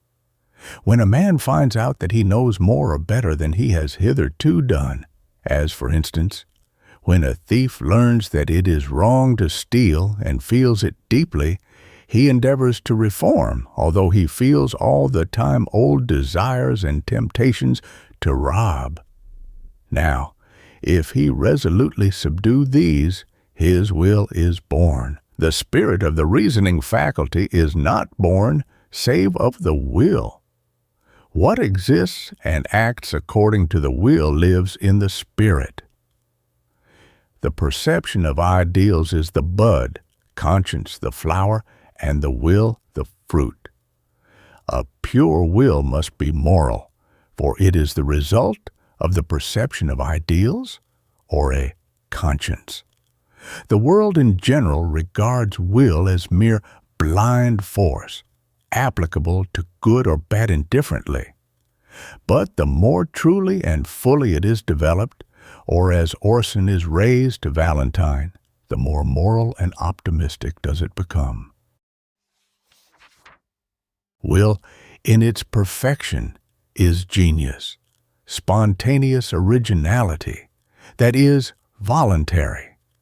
Not merely a power to lift a weight, or push a load, or force others to yield, but the thought itself, which suggests the deed and finds a reason for it. Now, the merely unscrupulous use of opportunity and advantage, or crime, is popularly regarded as having a strong will. But this, as compared to a will with a conscience, is as the craft of the fox compared to that of the dragon, and that of the dragon to Siegfried. And here it may be observed as a subtle and strange thing approaching to magic apparently, as understood by Hartmann and his school, that the will sometimes, when much developed, actually manifests something like an independent personality, or at least seems to do so to an acute observer. And what is more remarkable, it can have this freedom of action and invention delegated to it, and will act on it. Thus, in conversation with Herkimer, the artist, and Dr. W. W. Baldwin, November 2nd, 1808, the former explained to me that when he would execute a work of art, he just determined it with care or forethought in his mind, and gave it a rest, as by sleep, during which time it unconsciously fructified or germinated, even as a seed when planted in the ground at last grows upward into the light and air. Now, that the entire work should not be too much finished or quite completed, and to leave room for afterthoughts or possible improvements, he was wont, as he said, to give the will some leeway or freedom, which is the same thing as if before going to sleep we will or determine that on the following day our imagination or creative force or inventive genius shall be unusually active, which will come to pass after some small practice and a few repetitions, as all may find for themselves. Truly, it will be according to conditions, for if there be but little in a man, either he will bring but little out, or else he must wait until he can increase what he hath.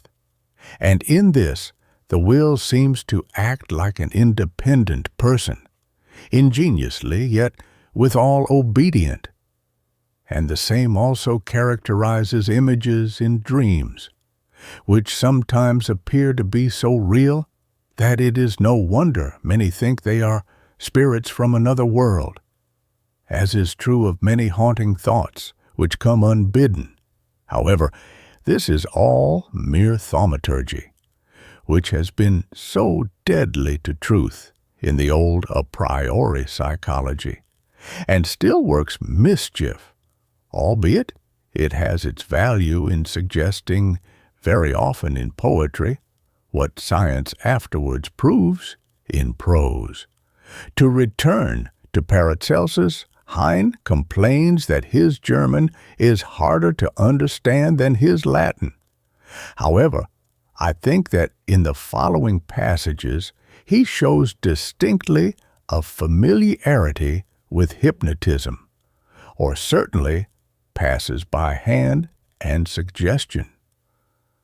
Thus, chap X de Ente Spirituali, in which the will is described, begins as follows: Now shall ye mark that the spirits rule their subjects. And I have shown intelligibly how the ens spirituale, or spiritual being, rules so mightily the body that many disorders may be ascribed to it. Therefore, unto these ye should not apply ordinary medicine, but heal the spirit therein lies the disorder. Paracelsus clearly states that by the power of foresight, he uses the exact word Vorsicht, man may, aided by sleep, attain to knowledge, past, present, or future, and achieve telepathy or communion at a distance. In the Fragmenta, Caput de Morbis Somnii, he writes, "Therefore learn that by foresight man can know future things, and from experience the past and present. Thereby is man so highly gifted in nature that he knows or perceives Sicht as he goes his neighbor or friend in a distant land. Yet, on waking, he knows nothing of all this. For God has given to us all art, wisdom, reason, to know the future and what passes in distant lands. But we know it not, for we fools, busied in common things, sleep away, as it were, what is in us. Thus, seeing one who is a better artist than thou art, do not say that he has more gift or grace than thou, for thou hast it also, but hast not tried, and so is it with all things. What Adam and Moses did was to try, and they succeeded, and it came neither from the devil nor from spirits, but from the light of nature, which they developed in themselves. But we do not seek for what is in us, therefore we remain nothing, and are nothing." Here, the author very obscurely, yet vigorously, declares that we can do or learn what we will, but it must be achieved by foresight, and the aid of sleep. It seems very evident after careful study of the text that here, as in many other places, our author indicates familiarity with the method of developing mental action in its subtlest and most powerful forms.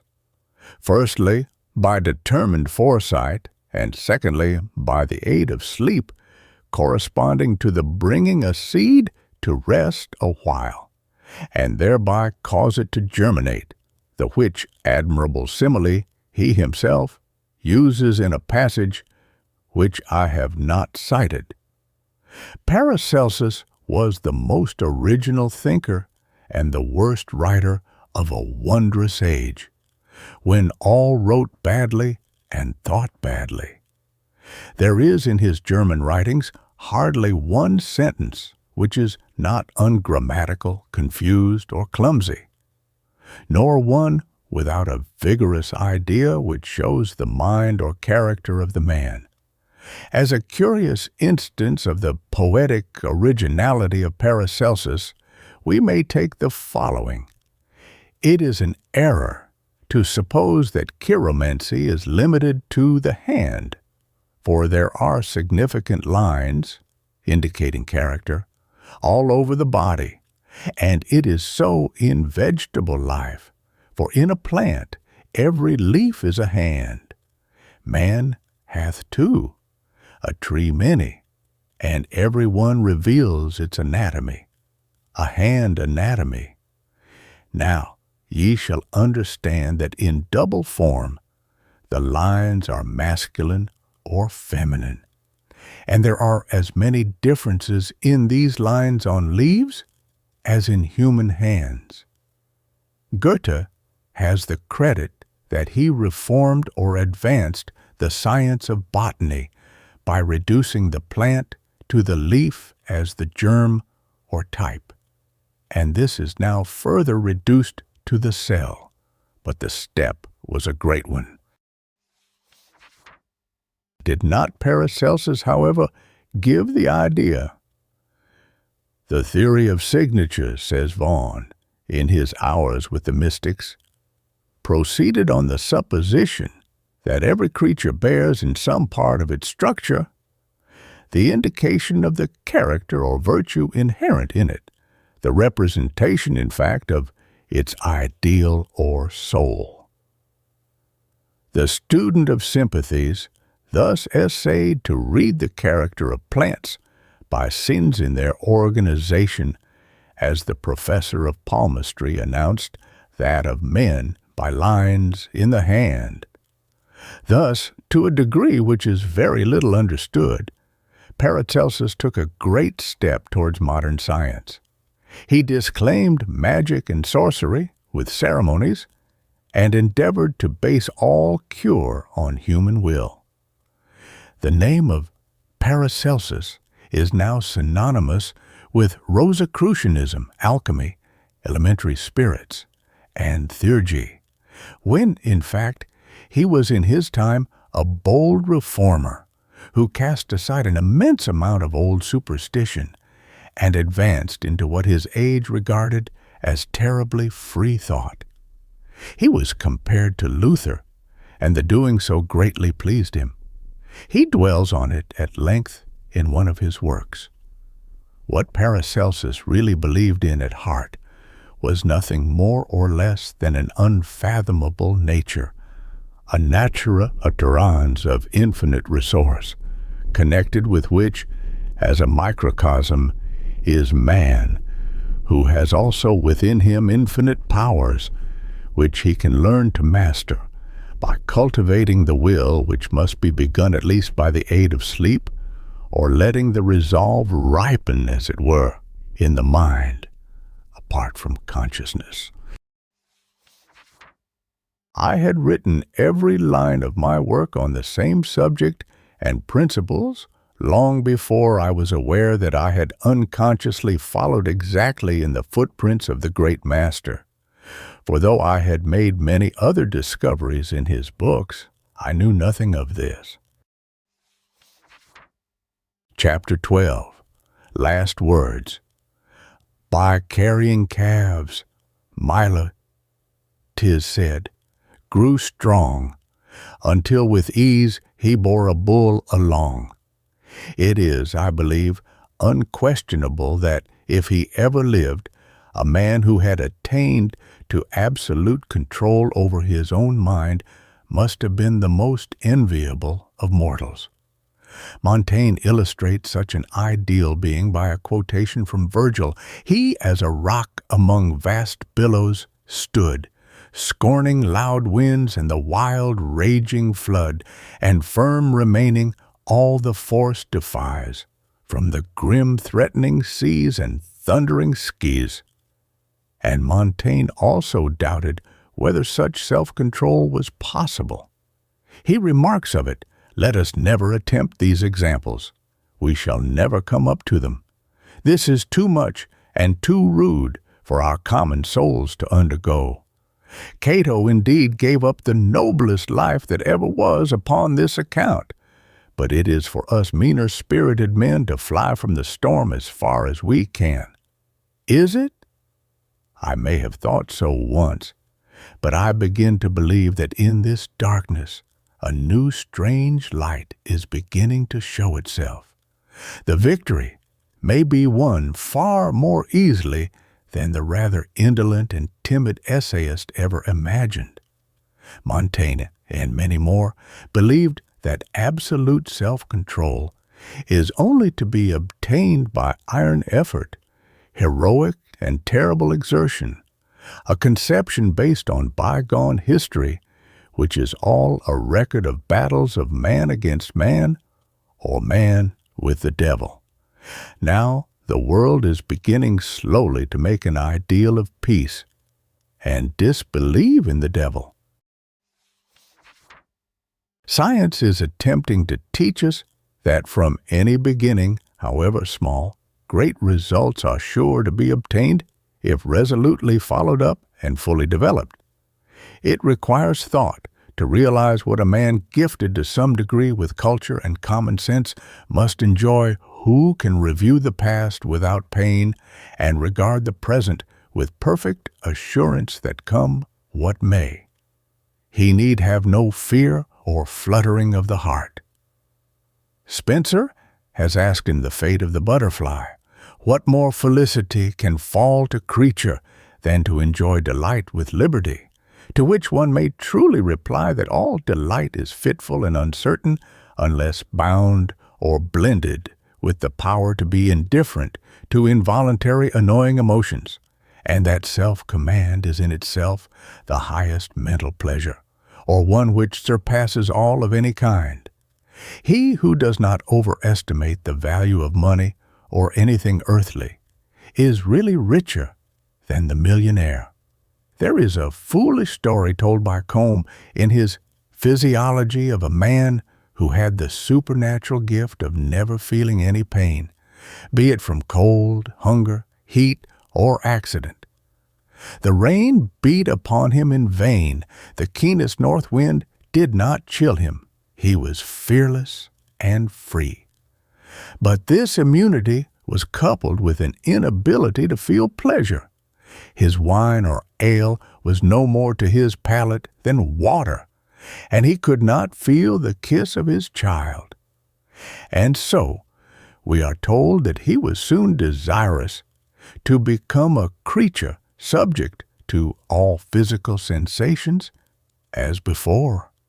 But it is, as I said, a foolish tale, because it reduces all that is worth living for to being warm or enjoying taste.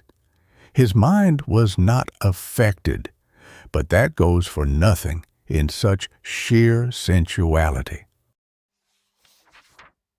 However, a man without losing his tastes or appetites may train his will to so master emotion as to enjoy delight with liberty and also exclude what constitutes the majority of all suffering with man. It is a truth that there is very often an extremely easy, simple, and prosaic way to attain many an end, which has always been supposed to require stupendous efforts. In an Italian fairy tale, a prince besieges a castle with an army, trumpets blowing, banners waving, and all the pomp and circumstances of war to obtain a beautiful heroine who is meanwhile carried away by a rival who knew of a subterranean passage. Hitherto, as I have already said, men have sought for self-control only by means of heroic exertion or by besieging the castle from without. The simple system of forethought and self-suggestion enables one, as it were, to steal or slip away with ease by night, and in darkness that fairest of princesses, la volonté, or the will.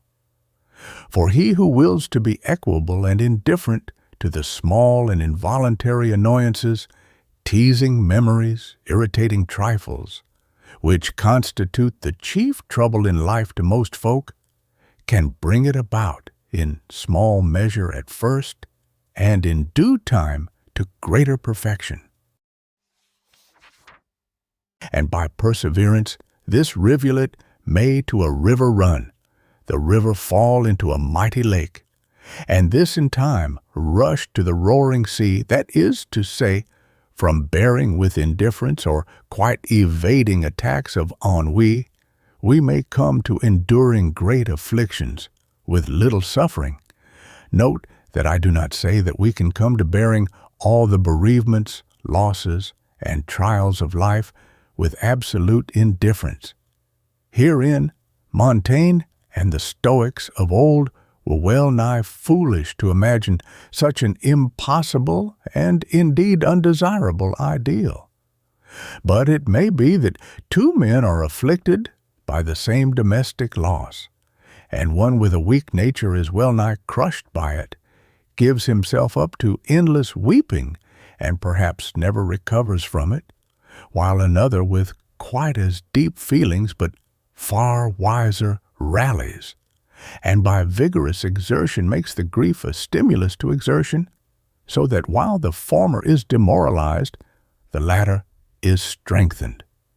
There is an habitual state of mind by which a man, while knowing his losses fully, can endure them better than others, and this endurance will be greatest in him who has already cultivated it assiduously in minor matters. He who has swum in the river can swim in the sea. He who can hear a door bang without starting can listen to a cannon without jumping. The method, which I have described in this book, will enable any person gifted with perseverance to make an equable or calm state of mind habitual, moderately at first, more so by practice. And when this is attained, the experimenter can progress rapidly in the path. It is precisely the same as in learning a minor art. The pupil who can design a pattern, which corresponds to foresight or plan, only requires, as in wood carving or repoussé, to be trained by a very easy process to become familiar with the use and feel of the tools, after which all that remains to be done is to keep on at what the pupil can do without the least difficulty. Well begun and well run in the end will be well done, but glorious and marvelous is the power of him who has habituated himself, by easy exercise of will, to brush away the minor, meaningless, and petty cares of life, such as, however, prey on most of us. For unto him great griefs are no harder to endure than the getting a coat splashed is to an ordinary man.